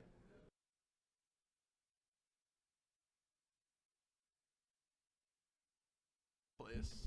Yeah, just barely on breakers too. It was, I mean, it was very close. Yeah, honestly, like I said, we had three blue-black Reanimator lists in our top 8, but otherwise, pretty good showing for a lot of these other decks. I believe this Jared here, our only Nadu player, I believe. Yeah. Is, not something I would have guessed coming into this event. I thought the Nadu decks were a head above the rest of the format. But Blue-Black Reanimator really proving it wrong here. Yeah, and honestly, Reanimator was a deck I expected to see less represented today. I mean, obviously, I know it's been a minute now since the Psychic Frog banning, but there at the same time, there's not like an overabundance of in-person Legacy tournaments. So again, Chris, I think is if you look at his deck, you know, you might not be able to see it super clearly on camera. It's pretty much all foil. He's got the 4 and black border underground seas. That is a foil Japanese underground mortuary, or under city sewer. Yeah. There. Yeah. So he's I think he's locked into playing this deck for a while. But and some of our best players in the top 8 here, I think, brought it. I think Brendan Lane, a name that I know pretty well from grinding circuits. Yeah. John Hata, another name I see a lot of. Chris obviously won the last one, has to be a solid player. Yeah. So I think 3 of our biggest names in this top 8 really showing up with the deck. And yeah, even without Psychic Frog, I mean, the deck is still a threat. I mean, we saw it a couple times earlier today. Talking about how it's still just a very powerful deck. Thoughtseize here coming in from Chris. Looks like we're probably going to hit... So we got a Daze, a Trop, a Cephalid, a Memory's Journey, a Swords to Plowshares, and a Ponder. I think I just want to tag this Illusionist. Yeah. Just keep us away from the combo. Yeah, I think Illusionist is I mean, he's got that Wasteland to kind of help just in case. I mean, that would be the worst feeling is, yeah, to take the Illusionist. But, like, if he didn't have that Wasteland, if he just happened to just naturally draw into that, like the Nomads or something. Ooh, main deck Nile Spellbomb here. Interesting. Do you want to pull up deck lists? Yeah, I can check out. I'd like to check out Chris's first. Oh, here we go.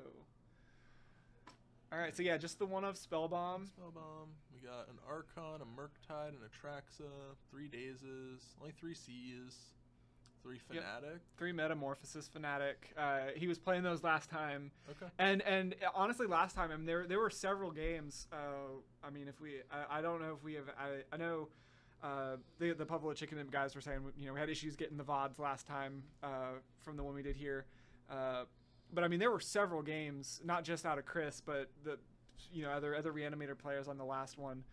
Where sometimes Metamorphosis Fanatic, it was just a 2-mana 4/4 with lifelink. It didn't have to bring something back. It was a threat on its own. Yeah. When you get into those mid-rangey, like Delvery kind of games, a 4/4 lifelinker really rules the board. Yeah. 2 Borrowers, 2 Bowmasters main, 2 Sewers, 2 Barragoyfs. 2 Barragoyfs this time. Okay. I would say. I think I don't remember Chris's exact list from last time. I know the Barragoyfs were in the sideboard. I think basically, losing Frog, the Barragoyfs came in from the main board, and then maybe I don't think there was a Nile Spellbomb in the main board last time. I don't remember the exact list, but you know, pretty easy changes going over. See this Wasteland just not being fired off even into the Eyes of the Saga. It's kind of interesting. Yeah, I would say really valuing their mana here and getting to use it all. Although I assume you want to hit this Saga before it can tutor up like a Shuko. Yeah. Or maybe like a main deck piece of Graveyard Aid if Jared has access to anything like that. I would say let's find out. All right. So it looks like we've got the Shukos in the main board, and then that looks like it's it. Unless I just missed it. Yeah, it's just the Shukos. Yeah, this is more of like the regular Nadu breakfast. I know we saw one of the did we see one of the Stoneforge builds earlier? Yeah, the build we saw earlier had Stoneforge in it. Yeah, and this is just the more all in on the traditional breakfast aspects. Jared gonna go on the construct plan here. I assume we'll see another one. Oh, we did see a Fanatic come into play here, just a 4/4 lifelinker. Yeah, like I said, I mean that oftentimes can be enough to just another construct. Yeah, the 4/4 lifelinkers, I mean, are just a wall. Yeah. So Jared here gonna be able to grab a Shuko, get his construct up to a 4/3, and get a good attack in, and then can move the Shuko back and have a 4/3 blocker as well. Mm-hmm. Is gonna be pretty reasonable, I think. And then another Saga in hand means he's gonna threaten to start making even more constructs. Oof, yeah. Really, Yeah, having that second Saga backup it makes a big difference, I think, because I mean Jared's basically in a position right now he can lose either or both of those constructs at a moment's notice, and just keeping up the pressure with an extra Saga. Chris still has this Wasteland hanging out, can hit this Saga now. Jared also of note has the Memories Journey in hand, so going to be really tricky for Chris to set up a big Reanimate turn. Yeah. Through that copy of Memories Journey. I want to see. Okay, so yeah, Jared does have. Okay, so there is only the one drop. He does have a Savannah though for a second green source, if he needs it. Do we have a Hedge Maze too? Probably. Probably. Oh yeah, okay. There is a Hedge Maze in there too. Okay. Good. 1 Teferi in the main deck, pretty solid. 4 plows. I do think I see a plow in Jared's hand still here, so this Fanatic not really going to get anywhere. And there we see the Wasteland on the Saga. Ooh. Okay, Entomb and Ponder in Chris's hand. Got to be a little concerned about that Entomb if you're Jared on this turn. But if you get to untap again, you'll have that Memories Journey up and be in better shape. Oh, I see a Reanimate. So Ponder and Tomb Reanimate, and then there's another blue card. Ponder and Tomb Reanimate, that is a hell of a hand. I assume this Ponder's going looking for a Force of Will to protect all this. Jared also though has the Plow in hand, so gonna be able to answer whatever threat Chris finds here, but something like an Atraxa, that card influx is gonna be tough for him to grind through. Also a Daze, but that one's not going to be good enough. I wonder if they're... yeah, go for the Archon. I don't think I like this as much. Like we know Jared's a plow deck. I think we even saw it off that Thoughtseize, so I think I would rather just get an Atraxa and grab as many cards as I can here. Because, this is going to be pretty easy for Jared to grind through.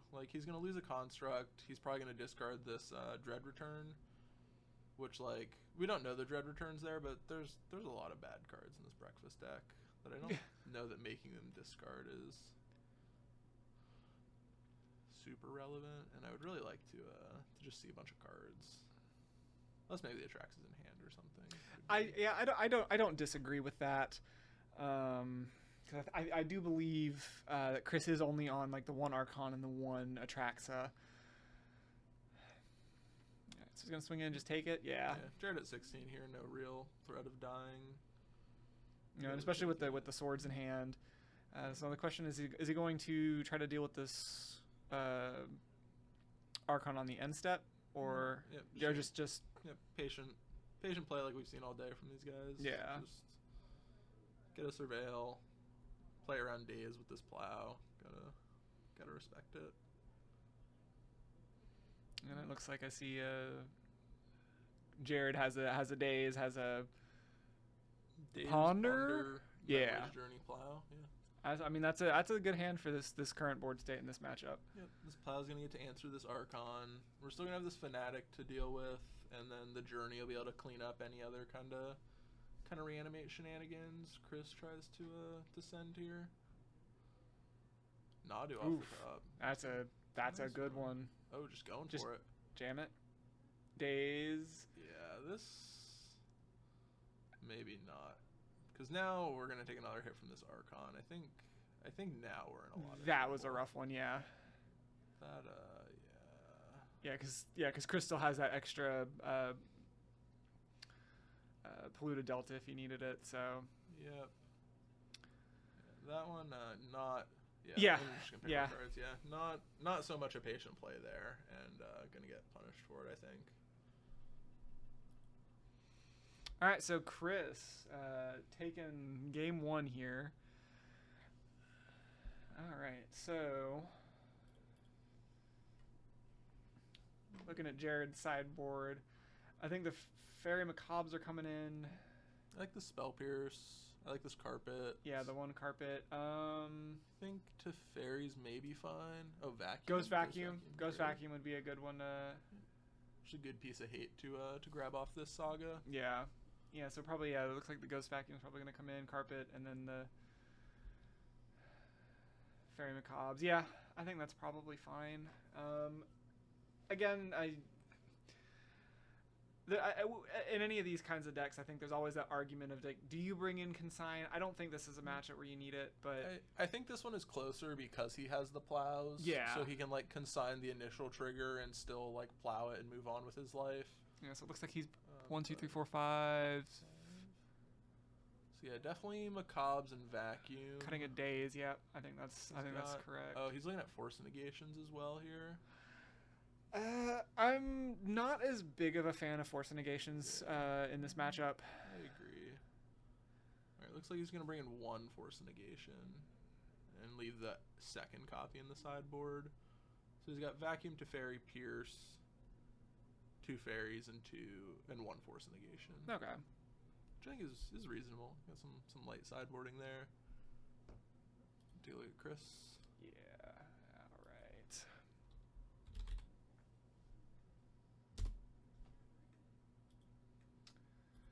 Alright, and then Chris's sideboard. Probably just going in on the more mid-rangey plan. Consign a Memory? I don't love it. I don't love it either, but if he really wants to just hit like a Thoracle trigger, like that. Yeah. Yeah, I think the biggest application I usually see in this matchup is countering like Saga abilities and stuff like that. I don't hate Consign. I don't think it necessarily needs to come in. Yeah, I would probably just lean more in on the mid range. You bring in that second Baragoyf. Yeah, I love Goyf. I love Thoughtseize. There are 2 Bowmasters. I think those come in, yeah. I think you can bring in 1 or 2 Surgicals if you manage to like answer a piece and just like surgical it out. I think that's pretty reasonable. Yeah. I mean, I guess we'll see. I mean, this is a matchup. Obviously, a little bit different. But like I said, Chris won the last Buffalo Chicken Dip here. I know he played against these Nadu breakfast lists at least once or twice, a couple times on stream. So he knows his way around the matchup. Okay. At least. Okay, awesome. Looks like a pretty good hand here from Jared. We've got Island Ghost Vacuum on turn 1. We've got Force Backup. That's a solid opener. There's also a Savannah, a Teferi, I think a Nomad, but it could be something else. I think it's a Nomad. Hanging out over there for Jared, and gonna get to untap, find a Shuko. Yeah, this Ghost Vacuum, his turn 1 Ghost Vacuum is gonna be annoying for Chris to deal with for sure. And then Shuko, yep, just run out the Shuko. Yeah, if we can find like an Illusionist or a Nadu, we can shove next turn. Otherwise, we probably just jam this Teferi in. It's like a Troll, Ponder. The Ponder, okay. yeah.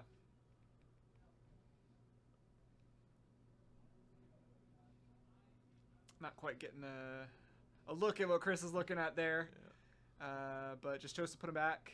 Chris did keep the Surveil on top, so... has to be fairly happy with what they've got going on. And the Thoughtseize. Alright, so probably...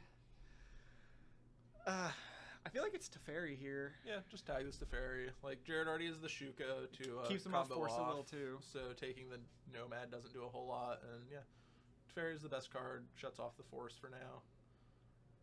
Jared going to go and Surveil here, it looks like. Yep. I think Jared just had the one hedge maze. I didn't see any other... He might have had a Meticulous Archive, but... Yeah, there's an Archive as well. Okay. So I assume we probably grabbed that one here? Yeah, with the... Yeah. Yep. Yeah, with the Savannah in hand. Also, I don't know if Jared knows there are Murktides in Chris's deck, but it should probably Ghost Vacuum out these spells. Yeah. Yeah, I think there was just the one. I guess I've actually currently got Chris's deck list up. I think it was just the one Murktide. Yeah. Also the Baragoyf's just like keeping them as small as possible. So we'd like to just activate this Ghost Vacuum on everything. Yeah, Chris just has the one Murktide. But I mean, if you're not expecting the one Murktide, you can just get got by it. Yeah. Yeah, I think you should expect the Baragoyf's at least. I think the Murktide you maybe don't expect, but I think all these especially black post decks board have Baragoyf somewhere. I would say, especially post board, you should definitely be on the lookout for those. Jared being super patient with this brainstorm, which I like. Oh, there we go. Caught the ghost vacuum. Love to see it. Super patient with this brainstorm, also good. All but right. Force, brainstorm, nomads, and it's an awkward one, but I think I'd like to run out this nomad to see if it eats the bowmaster. Oh no, Chris is just gonna do it without it though. All right, perfect. Perfect for Jared. Get an opportunity to fire off this brainstorm. Ooh, plow, oracle, daze. Gonna put back the oracle and the nomad and keep yeah, I think we're hard casting this oracle maybe next turn. yeah, just to Get a blocker, get a look at a couple cards, yeah. And not the biggest fan, but I mean, there's not a whole lot of options right now. I love hard casting oracle. Like if you draw it, like don't be afraid to put that thing in play. Like, yeah. Like just like not what it's meant to be used for, but like. That's what I mean. Like that's what I'm gonna say. Like I'm not the biggest fan. Like I would prefer to be using it to win the game. Yeah. But it does, basically scry 2 on its own. Oh, there's Baraglyph. Right. Can't see Jared's graveyard, but I don't believe it has a ton in it. So got a good. Okay, so floating the mana to daze forces the fetch, but gets us the surveil. And I do believe the Oracle is the second card down, so I think we're gonna surveil and see this Oracle, which I assume means we're gonna bin it. Which is a reasonably safe place for it. Yeah. When you're trying to dread return it. There's a plow on the Goyf.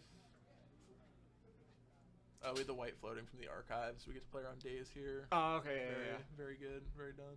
Very well done.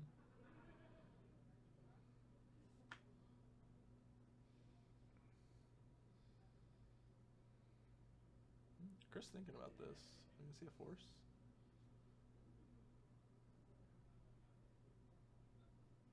Like, gotta assume Jared would have shoved already if he had the combo, so I do kind of like this force pressure. Just like put pressure in, but I assume Jared just has to fire his force back here. But yeah, he's in a tough spot, has to think about it. He's gonna let it go. Okay. He really wants this force just to shove through his own combo. Which makes sense. Like his combo will win the game. I'm just gonna keep that Goyf in check as best you can. Yep, just manually shrink this Goyf as much as possible. So we're gonna surveil this Oracle over, which adds creature, I believe, to this Goyf. Not running out this Nomad, I think, is strange. Because if you top deck a Nadu, I'm gonna want every creature in play that I can. Yeah, well, I think there's probably an amount of concern regarding, honestly, just any removal, which, yeah, like a removal's gonna hit something no matter what. Yeah, make them have it. Yeah, like if a removal spell's going at that, then better than the Nadu itself. Mm-hmm. In this hypothetical. Or the illusionist we could draw. I don't know. This is not looking super hot for Jared right now. It's not, but we're still a top deck away, right? Yeah. Like we have this Shuko. We have force blue card. We're a combo piece away from potentially stealing a pretty poor looking game here. Looks like Goy's a 4 now. I think that Ponder added sorcery, so Jared can maybe eat that and roll it down.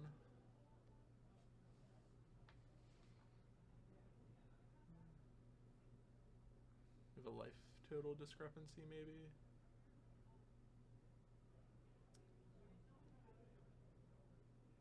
Oh, okay. So the Goyf last turn was supposed to be a 4, so they're just milling the card now, I believe. Okay. Is what happened there.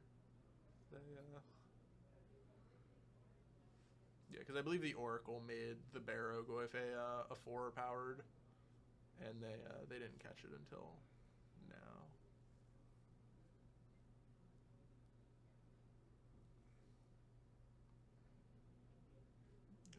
4 here. Another brick on this Goyf. Unfortunate for Chris. I think I see Murderous Cut and Entomb in Chris's hand. Couldn't make out the third, but it looked like a black card. Chris making or Jared making sure he knows all the strange arts. Yeah. All right, big draw step. There's Nadu. There it is. That's the biggest one. All right, let's roll up the Saga. So I would like to leave the Saga untapped, so that if we hit 2 lands, we can make another creature to start targeting. But Jared gonna go with a different tapping method. He might be keeping up that mana, like in case he finds like a swords or something like that, or like a cantrip to be able to cast. Yeah, that's reasonable. Okay, so Chris gonna respond with a cut on the Nomad here, so that Jared has fewer things to target. I think this is pretty reasonable. Yeah, then the question, of course, is does Jared force it? Yeah, I think I would be too afraid if I were in Jared's seat to force it, but I think Jared feels far enough behind that he's going to go ahead and do that. I was going to say, I think... Yeah, all right, so we're going to see at least 4... Yeah, okay, so there's... Yep, Jared going to get rewarded here for leaving up the white source. It's a land, and Chris is done. Wow. That was a good top deck from Jared, and really well played to his outs there. He really saved that force on the Barrogoyf to give him those outs there. Yeah, it was it was definitely like the riskier play, the high risk high reward kind of thing, because like if he didn't have that force right there, that would have been a game. Of course, different game at that point. It's always hard to say, if he'd done this at this point, then this could have happened later. Because if had happened at that point, the rest of the game would have played out differently up to that point. Yep. But yeah, I definitely think saving that force worked out. Yep. Jared there real quick swapped a Daze out of his deck for a Force Negation. See players do this a lot on the draw. Daze picking up a land tends to be a lot weaker.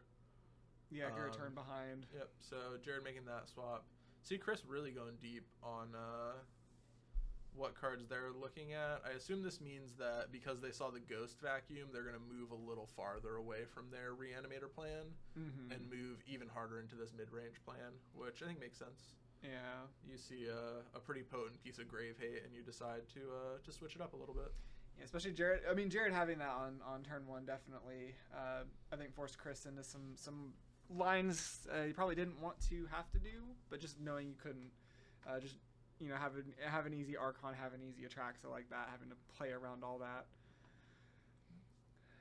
That said, though, Jared does not have a whole lot of graveyard hit. He just happened to have it on the turn 1. Yeah, he's got the Vacuum and 2 Macabres, I think, is all. Yeah. And I think Jared wants to play against the mid-range deck. I think his deck is traditionally kind of built to beat up these Delver style decks. I at least I can attest that Nadu typically dumpsters Delver. Yeah. I've played that matchup way too much. Yeah. It comes down to at least with Delver specifically. Wow, struggle with that one. With Delver specifically, you're playing that super tight resource game, and as soon as Nadu breakfast decks just kind of start to get ahead of you, you fall so far behind, it snowballs. Yep. And it's that same kind of thing against these mid-range decks. You let the Nadu deck build up too much advantage, it snowballs, it gets out of control. Which exactly what we saw that game. Yeah. Right? Chris knew as soon as Jared drew 4 cards off Nadu that was it. And especially wasn't going to be enough. And especially with the Nomads being able to do it on Chris's upkeep too. If it was just the Shuko and say if it was Nadu Construct Shuko, I think Chris could make an argument for staying in the game another turn. Fair. But with the being able to do it instant speed on your turn, just the value, it just goes too much. Yeah. So to summarize all that, Jared has to be thrilled if Chris is going towards more of a mid-range plan, right? That is the game that Jared wants to play, and if Chris is Chris is accepting that, then Jared's got to be pretty excited. And I see a turn 2 combo in Jared's hand. Ooh, goodness. Looks like we have a tapped land, so we're not going to be able to go for it, and we're going to mulligan. I saw Hedge Maze, Flooded Strand, Nomad, Illusionist, Nadu, and 2 other cards. One of them was Dread Return, so that's not ideal. But I got to imagine most... interesting. I don't know. And Chris pretty quickly mulliganed theirs, so both players on 6 here. But I thought that hand looked pretty great from Jared, but I guess no pieces of interaction. Maybe just didn't feel lack of interaction, safe, being on the draw instead of the play. I think if that had been the hand like on the play, I think you can justify just trying to jam turn 1 Nomad, turn 2 Cephalid. Yeah. And if they don't have the interaction for you, you just win on the spot. Yeah. All right, Chris down to 5. Jared kept 6. He's got 3 lands, a Brainstorm, a Nadu, and a Force of Negation. Yeah, we've got 2 fetches and a Tundra here in the mana base. Seems solid. With Chris on 5, Jared's got to be pretty happy, hoping this Force of Negation can just kind of stunt everything Chris is doing. All right, it's 5 from Chris. This is going to be UC Ponder.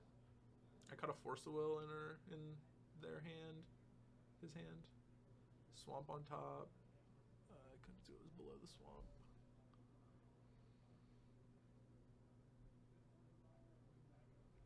Yeah, Chris's hand is just off camera, so it's hard to kind of sneak those peeks in there. Hedge Maze off the top for Jared. Looks like he binned it, whatever it was. We may or may not find out. Alright, there's the swamp. Thoughtseize. Brainstorm, Nadu, Force. Do you like just taking this Brainstorm? Honestly, yeah. Yeah. Because, I mean, without... There's nothing else going on in the hand. Because the Nadu's not coming down for at least another, turn, 2 turns. Oh, he's just going to go for the Nadu. Okay. That's fair. I mean, I also respect that choice. I mean, Nadu is, kind of the card. Yep. Yeah, Nadu... I see drawn at Narc Amoebas, never the ideal. It's unfortunate, but does have this Force Negation. Yeah. So that's a pretty good blue card to pitch to Force here. I would rather pitch the Narc Amoeba to Force than the Brainstorm for sure. Yep. And this Brainstorm probably going to clean up a couple of these lands in the hand and can grab another Surveil land. Yeah. I would be interested in maybe firing this off before Chris gets Bowmaster mana. If I were Jared. But, okay, gonna go back to Chris. Chris will take a Surveil, I assume. Yep. Alright. Leave it on top. Exit. Reanimate on the troll. Jared, think about the Brainstorm. I would say probably Brainstorm. If he can put the Narc Amoeba back in the deck, obviously he probably wants to. If he can put it back and still Force back, I think he probably wants to do that. Yep, puts back Dread Return, Narc Amoeba. Perfect. Perfect put back. And Force Ponder? Ponder. Wow. I'd have been tempted to keep that Ponder. Also, what do you think about Force of Willing? And then next turn you could hardcast Force of Negation even. I don't hate that line of play. Yeah, or just keeping the Ponder also. Oh, Force back with a Force, yeah. Okay, so Chris on empty here. Jared has lands and a Force of Will and a Surveil coming, I assume.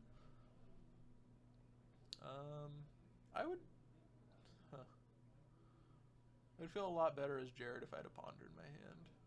Yeah. But I still think I feel ahead if I'm Jared. I think just getting the first crack at a fresh card off the top here, and you have a Surveil to do it. Like a Plow just buys you infinite time. Any combo pieces that much closer to a win.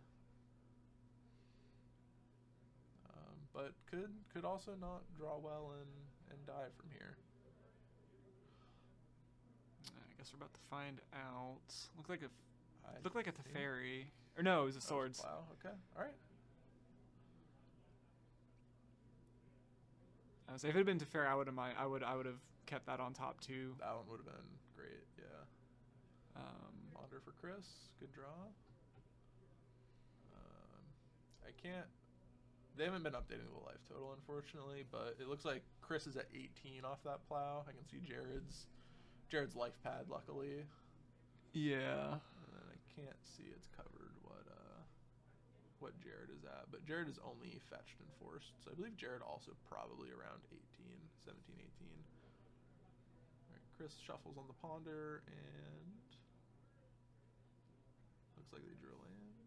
Yep, fetch land, able to grab another surveil. Another fetch from Jared. Okay, so is Chris? Am I looking at this correctly? Chris has no cards in hand. Correct. Okay. Yep. Chris empty-handed, going for a surveil. Oof. I assume. Yeah.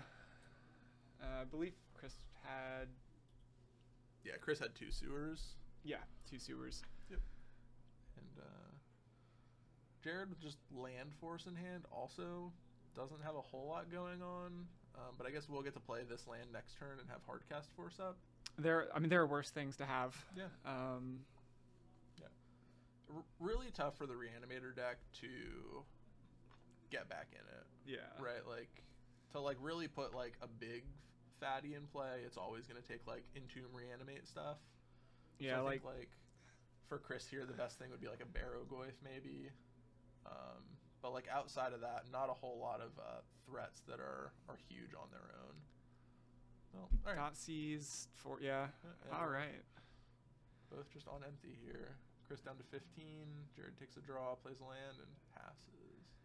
And as of right now, we do not know what that last card in Jared's hand is. Got 2 lands for Jared. Cavern usually goes on Wizard in this deck. Chris shakes his head and passes. Force off the top for Jared. Gotta love that.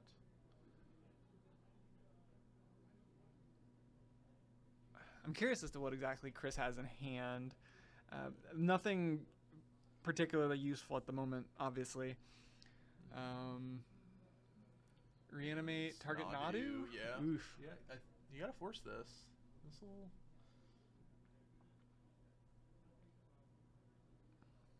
That looks like an 18 from Jared, I think. Like 15 to 18 maybe life totals here. I believe that is what it's supposed to be. Hup. Yep. Hard cast force. You gonna daze it? I'm gonna daze. Fetch to pay for the days, yeah. I think we have another daze. Or we just wanted to surveil. Alright, just after a surveil here. And likes it. Liked it quick, too. Yeah.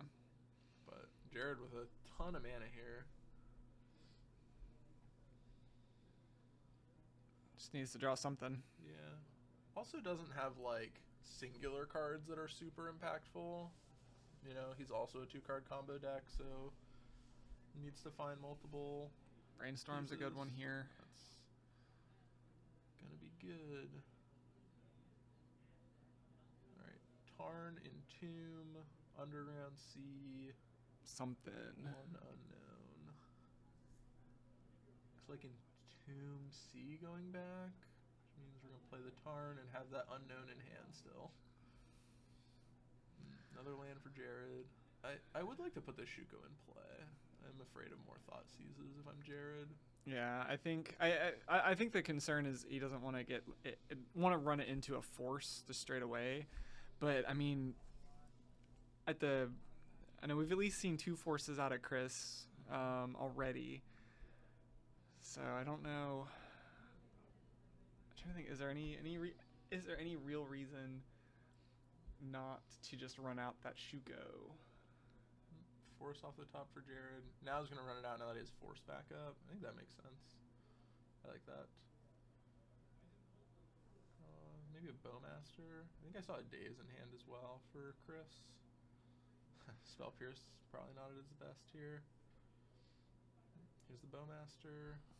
Seats the force. We can turn this daze into a sewer again, probably. What's the last card is force? Okay. Oh, okay. Oh, and he's Pitches the daze, so those beautiful foil dazes.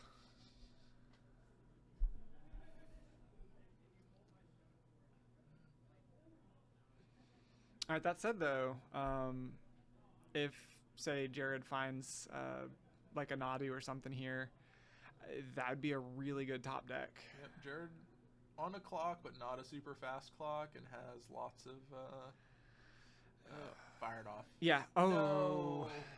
I think you gotta like Yeah. obviously you're gonna take the you're gonna eat one, you're gonna grow that, but like you got like Yeah, if you hit it, you win the game.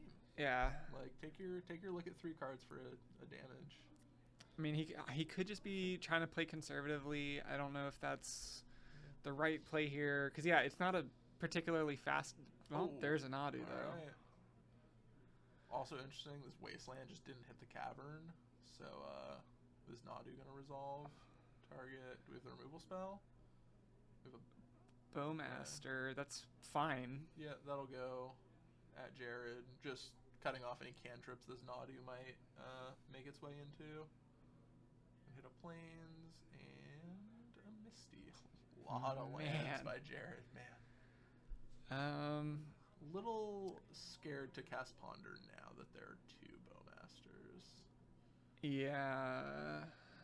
But there's no real way for Chris to attack through this here unless he rips removal. 1, 2, 3, 4, 5, 6. I count 6 lands on Chris's side. I'm just thinking like if he draws something to hard cast. Oh, sure. Yeah. Yeah, I think this one's starting to slip away from Chris. Yeah, just a little. Yeah, the Nadu sticking is huge in this matchup. Yeah. Passes. Jared's gonna get a card for turn. That's a no-match right there. 2 Nadu triggers here, and then 2 more from each Nomad he just picked up, and an Entomb in hand for Chris. Oh, That's a Cephalid. and that Yeah. should be it for Jared here. Another Nomad, sure. Playing all your outs. Yeah, Yeah. Okay. Chris Chris is- scooping it up. yeah, Chris scooping Jared- it up. Jared, our first seed into top 4.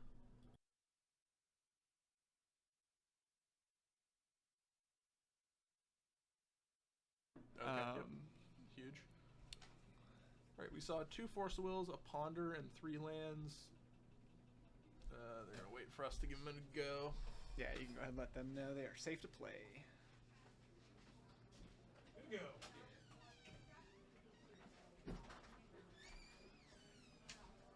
All right, we've given them the go-ahead. They should start playing here any moment now.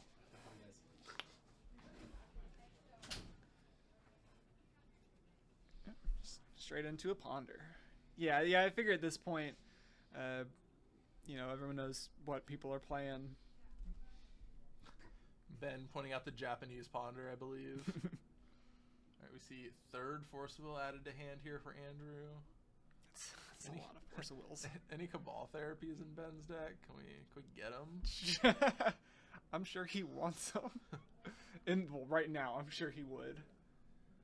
I do want to pull up their Petal, LED. Oh, is Ben trying to go? Is that looks like a relay in Ben's hand. He wants a fresh set here. Oof. Yeah. Okay. We're gonna get this forced, and then we have LED plus Echo to reload here. Not bad. Yeah, and he's getting out the storm counters. Yep. He knows what he's up to. And Andrew here with the force, but no blue card to go Looks with like he got 2 lands and a force left in hand. When your opponent's getting out the dice, or getting out the storm counters after that, you gotta be nervous. worried. Is that a gamble into that? Yep. Yep. And there's the Echo. All right, so we're gonna tap the Chrome Mux. We'll have a blue floating and fire off this Echo. Also, no lands in play for Ben. Yeah. Ben just You don't need lands when you got. It's the mullet. It's the power of the mullet. The power of the mullet. Yeah. You can see they're having a good time out there. I don't think anybody has as much fun playing Magic as Ben does. No, there's no way, right? He's every time. I mean, you look at the man play. He's having a blast, and especially every time he's been on camera, it's just a good time for sure.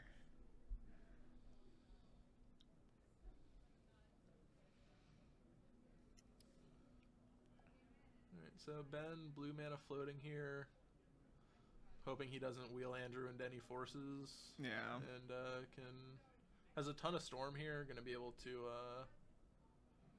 do some stuff. To do something, right? I do see a force and a Tameo. Yep, force Tameo. There was a Nihil Spellbomb, and then I think a black card, maybe a Fatal Push in Andrew's hand and a couple of lands. I see a Burning Wish, a Veil of Summer, a Chrome Mox. Can't quite make it out. I think there's a blue card, maybe a Brainstorm in there. Right, there's Chrome Mox #1, imprinting Veil of Summer. Gets another Storm. Fire off a Veil here. It's either gonna, I was gonna say it's either gonna eat a counter spell or it's going to like it's doing the job either way. Yep.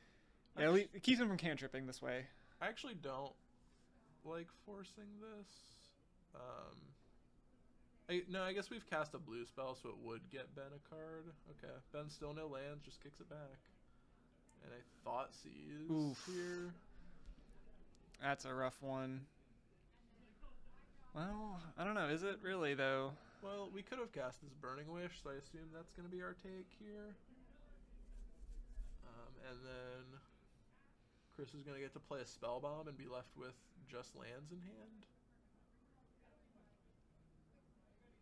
Or Andrew's going to get to play a Spellbomb, be left with just lands, and Ben's going to be hunting for some mana here.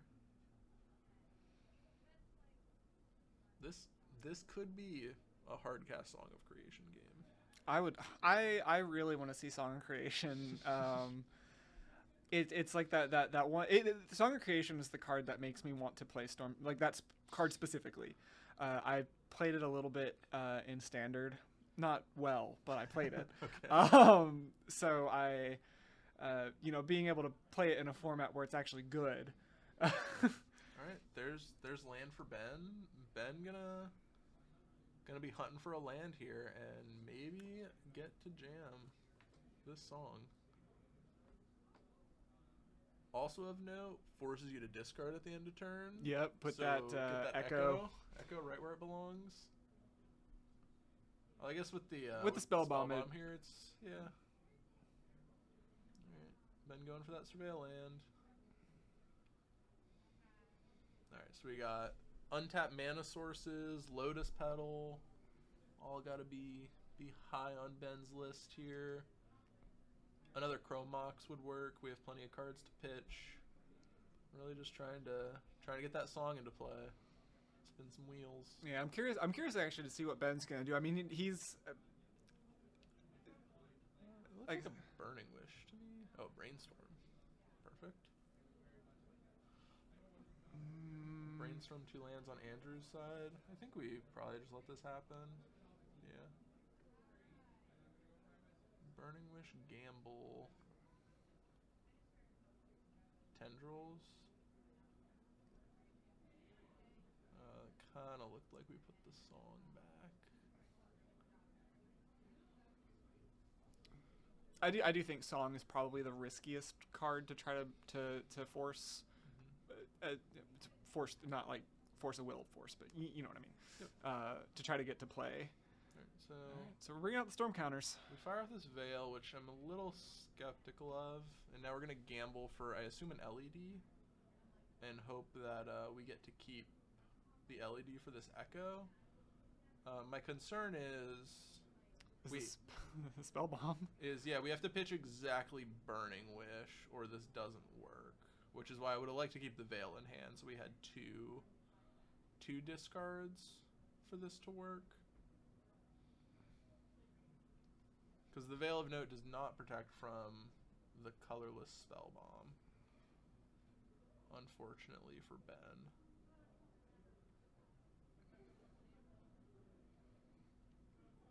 Alright, big roll. I assume you got the LED at least. Maybe Ben has better plans than I do. We may be about to find out. And we pitch the LED. LED. So that was the plan. Yep. Yeah, not a huge deal to cast that Veil first, but I think just having the extra percentage of a bad card to hit was probably worth going for there. As Ben now going to have a tough rebuild. Stuff with Burning Wish here. I don't know if there's anything really good he can grab from his board in this state. I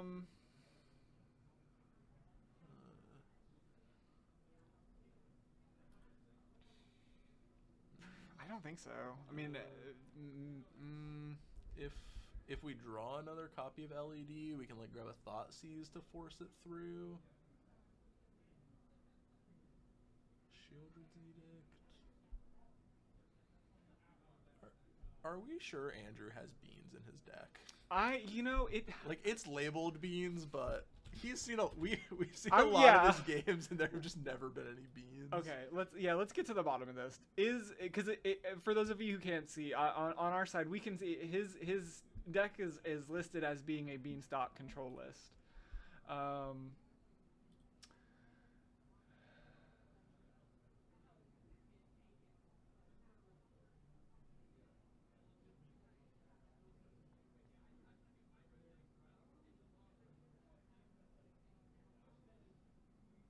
No, there are no actual. It is just a bug mid-range deck. All right.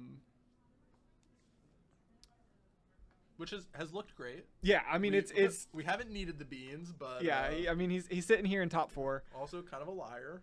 Yeah, I feel betrayed. I think it's a spice rack thing where like you can pick the archetype. Yeah. And that's probably what it was. This is the closest thing to what he's playing. Yeah.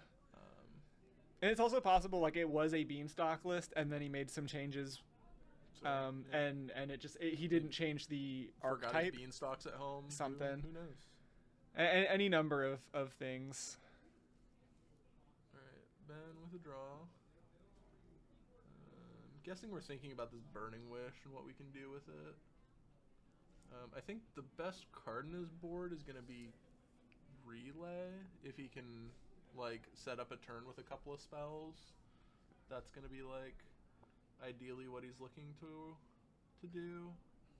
I think this is going to be a pretty brutal turn here from Andrew. Going to get to swing that Tamiyo, draw a card with the Clue, and then cast an Uro and flip it. Oh yeah, it's going to be yeah, it's not. I mean, that's one of the things about like the Storm decks is like they really do just produce wins out of nowhere. But I mean, Beans is doing. It's not even Beans. I'm changing. I'm changing this right now. I've been lied to. I've been cheated. All right. All right. It is a mid-range deck. It is not a Beanstalk deck. Apologies to everybody who's been following Andrew all day. It is not a Beanstalk deck. It is just a bug mid-range deck. But it's still doing the thing where just, the value accrues over enough time that, the game just starts to slip away from you. Gets this Tamiyo to flip. Finds the one of Barrogoyf. Gonna kick it back to Ben, who needs some help here. Got a Dark Writ, ripped a Commercial District, sees a Lotus Petal, and he's gonna leave it on top. Okay. I think that gives him enough mana to go for a Relay with this Burning Wish next turn. Kaito here for Andrew. Got both his mid-rangey one-ofs. God, and they're so good.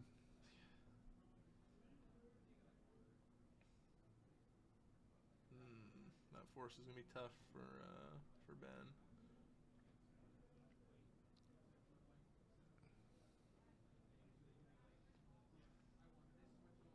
Did we put back the Barrogoyf? Yeah, he did. Okay. He's just valuing the just the counter spells. You mean? I'm gonna pick up a force here probably.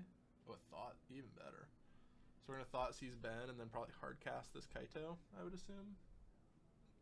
And then just have force backup. Yeah. That's kind of gross, I'll be honest. Yep, gonna snag this Burning Wish. And Ben gonna be left with just Darkrit Echo and a Petal once he draws.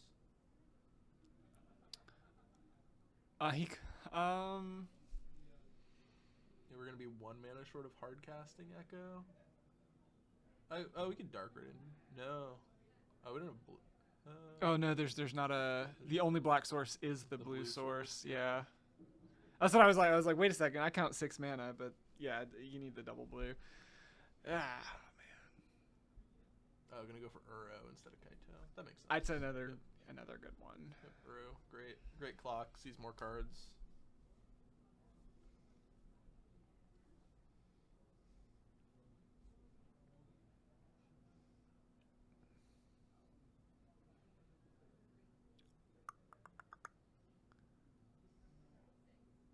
Uh-oh. I don't think Ben saw what we saw.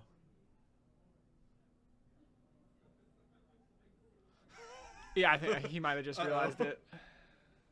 Yep. Yeah. Yeah. We're done. Because yeah, he thought the exact same thing we did. All right, so Andrew Bailey up a game in this top 4 match. Ben's gonna be on the play though, and that can make a huge difference. Yep. Ben gonna get access to all these Thought Seizes in his sideboard again, I assume. Yeah, I think those just come in.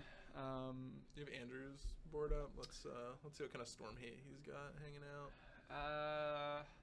Force Negation, Null Rod, Spell Bomb, Surgical maybe, a Veil. Maybe Pernicious Deed, maybe. I'm not sold on that. Yeah, I don't love it. I like Hydroblast. Ben's trying to go off through Burning Wish and even potentially gamble. Then maybe some Consign. Yeah, I think Consign's a good one for Andrew to bring in.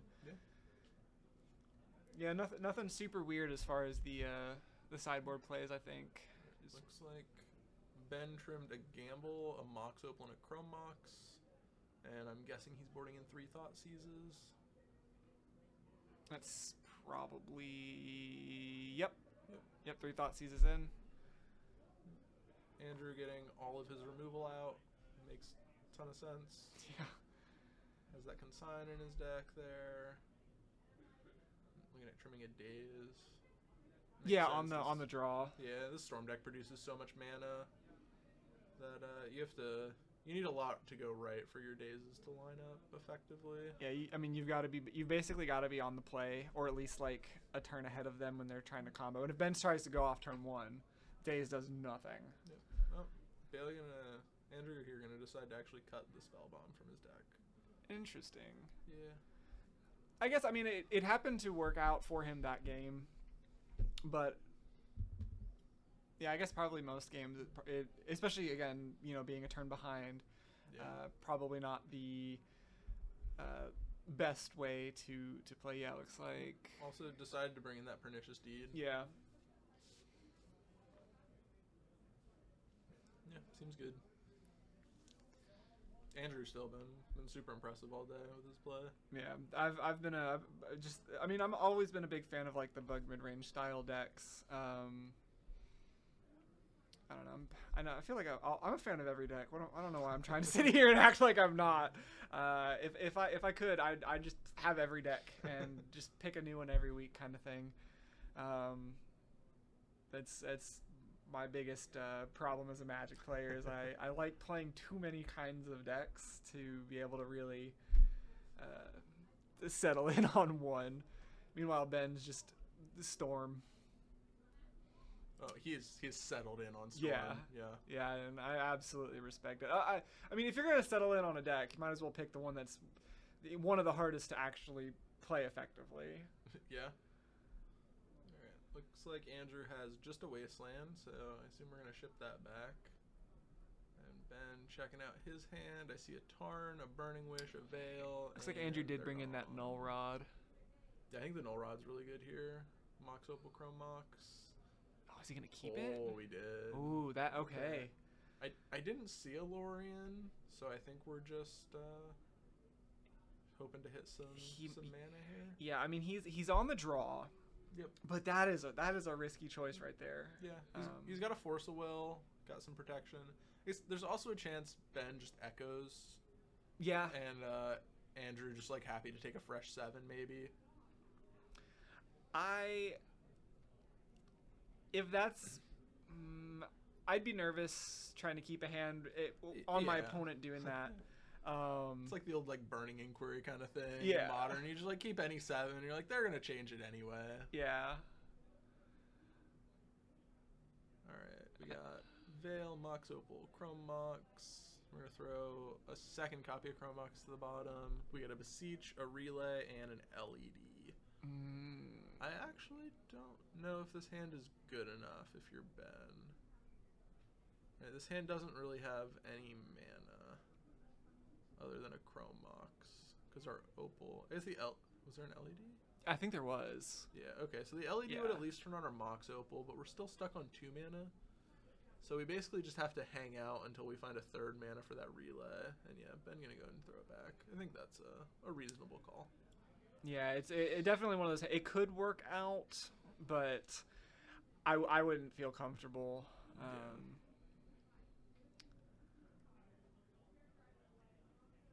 Yeah, especially into a mid-range deck, I wouldn't feel comfortable keeping a hand that doesn't have accessibility to the combo right away.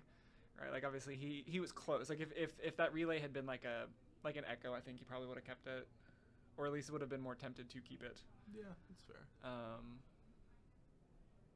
Okay, I see 2 lands, Thoughtseize LED, Beseech, the Brainstorm maybe in the back. Gonna throw one of these lands back. Veil in the back too.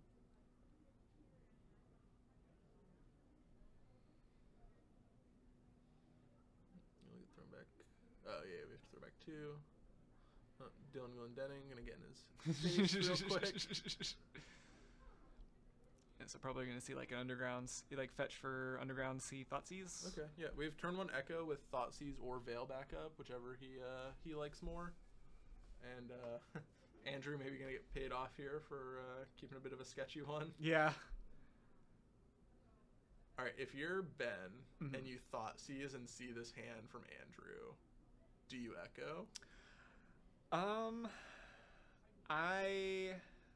don't think so, because all right, Ben gonna lead on the LED and gonna get forced, and this Veil is gonna do good work here.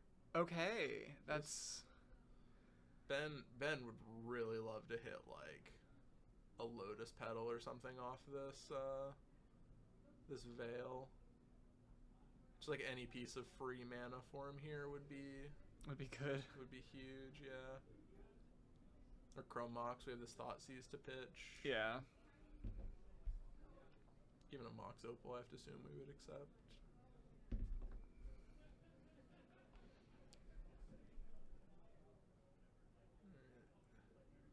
Draw off the Veil is the Mox Opal. Shoo, buddy.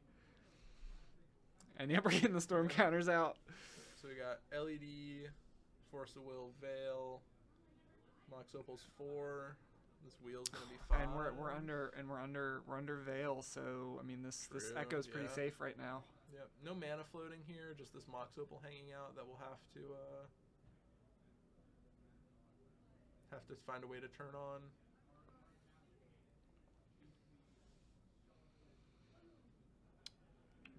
Pretty good 5 here from Ben. Yeah. Andrew going for that force on that LED. I don't. It's not fair to say that was a misplay necessarily, because working with extremely limited information. Yeah. But it might have been a tad premature. Yeah. Even when they play the LED, I think I usually tend to hold my forces for the Echo. Yeah. Right. Like I want them to use that LED.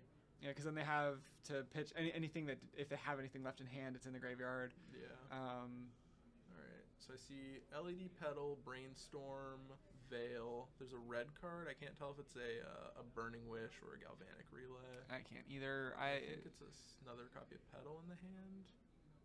So really just going to depend on that red card here for Ben. And I see just a Force Negation on the other side. that Ben's gonna have to beat. Which Well, right now we're still under Veil. oh yeah, we're still under Veil. Yeah. So for the turn, and I think Ben looked like he had another Veil in hand too. Right, though. so it is a relay in hand. So I think we're gonna start. No, Okay. We're not gonna start on Brainstorm. Thought we were gonna start on Brainstorm. Yep, just gonna go for a big relay here. See some cards. 9. All right. Goodness. So we drew an extra 7 this turn, and now we're gonna have an extra 9 to work with next turn. Pretty good. That's a 9 right there. We don't have any payoffs though. We've got 2 Brainstorms to dig.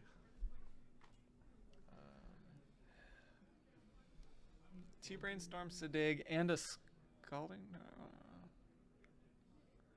Andrew gonna put a Tamiyo into play maybe. We're also we have enough blue mana with all these petals floating around. Yeah, there's 2 petals plus the. Yeah, there should be.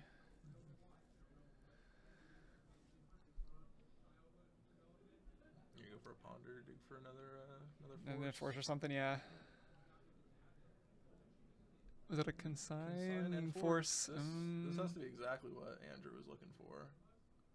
Right, we're gonna have 2 forces this turn, which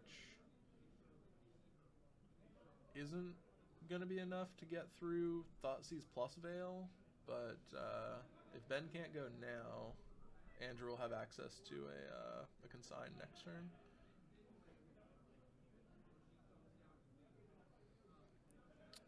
So we're gonna see how Ben sequence all of this. I wanna fire this Thoughtseize off pretty early in this turn if I can. Yeah, I think he might be.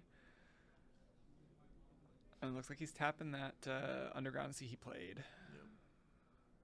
But he does still have like the Mox Opal, which is now live. Okay, so he's gonna go for the Brainstorm first. Any payoffs over there? Maybe. I see an Echo. I see a red card. Yeah. That looks like a gamble. Okay. Not the red card I would want, but better than nothing. And then Thoughtseize. Thoughtseize gonna show a pile of forces that aren't gonna be here very long, I assume. I would say with the Veil, it doesn't really matter which force he takes. I think probably go for Force of. It probably doesn't matter. I don't think. I probably take Force of Will. Okay, so. Do you take Force Negation because Force of Will costs a life? There's that argument, but I think in the event, it's one of those weird situations. I think you can make an argument that Force of Will technically can hit anything. Not that you're doing anything else, right? But like there's that argument. Also, you can only cast it for free during your opponent's turn. Again, it's just that very minute difference there. If say. Ben can't combo off this turn, but he has some sort of counterspell backup. He can hit it during his opponent's turn where he couldn't force it back if Andrew tries to force during his turn. Okay. I don't think it ultimately. I don't think it matters. Yeah. Ben leading off on Veil here into the force, and I think Andrew said that's fine. So Ben free to go here. A little weird that he fired that one off, I think. But he's maybe setting up something I don't see. Crack a bunch of mana. Racking this storm up. Alright, 2 Dark Writs gonna get us to 5 black mana. Oh man, those storm counters.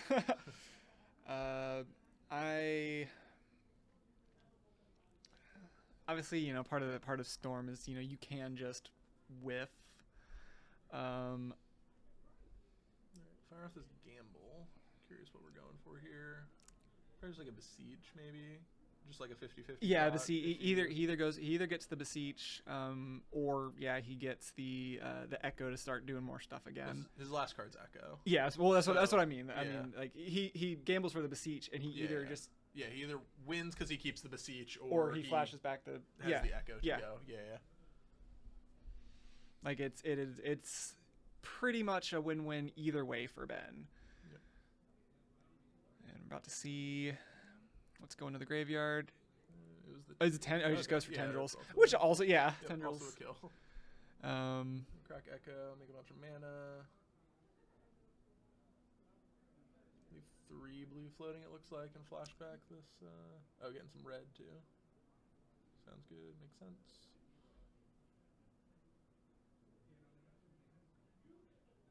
Okay. Exiled. The Scalding Tarn gonna be in exile forever.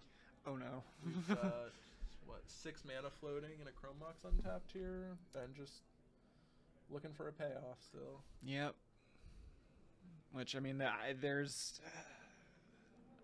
it's going to draw 7.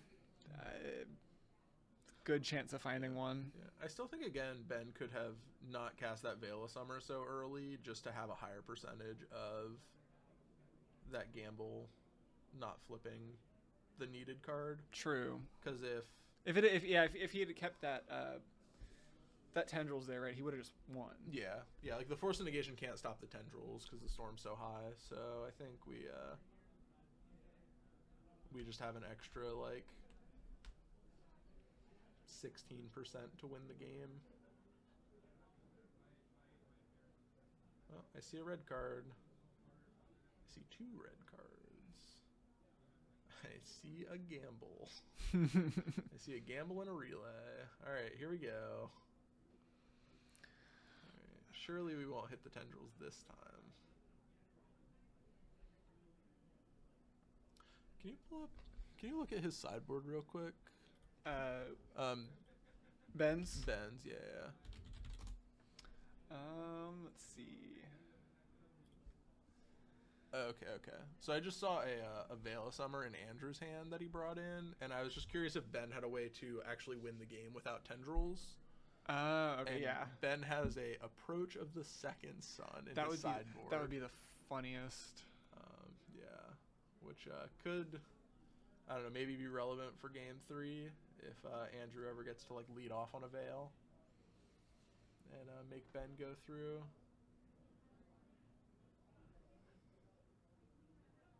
And we lose Something. And we cast Tendrils. Okay. All right. Game 3. Ooh, buddy. I have immense respect for Storm players. I would have gotten lost. It's like I can kind of follow it, like when they're telling me what they're doing. Mm-hmm. Like that's fine. I can pretty much follow it when I'm watching it. But like if I was trying to play it, and Ben has played every round today, so Ben is on round number 8 of storming. Yeah, there is so much brain power coming from that mullet. It's all in the mullet. That's where he keeps all of his storm knowledge. Do you have did our other match report by any chance? Let's find out. Yeah, it looks like Brendan took it. So it looks like we are gonna have a Reanimator deck. Yeah, Brendan was on Reanimator. Yep. Yeah, so it looks like Brendan 2-0'd Jared. Yep. So Brendan's gonna be coming back on here after this finals, game. Yeah. So we're gonna have Reanimator versus one of these 2 decks. Storm or Bug. If you're Brendan sitting out there, who do you want to win this one?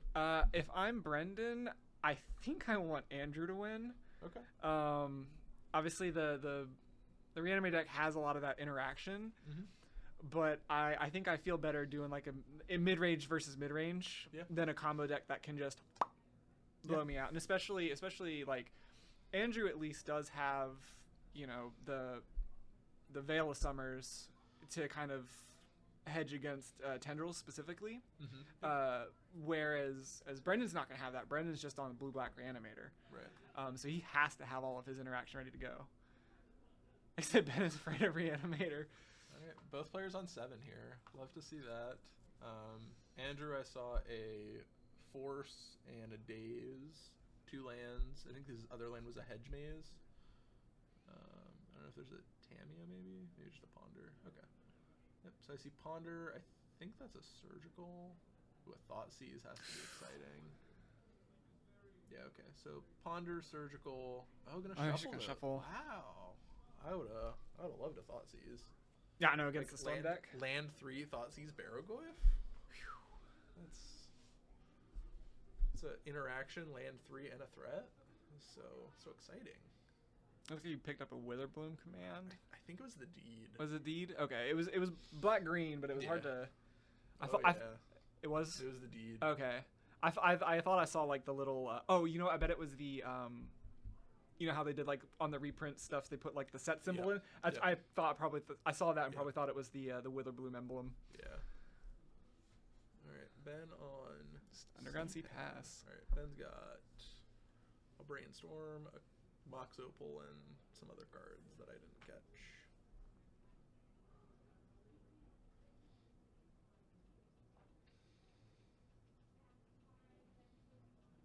I think on this Surveil. Picked up a Bowmaster here for Andrew.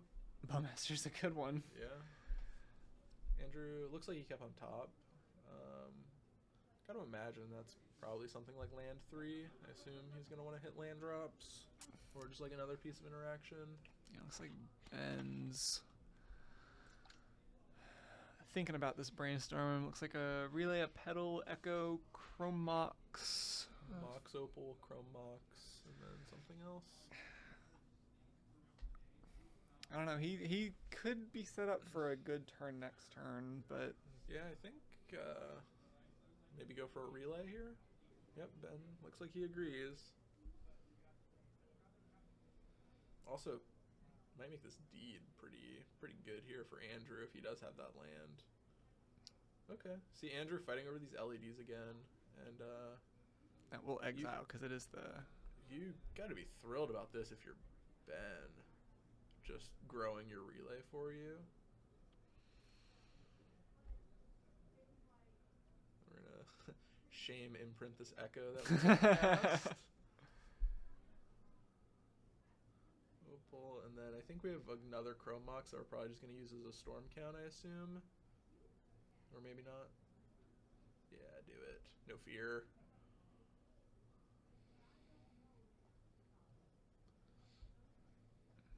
Fetch. Okay, once a Surveil before we flip cards for Relay. Seems fine.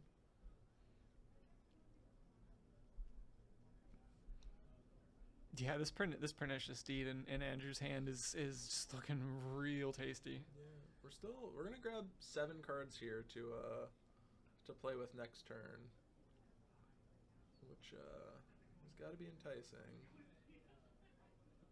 Would have been really brutal if there was like a consign here by Andrew. Oh, that would have been but Ben's gonna get away with it. So yeah, because I think Andrew did have it looked like the days in hand, but I mean with the mana open like that, it doesn't really matter. All right, we got Veil, Verdant, Dark Writ, Taiga, Mox Opal, double Burning Wish, and Andrew gonna rip a consign. Oh, of course, brutal. All right, does Andrew have land 3? He does not. No, Andrew's just gonna have to ponder here. That's so unfortunate. Like that. Oh, and I think that was the land on top too. There's the island. Ah, man, that pernicious deed would have been so good here. So there's a force here, which isn't actually gonna be good into this Veil. So Andrew just gonna be hoping that this consign can get him through this turn. Consign and surgical. Yeah. Gonna be his hopes for this turn. I'm saying for what it's worth, I mean the consign is going to be. I mean, I guess I don't see. There's not really any. Oh, there's the 2 burning wishes, I guess. Yeah. So that might. Both players thinking hard right now. Yeah, Ben got a lot to think about here. All right, gonna start on the Taiga, and I assume we're just gonna fire off a Dark Writ. 2 mana. Oh, did we draw the Song of Creation? Oh, that would be so cool. Is that what we're tanking on here? All right, gonna start on a Dark Writ. Like that has to be the only 4-drop he thinks about casting there, right? I mean, Like, you wouldn't fire off a Besiege. You wouldn't fire off a Tendrils. I don't think there's anything else for 4. I'm gonna miss something cool looking at the deck list right now, but I think it is just like it's just the Song of Creation. Okay, so he's going for a Thought. All right, burning Wish for Thoughtseize. Gonna take a peek at what Andrew's working with, and gonna know that the coast is pretty clear here. Yeah, because he's got to take that Consign, right? Well, I guess maybe if Andrew if Ben thinks he can storm off this turn, he might take the Consign. But otherwise, I think he takes the Pernicious Deed. Yeah, I gotta assume Ben's trying to go this turn. Yeah. Unless, I can't imagine there's a reason Ben would want to wait. Andrew just making sure there's nothing he wants to surgical before this Thoughtseize resolves. And now Ben's gonna know the coast is mostly clear.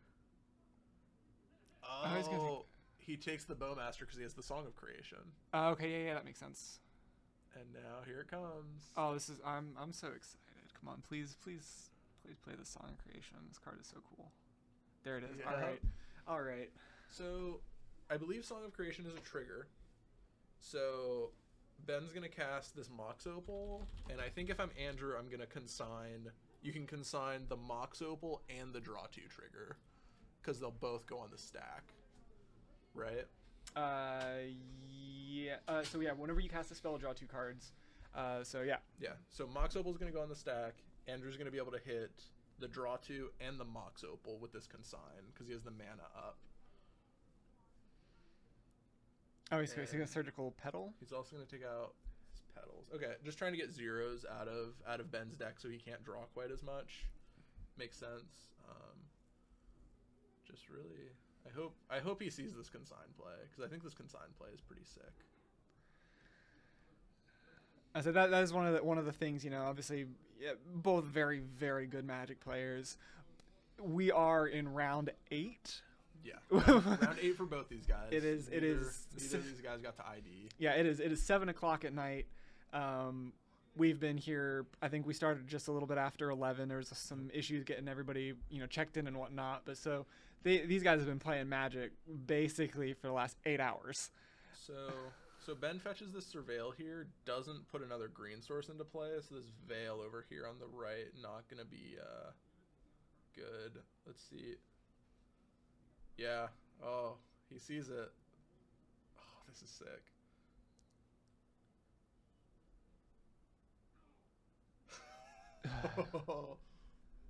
Ben knows it works.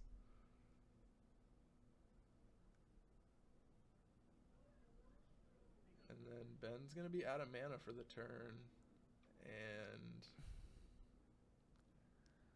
alright, so now if you're Andrew, I assume we have to put Pernicious Deed in and not pop it.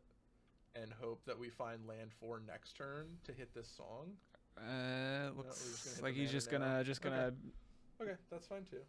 Or he's thinking about it now. Yeah, because you see his face. He knows. It's a tough choice. It really is. Yeah. Because you're not gonna beat the Song of Creation in play, right? Like every spell Ben draws is gonna draw 2. Like I think you hope to fade this turn. You hope to rip your land, and I think if that all works, you win the game. Yeah. And I think that is your only real line to beat Song of Creation at this point. Yeah, and it's entirely possible that Ben just whiffs on the draw here. And Ben can have 4 mana even if he pops this Pernicious Deed, right? Yeah. Ben has 4 lands. Like I think, like it sucks if you're Andrew, but yeah, I think this is 100% the right play. All right, let's see what happens. Can Ben rip a spell? He can. Was it a gamble?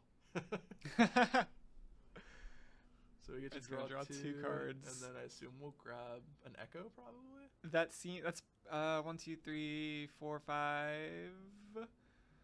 I guess it depends what 2 cards we drew, but I like just having the idea of a reshuffle. You could make an argument. Okay, what he could go for like a Beseech, because he's got black off of the Opal. He could sack the blank Chrome Mox. Yeah. That might be what he's. I guess if he gets to Gaia's Will, he's got it here. Yeah. Yeah, that's fair. All right, we got to roll. Ben gonna shuffle Ben's it up. I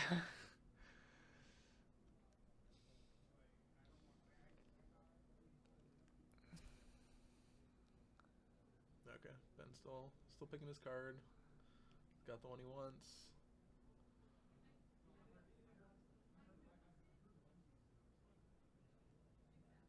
Man, come on.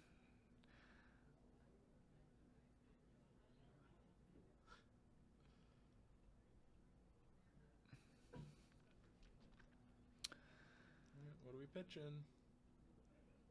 2. It is a brainstorm. Brainstorm. Okay.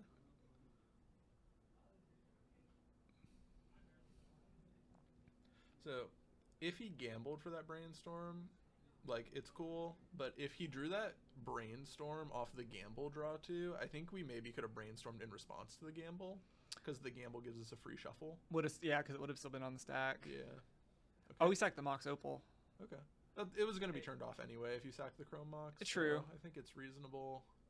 Gonna go ahead and search up. I assume guys will, and we'll just go back through the whole graveyard, draw our deck, and win the game somehow. Oh, I think they're trying to keep triggers stacked in order. Yeah, he got his 2 cards off the Besiege. Yeah, just making sure everything's happening making sure correctly. Storm's all in good order, I believe.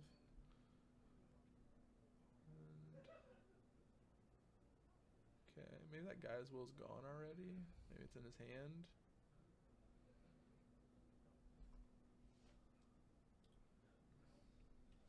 Also have all our petals out of the deck, so I don't think mana really becomes an issue, but could get tight. Yeah, even without. Yeah, just going for a brainstorm here. Okay, just going for cards. Dark Grit. So Ben here, no mana floating, just a blue off this Chrome Mox at the moment. See an LED, a Scalding Tarn. I assume Ben has more lands in his deck that produce mana, I hope. I don't know exactly what these storm decks are up to now. A Badlands, okay. It's gonna let us Dark Grit. Also, that bottom line of Song of Creation, I believe, says you may play an extra land. It is technically, it's a top line. Okay. Well, close enough. Yeah, it is on the card. Okay. It's on the card. All right. Ben's in Japanese. He might not know that, but it's there. It is. I do believe it is the least relevant part of the card. Yep. All right. Ben Darkrit found another copy of Chrome Mox, and I think this one should give us enough mana to be able to do what we need and get there.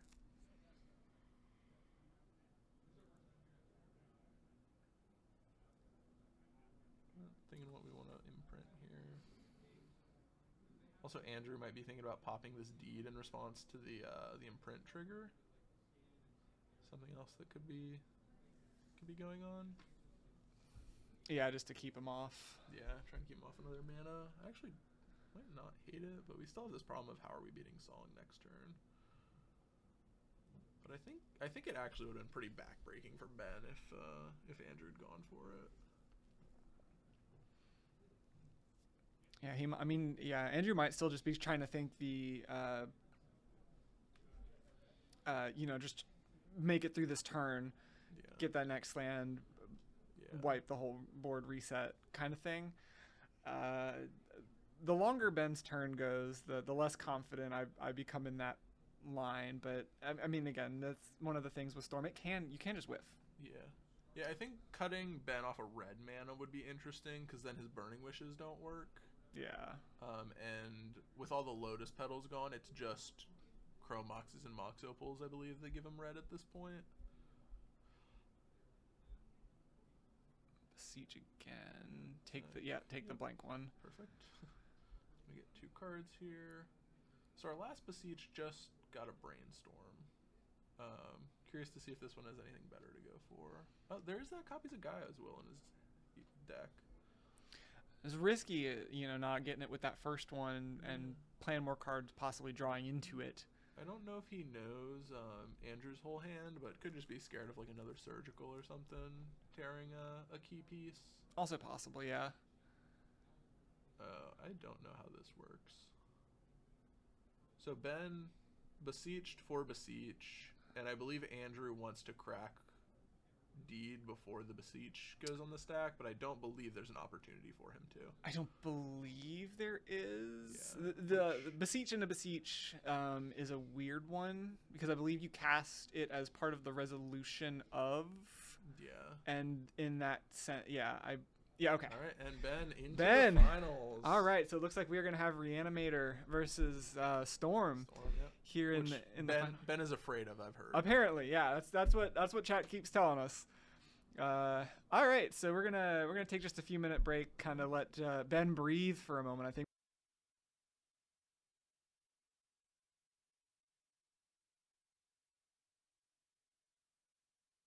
Ben, just the man, the myth, the legend, sitting there hanging out on Storm, ready to close this game out. And then we got Brennan Lane, right? That's his last name? Yep, Brennan Lane on Reanimator, which Ben apparently is afraid of.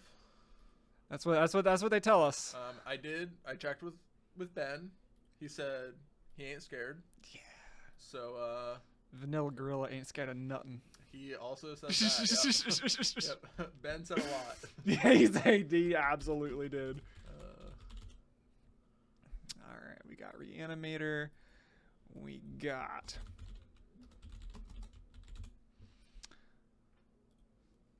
All right, final match. Brendan Lane on Reanimator versus Ben on Storm. You want to go ahead and give them the thumbs up? I can, yeah. Yeah, all right, we're going to get started here. They're just waiting for us to give them the thumbs up so they can start playing. All right, signal has been received, I think.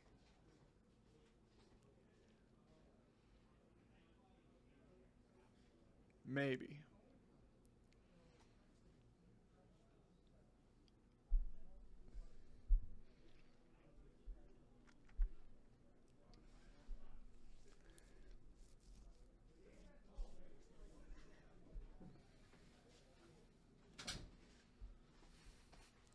All right, they're going to get started here.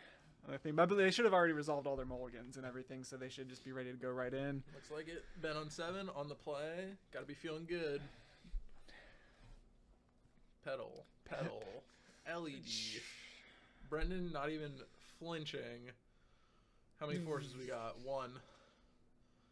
I don't like casting this. I don't. Oh man. We're just adding a storm. I guess if Ben is trying to go off through Echo, sure. But yep, gonna gamble Because for with this that LED, Echo. man, I even made a joke while they were getting set up and everything, that if Brendan wanted to just start into game 2, that would be an option, and it's not looking impossible right now. Yeah. So by forcing the veil here, Brendan is going to have the opportunity to wheel back into another force. Mm-hmm. I also want to highlight something we were unsure of in Brendan's deck were these Drown in the Locks, and I think they're actually going to be fairly good here. Yeah, actually. Just a 2-mana counter. When Brendan makes it to 2 mana, will be pretty useful for him here to help fight over these storm turns. Yeah, usually cards like John in the Lock, it didn't really kind of get the right words out. It's one of those cards you need to depend on your opponent to do stuff too a lot of times. Mm-hmm. And that's where it kind of falls behind. But and this is actually the perfect matchup for a card like Drown, where they are just going to be doing the thing no matter what. Ben is doing stuff. Yes, he is. All right, going to crack this LED, and we'll take a fresh 7 with a All right. storm of 6 here, it looks like. Notably, he still has not played a land, so he does have a land drop available to him. Ben loves these no-landers. I mean, when your opener is LED pedal, Yeah. Veil gamble, like Yeah. you don't care about lands. That's a hell of a start for sure.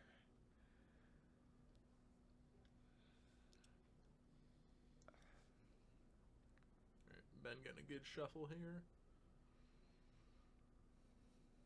All right, both players back up to 7. Oh, I think I saw a force, yeah. Blue card right off the top for Brendan. He has one piece of protection here. How is Ben doing? I see a Burning Wish. I see LED Gamble again. Yeah. To go with Burning Wish, Petal, Brainstorm, and 2 fetches. So he can't Burning Wish and... No, he can. He can go land, Petal, cast Burning Wish. Yeah. That'll lead a force, but then I guess we don't have the mana to gamble. But I think that's probably okay. Oh, Ben. So he's just gonna... Okay. Honestly, I think that's probably fine, not reaching too far and risking stumbling. Whereas he was able to kind of do a nice little setup there. Yep. Brendan finds a Daze off this Ponder. That's probably pretty enticing here. Although maybe Barragoyf and the Sewer aren't good enough to keep, but he will go ahead and keep it. All right. Brendan's hand here got 2 Borrowers, that Daze, a Force of Will, 2 fetches, and I think a Troll.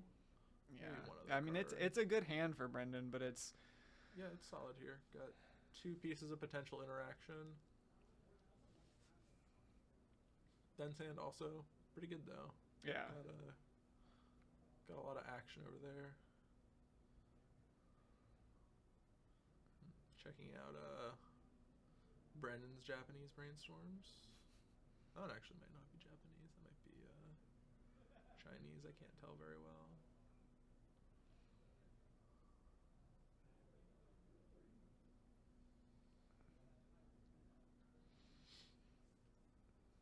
Alright, Ben's got a tough one.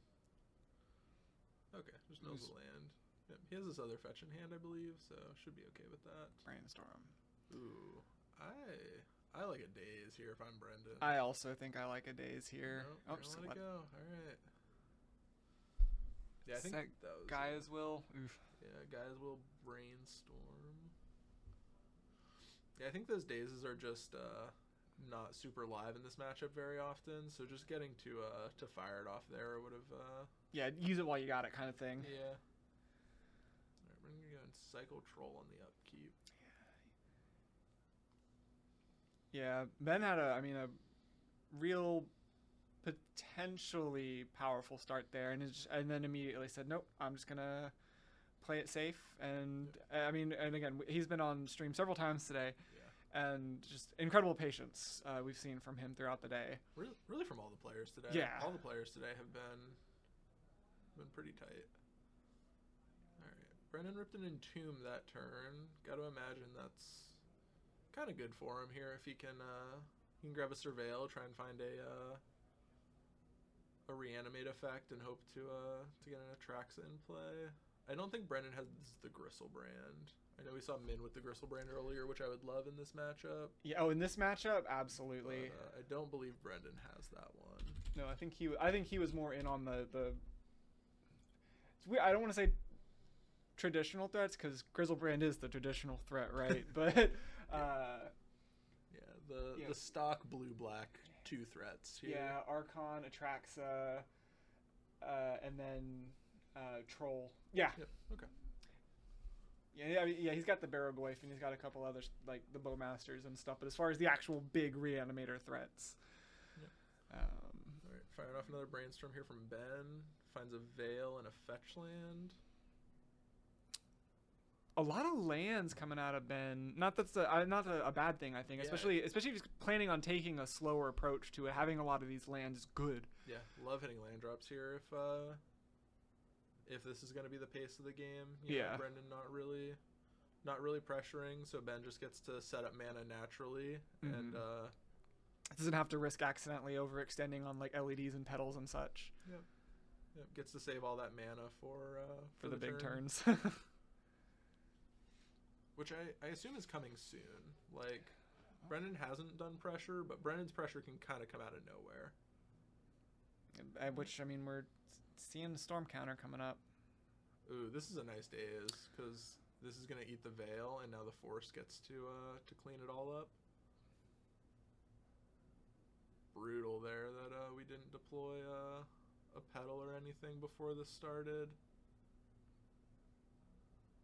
Would have really liked to see us play around like double days even. Stuff like that. Yeah, I think Ben knows it too. Little head shake there. Still his leftovers here. Pretty strong. Yeah. I believe double LED Burning Wish. Pedal maybe? Yeah. So even next turn he's going to be able to go like LED pedal, Burning Wish.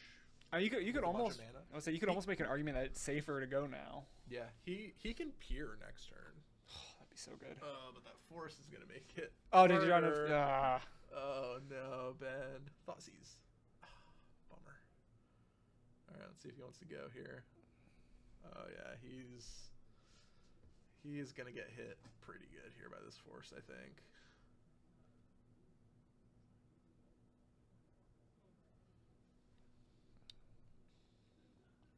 I see he's thinking about it. I also wonder. He's just gonna deploy this Chrome Mox. Yeah. Okay.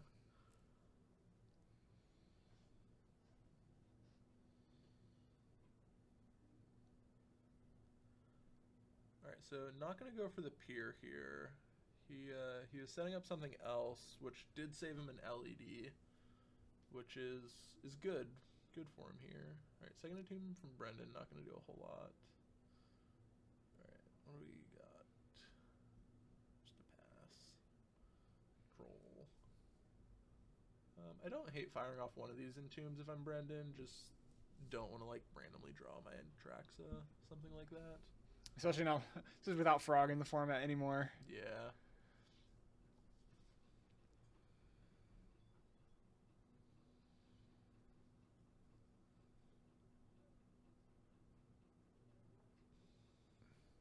Cycle Troll.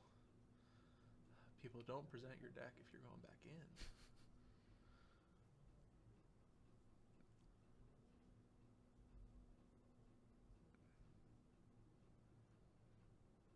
I was ready for him to cast the Entomb and stuff there. Yeah, right. After he'd already sent it back. I'm gonna go for Thoughtseize here. Ben. Oh, Ben has a Veil in response. Very nice. Rips a Burning Wish. All right, Ben. That's a good one. What moves you got? 2 Burning Wishes. And an... This... All right. And we just see double Entomb. Is that all that Brendan has? Yeah. So we can Burning Wish this first one. We maybe don't have to crack the LEDs. No, we're gonna. Okay. Yep. I wonder if he's afraid of Bowmaster here, and that's why he didn't go for the Pier last time. But just gonna go for it here. Yeah, Bowmaster into a Pier would be heartbreaking. It would be unfortunate, yeah. Although, he would draw a Veil, probably. In half his deck, I guess, wouldn't actually matter that much. Right, because you draw half your deck, and then you can just Veil all the Bowmaster triggers. True, yeah, that would work. You would think he would draw some kind of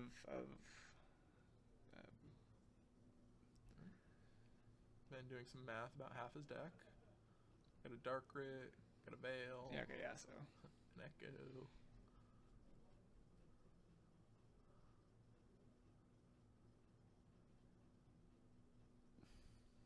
He's missing a Storm.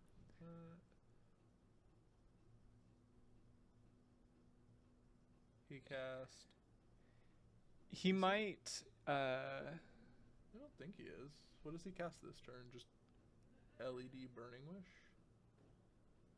LED Burning Wish Pier, yeah. I think that he might be. Also, not that it's necessarily something that should definitely be counted on, but this definitely feels like a turn where if he's missing a missing a storm count didn't matter with half his deck. Yeah. All right. Ben up a game. Everybody loves Ben.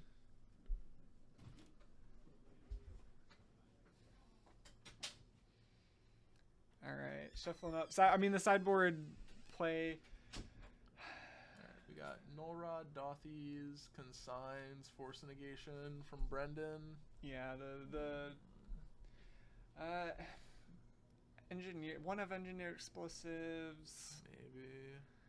Maybe an extra Bowmaster. I think it's the consigns. Yeah, I think maybe one Bowmaster just to be able to kind of hedge against like the later. It's obviously going to be a later game, you know, kind of. I say later, you know, turn 2 is late in this game. Yep. Ben here with his patented check the Epic Storm sideboard guide and always board in 3 Thought Seizes. Yeah. Yeah, Ben. Yeah, he is. Yeah, he's currently up a game against Brendan. Looks like Brendan's getting some Borrowers and Dazes out of his deck. Makes sense to me. Not going to do a whole lot.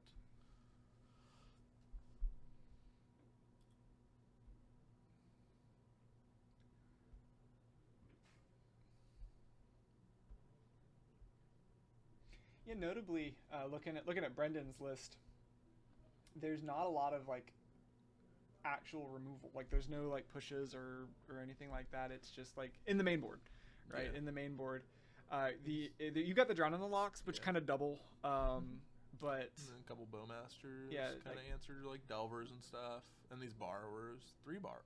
Yeah, 3 so Brazen many. Borrowers. Yeah. So crazy. I do think that might have been a, you know, if he was expecting to play into a lot of Reanimator type decks, 3 Borrowers in the main board. That's fair. Yeah. I mean, but and this I say this not as a bad thing, but I've noticed that you see a lot of especially like the Buffalo Chicken Dip events. It feels like sometimes the field is just completely wacky. Sometimes it's not like you know, like you go to something.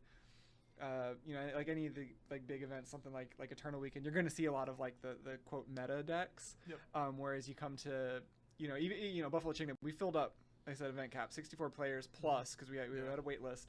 And you know, we saw a bunch of Reanimator decks in the top 8, but the whole field, I mean, there were some other decks just floating around. We saw we saw an energy deck floating around. If anyone remembers from last time, the guy who came with his modern deck on accident. He did bring the legacy deck this time.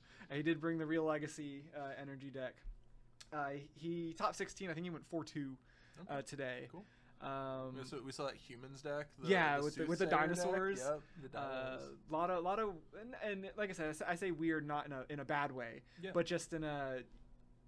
I feel like coming to like Buffalo Chicken Dip, you're going to play against a lot of decks you might not be prepared for if you only are, you know, kind of coming in against the stock meta decks. Yeah. I remember coming to these kind of earlier on when they were first happening, and it was just like David Lance and the Abadi twins just like always playing like Death and Taxes and like green-white land strategies was just like not happening anywhere else, but you like come here and it's just this like fair white plow, like non-blue piles, and you're just like, this is crazy. There have been a couple of these where like you look at if you actually like look at the, you know, like deck lists and stuff, you'll see like just I mean, okay, to be fair, right now in the format, Painter happens to be very strong. But even when Painter hasn't been super strong, look, you'll just see a lot of Painter decks. So you got to be ready to play Painter if you come into any Buffalo Chicken Dip, at least again the one up here in Columbus.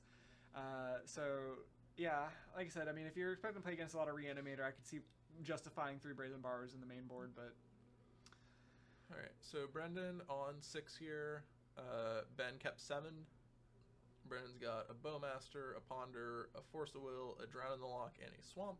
So, I mean, that's a good hand. Yeah. Force into Drown in the Lock is just good protection. Ben's got LED, Chrome Mox, Lotus Petal, Echo of Eons, Veil of Summer, Galvanic Relay, and I believe a Burning Wish. Yeah, that is also a very good hand. Yep. I don't know if we're thinking about trying to kill Brendan this turn, but we're starting to move with storm counters, so I think that's our plan. So yeah, we're going to get to pretty much jam everything on this Burning Wish. That's going to have to eat the Force, and then after that we're going to get to Echo, I believe. Yeah. Oh yeah, we got the interview lined up. I made sure with the Buff Chicken Dip guys they were okay with Ben talking, and they said, quote, anything is good publicity.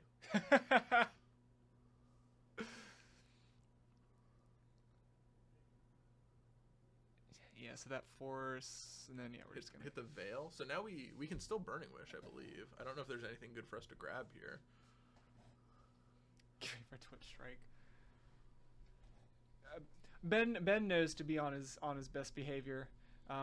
If you you can't see his deck box, it's off screen, and that's as much as I'm going to comment on that. He has been he even said he has been very mindful to make sure that it is not visible on stream. And again, that is as much as I'm going to go into detail. All right, so we got our Echo here with a blue floating, and this Badlands untapped. 6 storm count. Gotta be feeling good if you're Ben here. Oh yeah. Yeah, because even if Brendan digs into more forces and like, there's a very good chance that Ben can just do some stuff here.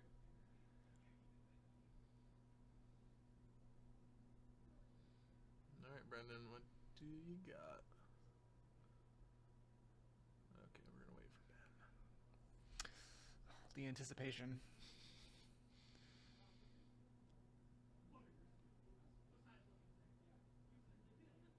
Brendan Lane playing in Ben's domain. All right, we found the force, but I don't see a blue card in Brendan's hand. Just a pile of Bowmasters and Trolls. And what do we have for Ben here? An LED, a Petal.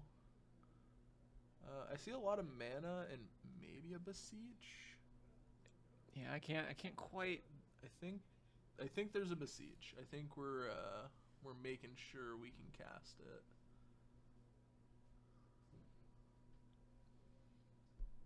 Nope, we cannot. And back to Brendan we go. Also, the no protection there from Ben, so good chance this is just Ben's patience showing off again. Yeah. Which you gotta love to see.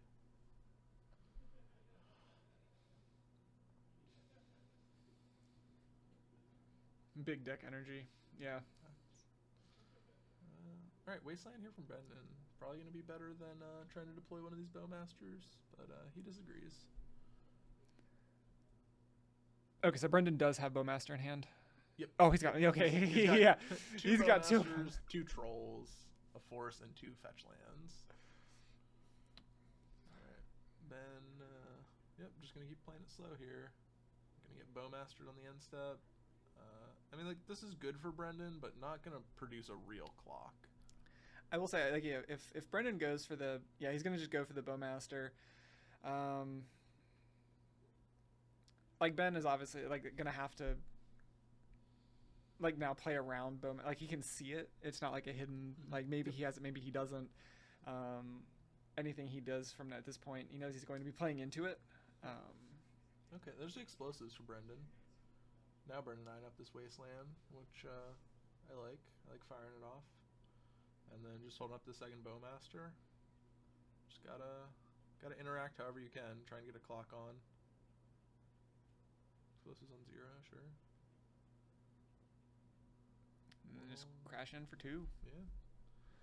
Into 17. The second Bowmaster gonna put him to 16 and have 4 power. So we'll get a 4-turn clock here for Brendan. I don't think that's gonna be fast enough.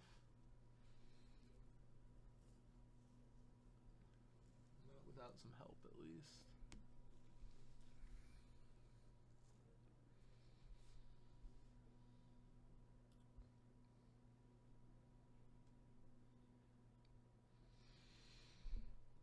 All right. Let's see what he does with the Surveil. Thinking about it. All right. So I see Taiga, 2 Beseeches, an LED, a Petal, a Chrome Mox, and I think that's a Scalding Tarn in Ben's hand here. Not... Yeah, just no protection is I think Ben's dream here. And okay, Brendan's just gonna cut out Ben's mana and finds a gamble. Alright, so not going for Echo this time. Okay. Ben just grabbed a Veil. Makes sense. Yeah, I was gonna say I think that's probably what at this point he's needing and waiting for is that Veil. Yep, just some kind of protection. I assume we're gonna wait one more turn then to go here. I assume we'll just wait for that Taiga to untap. Unless we have a ton of mana in our hand, which I don't think we do. I don't think we quite have enough. Yeah, and Ben's gonna need this Veil to resolve. Assuming it doesn't get discarded right here. It would be unfortunate for Ben.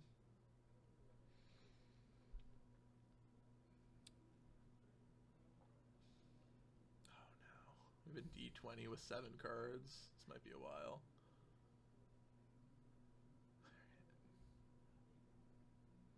I think that was the Scalding Tarn. That was the so Tarn. that's probably the best. Yep. Exactly what he wanted to discard. Yeah. Yep, and just wait another turn. Did he draw another blue card? He did draw. He drew a Ponder. I would be tempted to fire it off here and try and find another blue card, but maybe that's greedy. Yeah, Brendan's gonna hold it. A relay off the top there for Ben, maybe.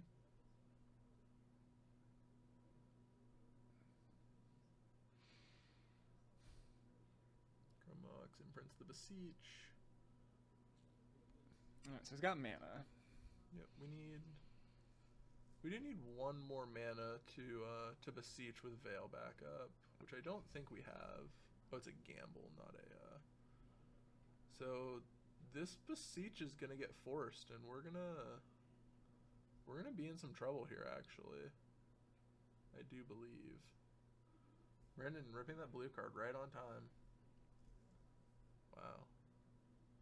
Still going with Storm Count, though, Yeah, notably. Oh, no, okay. He's done. Alright, now feels like this one might be slipping a bit away from Ben. This gamble for Echo plan not going to work against the Bowmasters. Yeah, right. Yeah, ripping that Ponder. Yeah, I think I would have been tempted to play it too, but I think it. Yeah, so I think that's a weird spot for Ben to go there without the Veil protection. Yeah. Right. I think I would have liked to see Ben just hang out another turn, if right, like he gambled for that Veil for protection for a reason. I think you're kind of committed to that plan of waiting for yeah, it being able to use it properly. Yeah. Two Underground Seas in Brendan's hand and a Thought Seize off the top. Gonna see a pretty sad hand here from Ben. That's a rough one. Yeah. I don't think any one draw from Ben turns this hand on into anything. So I think if I'm Brendan, I want to take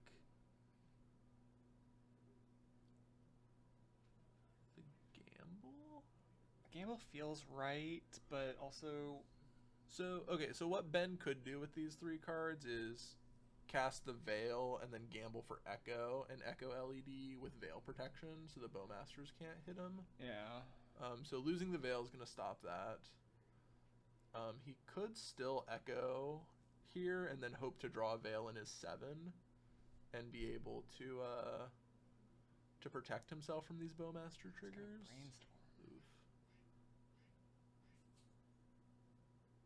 Look at those cards. Darkroot, Sea, and I think a Thought Seize maybe? That looks like what that is. Yep. I don't think these are really going to help him. I don't either. But he has the gamble to shuffle potentially. He's going to put the gamble back. So he's gonna, yeah, he took 6 from these Bowmasters. So assuming they updated life totals and he's at 11, he does get another turn potentially. But he'll be at 2, so his Thought Seize won't be live.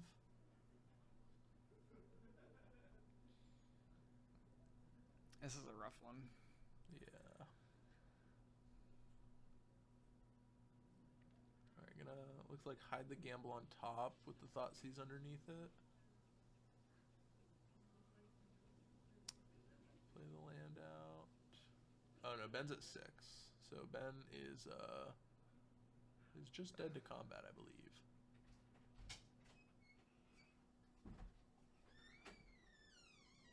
Yep. Okay. Yeah. Okay. All right. Whew. Yeah, I think Ben maybe could have like Hail Married a wheel there, hoping to hit a Veil of Summer plus a kill. Yeah. But maybe didn't know his life total was so low, or maybe just didn't believe. All right. I don't think anything really changes for either player here. Doesn't look like it. I think Brennan already boarded out his dazes, so doesn't have to make any swaps. Play draw dependent. Ben will be on the play. Gotta love that. Just say that. I mean, that's where he wants to be, and I'm sure Brendan's just sitting there sweating, because Storm. I mean, it can just go, and if Brendan doesn't have a bunch of interaction in his opener, that could be, game. We'll see.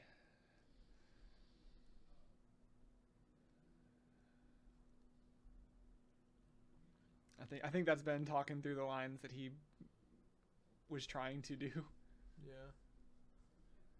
Yeah, I think that's another one. I don't know how much Ben is worried about it, but I think that's another one that Ben would be interested in watching back and thinking through. And there's a lot. It's always like, man, if I'd known that they had this thing, I would have done this thing differently. But with the information that you have, how much actually changes. Yeah. I do agree though. I think Ben should have waited on that to be able to veil as well. That might have been the big issue with that game. All right, so we are going into game 3. All right, Brendan once again forced with no blue cards. He's got 2 Dothies, Thoughtseize, Reanimate, I think a fetch land and a wasteland.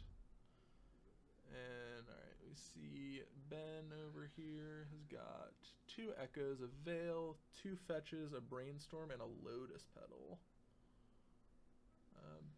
Ben thinking on this one. I don't hate it, just because the Brainstorm lets you fix it up a little bit. Okay, looks like both players are just going to go to 6 though.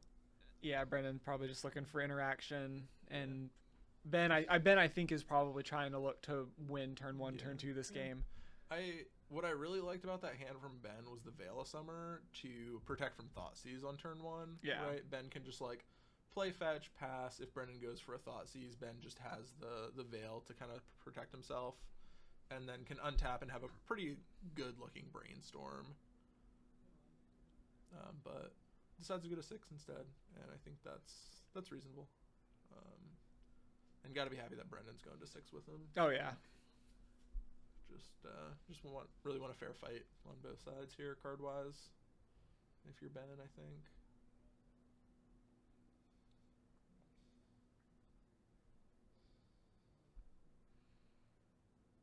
Yep, I think it is worse. Yep. He's Yep. gonna send it back, and I don't know that Brendan's is any better. We've got 2 lands. We had a Dothy, a Thoughtseize, a Brainstorm, and a Bowmaster, and an Archon that it looks like. That's an awkward one. Oh, he's gonna keep it. All right. I mean, there are definitely worse hands to keep, but it's clunky for sure. Yeah. So he's gonna have this Thoughtseize on 1, which you've got to be happy about. But then he's not gonna have a Dothy on turn 2 because he's got this Surveil land. Yeah. So gonna be kind of awkward here. Alright, Ben's 5 looks like a ton of mana in a relay. So Ben can just relay for 4 on turn 1 here, I believe. Doesn't. Oh, is he gonna put the Dark Rit back? Yeah, I think he should keep the Dark Rit in bottom of land and just relay, right? That's what I was thinking, but Right, he can relay for like 4 or 5 there. But now we're gonna lose the relay and be pretty disappointed about it.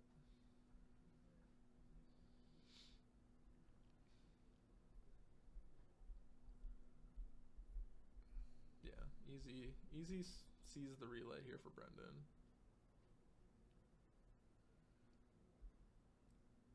Grab our Surveil land for Ben. Looks like he's going for the blue-black one. Yeah, 'cause he's got the Badlands in hand, so. Yep. Ben's gonna need some help here. Looking for a big Surveil. Well, I guess Brendan's hand is still pretty slow. Looks like maybe he drew a Ponder for turn. Yeah, that'll be nice for next turn. Help him dig for some protection. Yeah, especially if he's already gonna be basically taking the turn off. Right, Ben mills. I think a Mox Opal maybe plays land and kicks it back. Another Ponder for Brendan. Oh, those are good ones.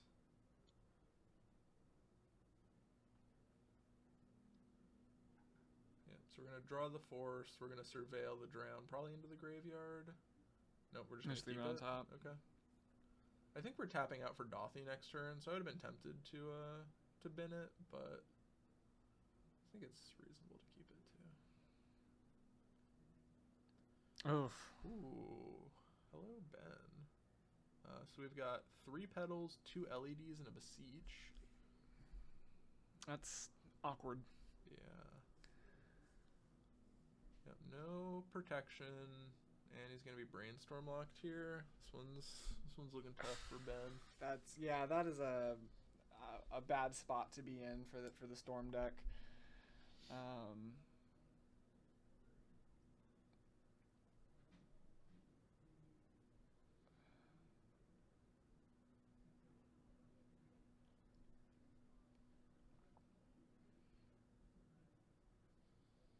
Thinking about where he wants this Besiege. He's gonna put it 2 down. And okay, Brendan's gonna play it super safe and just hold this drown up. Get the Bowmaster in. This is gonna give Ben a lot of time.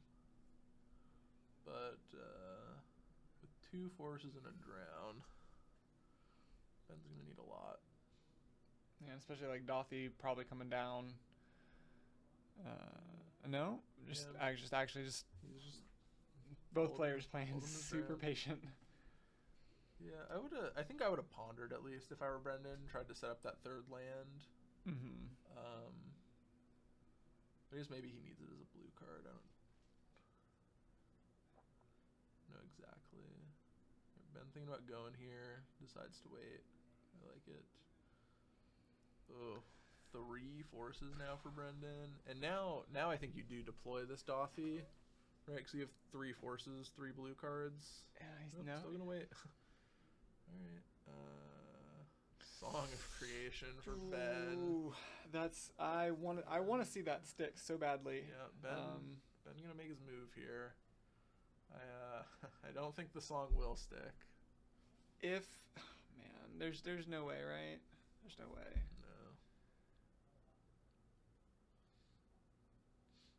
Alright. I'd like to use the Drown in the Lock, I believe, here. Yep.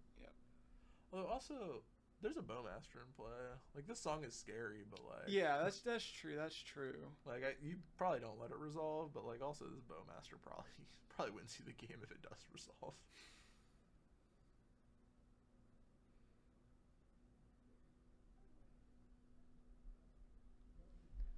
Yeah, nothing Ben can do here, I don't believe. He's gonna have to let this song go. And now that Brendan's finally converted this Drown, he's gonna be able to deploy this Dothy and start really upping the pressure.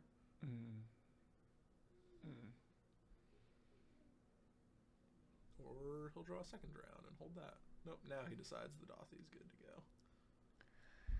Yeah, this game looks like it's just slipping away from Ben, unfortunately. It's not impossible. Alright, drew the land, so can shove with a Besiege, but is gonna wait again. And another Dothy.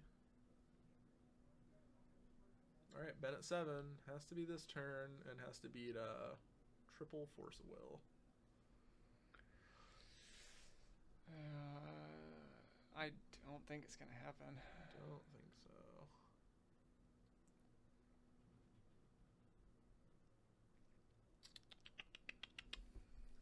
trying to think if there's anything that Ben can really draw into, but I mean, with all of the backup that Brendan's got right now, I think it's pretty heavily favored for Brendan. Yep.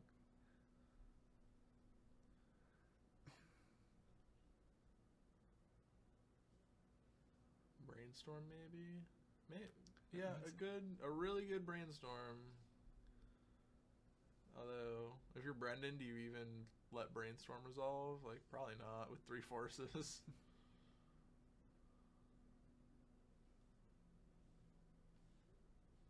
Cast Dark Red.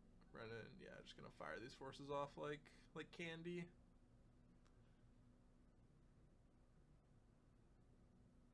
Yeah, and that's it. Yep. That's and Francis still had all these. Oh man.